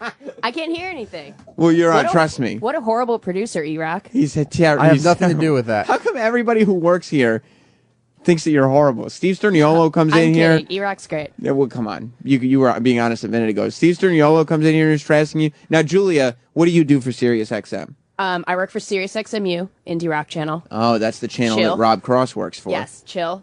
Now- Down-tempo electronic music, first wave. Troy, you remember, what was it? Because I don't remember. Do you remember what Opie said we should do with XMU a couple weeks ago? He said to get rid of it. I can't remember exactly what he wanted in its place. A second Opie and Anthony channel. Yeah. Because he that said... might be it. No. Didn't he say XMU was college radio? Yeah. Huh. So, well, welcome to the show, Julia. The question We're that we always have the for you- underdog, XMU. That's the way people like the underdog. That's why everybody loves E-Rock, because he's the perpetual underdog, and everybody gets behind him, except for you. Julia, the first thing she did, she walks in this room. Her first words on the virus were, E-Rock is a horrible producer. Well, I couldn't hear anything. He was like, go, go. And I was like, am I on? What? Yes, No, you're he's live. fine. Now tell me this, Julia. We had a wingwoman on here a minute ago who helps guys get girls, helps guys say things that will allow them to pick up chicks.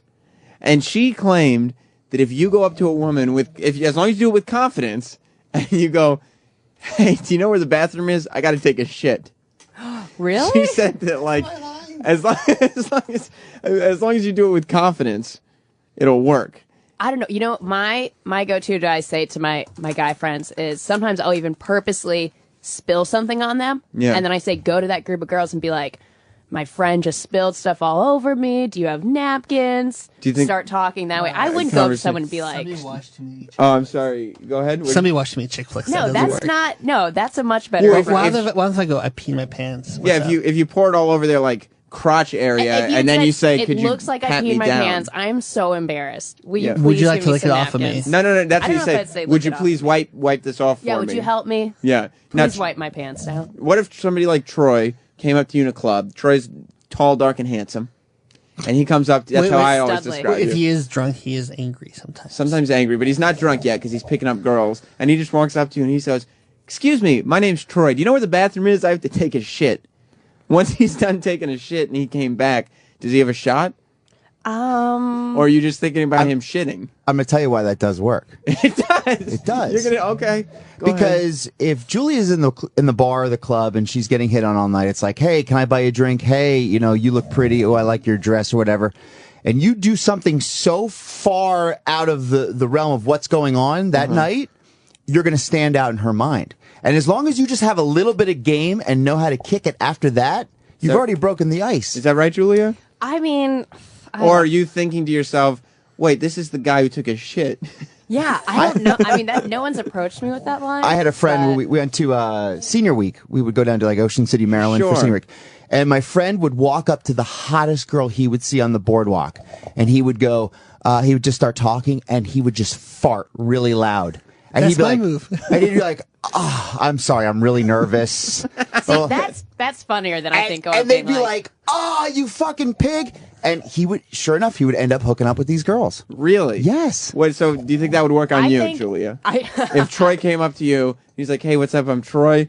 Lets out a giant gasser and then says, "I'm sorry, I get nervous around pretty girls." Well, listen, Would you be farting's funny. charmed? Farting's Okay. always funny. What about taking- shitting's not as funny to me? Because it's like a physical Yeah, product. because I'm like, ew, like you couldn't have just taken a shit before you went out. Like, really? Or like, did you have to talk to me about it before? Yeah. Like you couldn't have just fart. found yeah. the bathroom? Guys fart. Roland? I do both. You fart and shit? I do whatever it takes. Do you that's your line you said? I used it many times. Like, hey, what's your name? I go, I can take a shit. I'll be back. Does it work ever? No. No, I'm just like, you're probably gross. You probably didn't wipe. You're probably disgusting. I go, Like, right, you're you're gross. You're thinking about them shitting. Or go, can I borrow your lemon for your drink to clean my hands a little bit better because the smell's still there. Yeah, see that doesn't even Troy, even you would have to say. If you can Yeah, do but Troy, I stupid feel, shit. I but feel you- like you and your friends are the type of people. Well, they're like 8-pack people. Come on yeah, now. first of all, they're like, they're all in shape guys, and they all go and talk to like really dumb girls. And I feel like that's how they end up. Like the girl thinks it's charming that you just said, dumb, "I have but- to take a shit." Like that's a stupid person. I don't think so. I mean, I think if you own it and you just say it with confidence and you look like you're a cool dude Boy, if a just girl- hanging out. If and a it's girl like- came up to me and said, "Hey, do you know where the bathroom is? I have to take a shit." Understand this, women. That would be the end of it. Like Well, see, that's that's because in I guys' want you to minds, think girls that don't never shit. happens. yeah. In I guys' don't. minds, girls don't shit. I like so. to hear that, Julia. Yeah, I don't. I like So that. if girls don't shit, why do women that work as serious disappear for 20 minutes from their desk? They're powdering their nose. Yeah, exactly. They're taking a big deuce. They're women. They have to powder their nose. They're ladies, for Yeah. one. Well, yeah, but Troy, I do think that it's because I'm not saying that the women that you and your friends get aren't good looking. I think they're dumb as a box of rocks, though. Yeah, but you don't know that. You don't know I that think for that. though. I'm assuming. Well, yeah, I'm assuming. And I think You've met my ex-girlfriend. She yeah, wasn't but I dumb. don't think you picked her up by saying, "Hey, what's up? I see you're a model. I just took a shit." Well, honestly, if you're going out to a bar to meet girls anyway, I mean, it's not going to be a lasting relationship. I don't think. I mean, that's not the best place to meet a long-lasting relationship at a bar. Probably. You know not. what I mean? Like, you're just there to fuck. You're just there for like, it's just whatever. I never got what were some of the, because I was trying to get a little of the days when Sex Bagel used to swing that thing around, and by that thing, I mean his dick. Yeah, we got it. The second time I said it. You like that, right, Roland?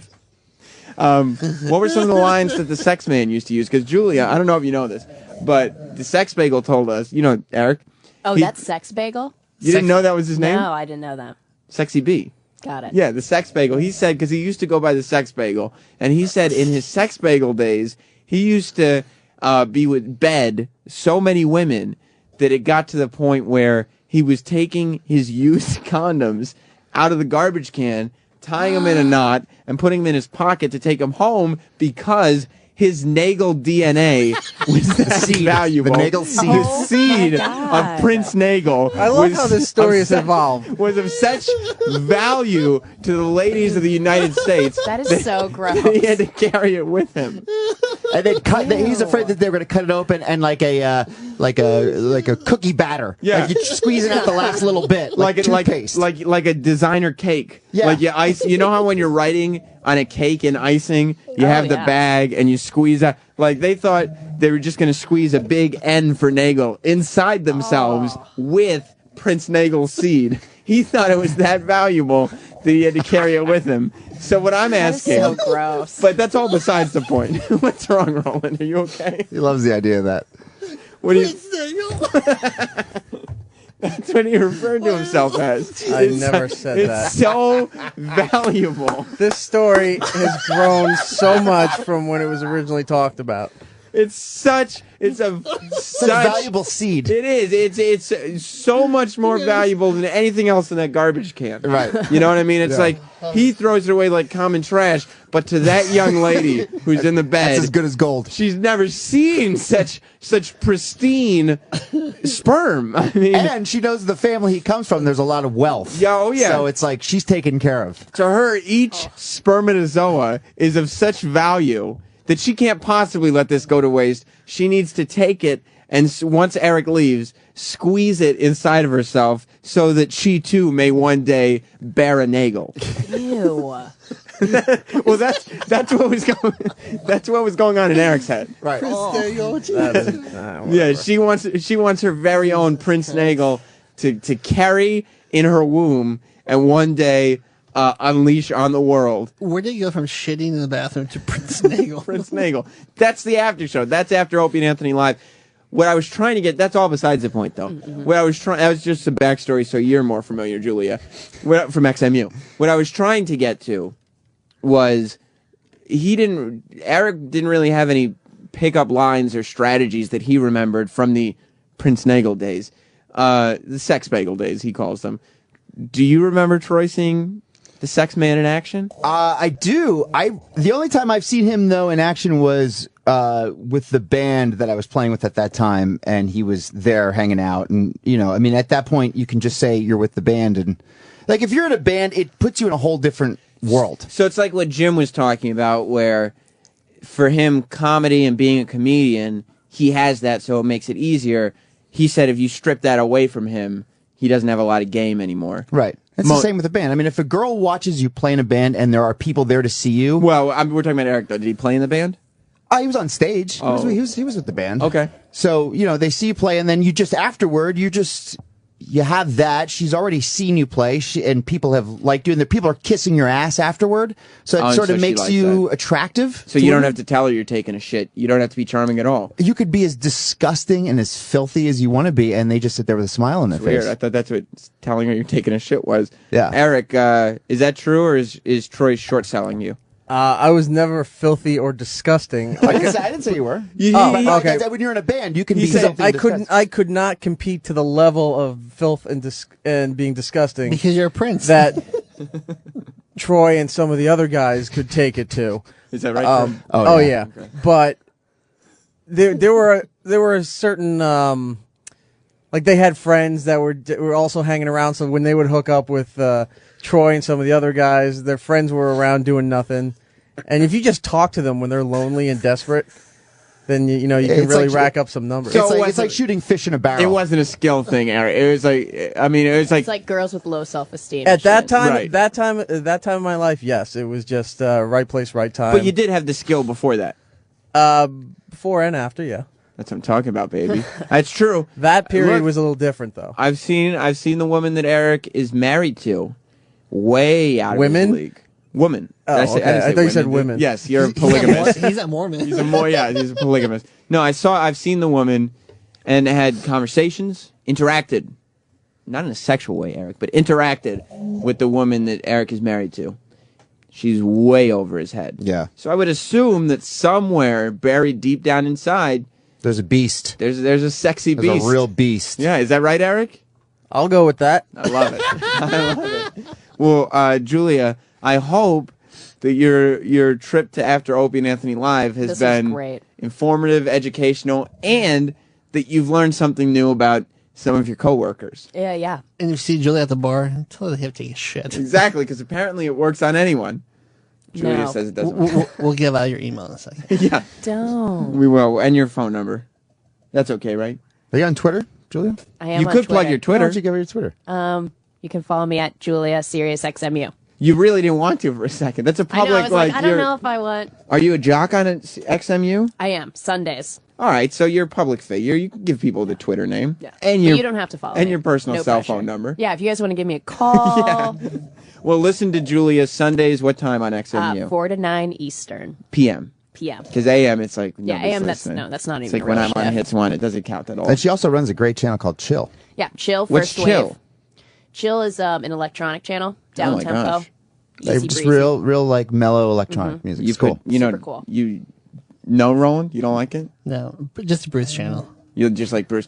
And First Wave, classic alternative. Yeah, just the Bruce channel. You do all those channels. Mm-hmm. You're very important around here. Oh my, you don't even know. This could have been an HR issue. I had no idea. I know. I actually consider we share a boss. Yeah. It could be. Oh God, yeah. Remember, this is all done in fun. And Plus, Yeah, this is plus all he's even fun. listening. yeah. Listen, Julia, thank you for stopping Thank by. you so much for having me. Today was an important day in O&A history, so I wanted to play. We didn't get a time to play it on the live show. Not that this isn't live, but we didn't get to play it on Opie and Anthony. Mm-hmm. So instead, we'll play it on after Opie and Anthony live. Into it. This is this day in O&A history for today. Thank you, Julia. The Opie and Anthony Show presents This Day in O&A. Our favorite moments from this very day in Opie and Anthony history. It was on this day back in 2007, our inept intern Craig got stuck in the elevator for the entire show. Are you really in an elevator? Now I'm in the elevator, I'm sitting on the floor, and I'm playing with a rubber band that I broke 5 minutes ago. He's already losing it. Craig, Yeah. why don't you give out a little, distress signal here? Why don't you give a big help and... Yeah, say help, I'm stuck in the elevator. Hello! Yeah, hello works pretty good, actually. Hello. Hello! No. Oh, so Hugh Junit is suggesting you do a rock scream. Do a rock scream from the elevator. Yeah, with the little air that's left in the elevator. Yeah. Let's go. Go ahead. Rock scream, Craig.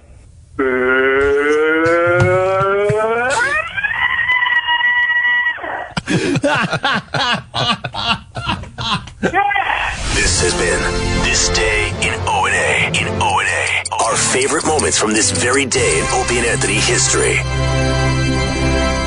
We're back on After Opie and Anthony Live. That was such a great day when that happened. By the way, if you want to hit on Julia, who we just talked to, or just tell her you're shitting. Yeah, she said she wants to hear everybody's comments. She does. Okay, her Twitter name is Julia Sirius XMU. That's what it is, right? Okay, Julia Sirius XMU on Twitter. And if you're looking for a date, just let the girl know you're shitting. And so, She loves it. She loves it. But, Troy, that was before you were around. That was our intern, Craig, who we all call Craigie Bra. I'm not sure why. But that was the day he got stuck in the elevator. And I remember sitting there. He was literally in this elevator on 57th Street for 3 hours. Yeah. It was the middle of the summer. And I remember he got so hot that he ended up laying down in the elevator with his shirt off.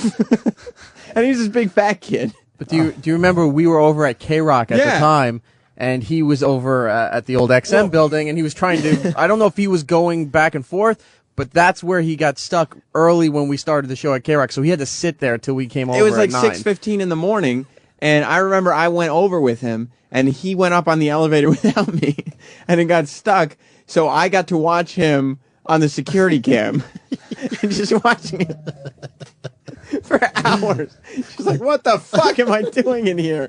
I mean, and it's that type of thing that's like life experience. Can you imagine on 57th Street, and Roland, you remember that building. It was an old building.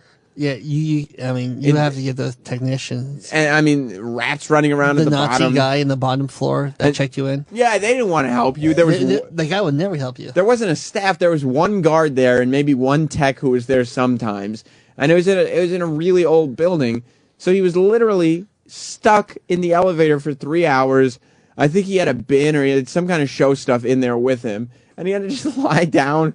I mean, the thought of being stuck in an elevator for 3 hours is terrifying. I'd lose my shit. Well, over here though, you have too many like financial people. So Right, they'll fix it in a 2 hurry. seconds. I mean, I always thought when I was a kid, I was afraid of getting stuck on elevators. When I got a little older, I was like, it's no big deal. Then I once got stuck in an elevator for about 5 minutes, and within 2 minutes, the walls start getting close, and you go, all right, I got to get out of here. I have to get out of here. Because you're not moving, and you start to realize you're dangling in midair in a tiny box, and nobody can help you. I would try to climb the fuck out. Is that what you I would lose my mind. I'd be like, I got to get out of there. My buddy got stuck in an elevator. He told him there's a pregnant woman in there. They tried to rush in, but they're just him. Well, we had security cameras in here. I don't know what year your buddy did that, but... The 80s. In the 80s, before they invented the security camera. But yeah, but it was a beautiful thing just to watch. Craig is the same intern who, in order to celebrate Halloween, sat on the couch at CBS and for 3 hours ate candy. That's him. Sat there eating pounds and pounds of candy. Oh, Yeah. Was that where Jay Moore jumped out? Yeah. Okay. I think Craig is the same intern. Oh, yeah. No. It wasn't Craig. That was Bobby the Champ. Oh, okay. Bobby the Champ had a nude Jay Moore jump onto him, but it was Craig the intern who ate all the candy. He was stuck in an elevator for 3 hours. And what I'm trying to say is it's life experiences like this that shape you into the person you are. And that's what we do here for interns at the Opie and Anthony Show. We shape them into the future radio professionals that they can be. You know what I mean? It's like half the staff here were interns. I was an intern. And without that internship and without the help of Scorch in Syracuse, I could never be shaped into the professional that I am today. So if you want to intern and if you want some of these great experiences that will last a lifetime and, let's be honest, a foot in the door of the entertainment and radio industry, you just go to SiriusXM.com/internships, and you can be under the tutelage of the sex bagel, the man in charge, Prince Nagel himself. You can be an intern, too. People are not writing flattering things to Julia on Twitter. Are you kidding me? What are they saying, Eric? I don't have it in front of me. I don't want to read that one. Pop it out. Read one, read All one right, or two. I'll read this one. And her Twitter name, by the way, we just talked to her, is Julia Sirius XMU. You can hear her if you're into like she said Twitter anything you want, whatever on your mind. If you're into like college rock type stuff, it's bondage. There's a lot of don't say that, Ro. There's a lot of variety going on XMU, so you can listen to her Sundays from 4 p.m. to 9 p.m. And I'm sure she brings the house down. What are some of the people saying to her? Well, one guy is asking how she can tolerate a little worm known as Sam Roberts. But this one, the first one that reached out to her, said, Julia, I want to put it in your butt. Oh, Jesus Christ. That's not nice. Why would you say that? I don't know. They're abusing this privilege. Yeah. She really is a sweet gal. She is. She's very nice. Obviously, but I guess you fans that doesn't matter to you. Yeah, I get Twitters from them like, "Hey, what's up, fat fuck? Have a great weekend." They're like, "Oh, thanks." Yeah, like what part of that did you mean? Oh, my favorite goes, "Dude, you're so fat. You can't tie your shoes." Dude, can you help me get this? I'm like, "Oh yeah. I'll like, help you." Like, what part of these tweets do you guys mean? Do you mean it when you tweet Roland and say "Have a good weekend"? Or do you mean the other half of the sentence when you call him a fat fuck? Hey, you fat fuck, have a good weekend. It's like Roland doesn't know you, so it's not ball busting. Like, do you mean he's a fat fuck, or do you mean he should have a great weekend? I got Twitter like saying, "You're an asshole, not Colin Kane." So I wrote back, "Fuck you and your family." Well, okay, see, that seems like you're taking it to the next level. And then they get upset when Roland blocks them. Yeah. Do you block them a lot? Fuck them all. Yeah, I like to hear the ones that who are shit. mean, fuck them all. I mean, they'll just write. What the hell? I was just kidding. I would block all the people who are mean to me on Twitter. They have no I'd followers. have no followers left. So I don't have that option. I want the followers more than... That means more than to you than... Yeah, than some ball busting. The pain and the agony that I go But through. there are a lot of nice ones, but just when you get the couple like mean There ones in a are? row- I don't get them. There's a lot of them. Then when I get a couple of mean ones like, "Hey, you and Uncle Nino should team up and go on The Biggest Loser, you fat fucks." It's like, what does that help? I was like, that hurts. That hurts. Why would you do that to Roland? Troy caught some heat, though, because of how hostile you were to Eric the other day. Yeah. But you're okay with that. Yeah, that's fine. I mean, look, the one thing... Did you put the video up to show people how? No, because I haven't gotten Eric's alternative angle to splice together. Crap, I keep forgetting. I'm sorry. It's okay, don't worry about it. Troy's anger is out of control. Well, the one thing... That's just my opinion. ...is Troy is an honest guy. And hook or crook, he's going to tell you what's on his mind. And that's what he did. That's what he continues to do. And don't let, some people not liking what you're saying... change that about you, Troy Kwan. No, absolutely not. You wouldn't. Speaking of Julia and the girls, we can't forget... Yeah, Eric? No, I didn't know you were going to move on. I was going to say we debuted some new production from about Troy today, too. You did? Yeah, during one of the breaks, Troy the Angry Phone Screener. Do you want to play it again? Sure, if you want to hear it. Here it is. This is Troy the Angry Phone Screener. I guess it's a new phone promo. Yes? Yes. Okay. Hi there, this is Troy, phone screener for the Opie and Anthony Show, here to help you with a helpful tip. When calling into the radio show, it's a good idea that you turn your radio down.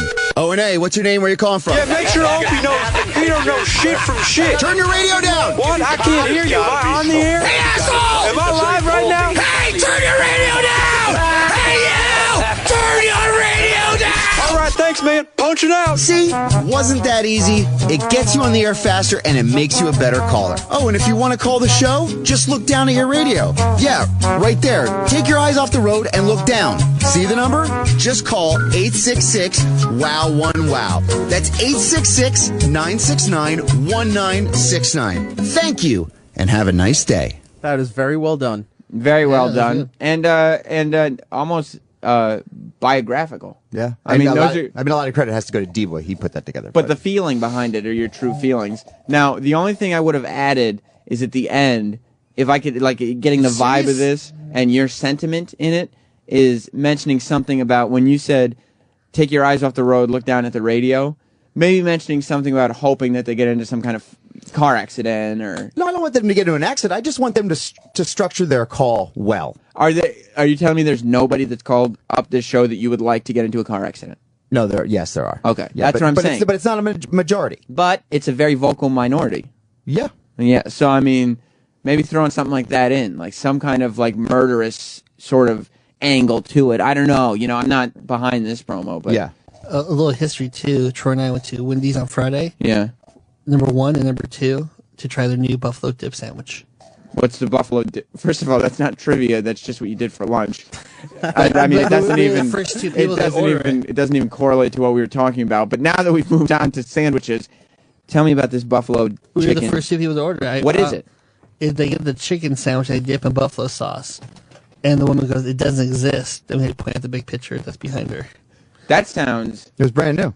Unbelievable. Well, do you remember the little chicken tenders that they had that were buffalo chicken, and then they also had the boneless barbecue? buffalo wings. Yeah, you loved those. Loved them. Well, now they have the sandwich. I love hot sauce.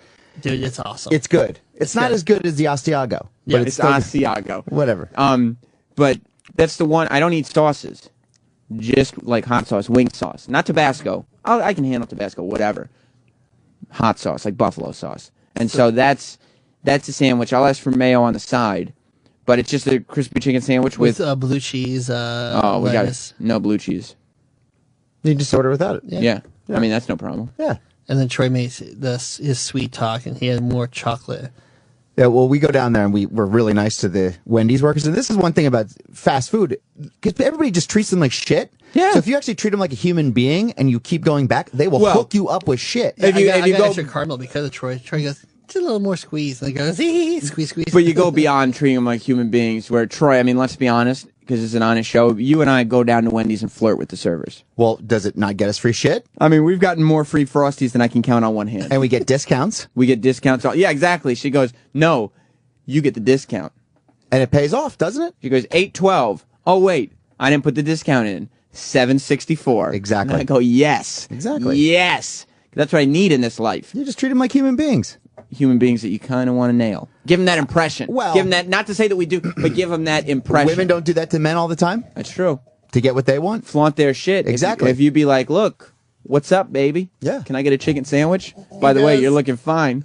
And Troy goes, "Are you new?" Because they add to one of the sexy ones or something. No, you know what Troy does? What his strategy is? He goes like this. Hey, what's up? My name's Troy. I'm going to order a chicken sandwich, but first I got to go take a shit. And then he comes back and he gets whatever he wants practically for free. Yeah. It's an amazing thing.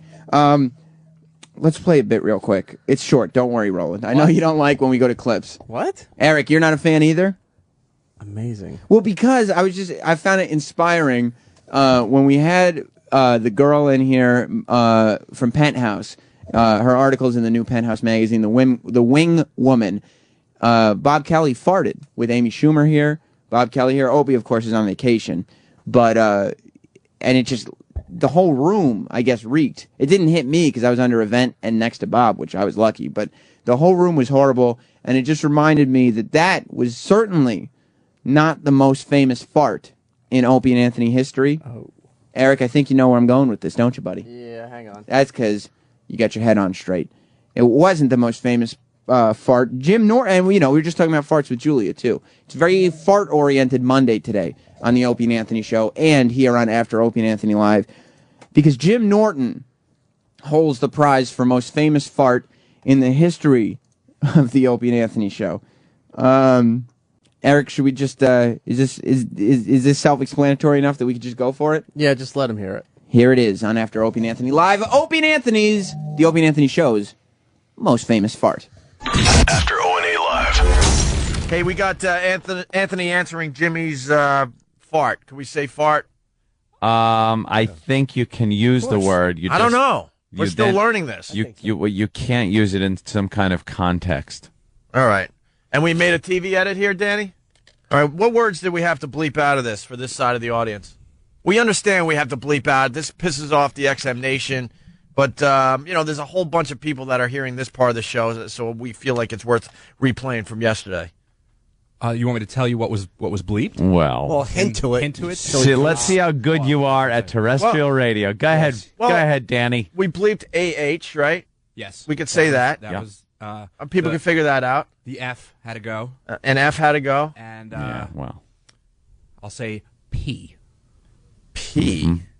P? What's the second like letter? An excretory P. Okay. That probably got dumped.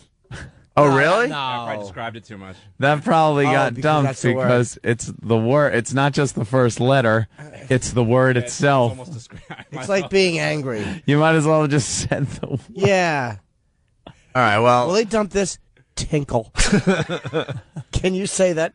The word tinkle? It's such a silly word. It's so harmless. All right, so we got the TV edit. Yesterday, the setup, before we go to break here, we were talking about smoothies and stuff. I think maybe the setup is on this a little bit. No, it starts with you wanting to go to break. Oh, okay, so then we were getting ready to go to break, and we hear this, what sounded like someone going, agreeing. Someone agreed with me when I said my smoothie was warm. Right. And you hear, in the background. Yeah. I turned to my left. I thought it was Z-Rock, and I started getting confused. I didn't say a word, thank God, and Anthony pretty much put his foot in his mouth. Oh, I certainly did. And he wanted an answer. He wanted to know who was talking to him. Little did I know, it was Jimmy's little hairless white backside. I got scared. So here it is from yesterday with the TV edit, because we got to play it over here today. All right, we'll take a break, I guess. No! Why not? I don't want to take a break. I don't have to. That smoothie, by the way, was lukewarm. What? I thought I heard, Who said that? Did someone say something? Do you know, Did you say that? I swear to God, I got a gasser, and it went... Your ass talked to me. Yeah, no, you totally answered it. I answered your What? ass. What'd you say? I answered Jimmy's tiny. It went... That's the TV edit. But we love TV edits. TV edit where you add the word in. Right. Oh, is that You horrid? sound so paranoid, like, am I hearing voices? Who said that? Who said that? Talk to me. Answer me. Yeah, because it went... After O&A Live. Jimmy's talking fart here on the After Opie and Anthony Live show. That also led to a production piece called The Ass Whisperer. It's just that amazing. we used to play a lot. I can't believe that Anthony actually responded. There'll never be a more famous fart than the one that Anthony spoke back to. It's like What? Huh? I don't want to spoil. Wow, never mind. I was going to mention something about the new Planet of the Apes movie. Did you see the new Planet of the Apes? No, not yet. Okay, then forget it. We have time. Do you want to hear Ass Whisper or no? How long is it? It's 1 minute.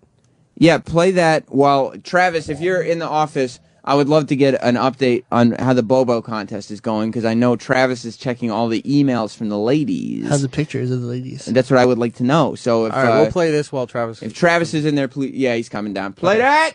For some patients, the ability to communicate is not an option. Look over and be like some 80-year-old woman with her legs spread. But one man is about to change their lives forever. Did someone say something? For the terminally ill who live in darkness, What the fuck is that? Dr. Anthony Cumia, Who said that? has found a way to bring light to their remaining days on Earth. Your ass talked to me. Using a rare gift he never knew he had. Oh my God, what have I done? He'll learn to love those he never knew existed. I think I know what you're going for. You're going for sexy. You're coming off as whiny. O&A Pictures What a hot voice that is. and Depends Undergarments I love it. present a true story You're an ass. of one man's inability to distinguish a voice from a fart. You're talking out your ass. The Ass Whisperer, coming soon Oh, stop it. to the Opie and Anthony Show. I mean, it's got production pieces after it. It's got to be the most famous fart of all time. The fart, of course, that Anthony spoke back to, Travis. Now tell me, the Bobo dating game, everybody has to get their entries. The entrants have to get their entries in by this Friday. Noon on Friday. Eastern. So it's not Eastern time. So if you're on the West Coast, guess what? You got a 9 a.m. cutoff. And that's it. And the flight to book. And a flight to book. Yeah, that's a good point, Roland. If we pick you, because we're only going to pick 3 finalists. I was at this wrestling show that I brought up with E-Rock. I guess we got sidetracked. This is why I brought it up. Because one of the guys there was a fan of the show.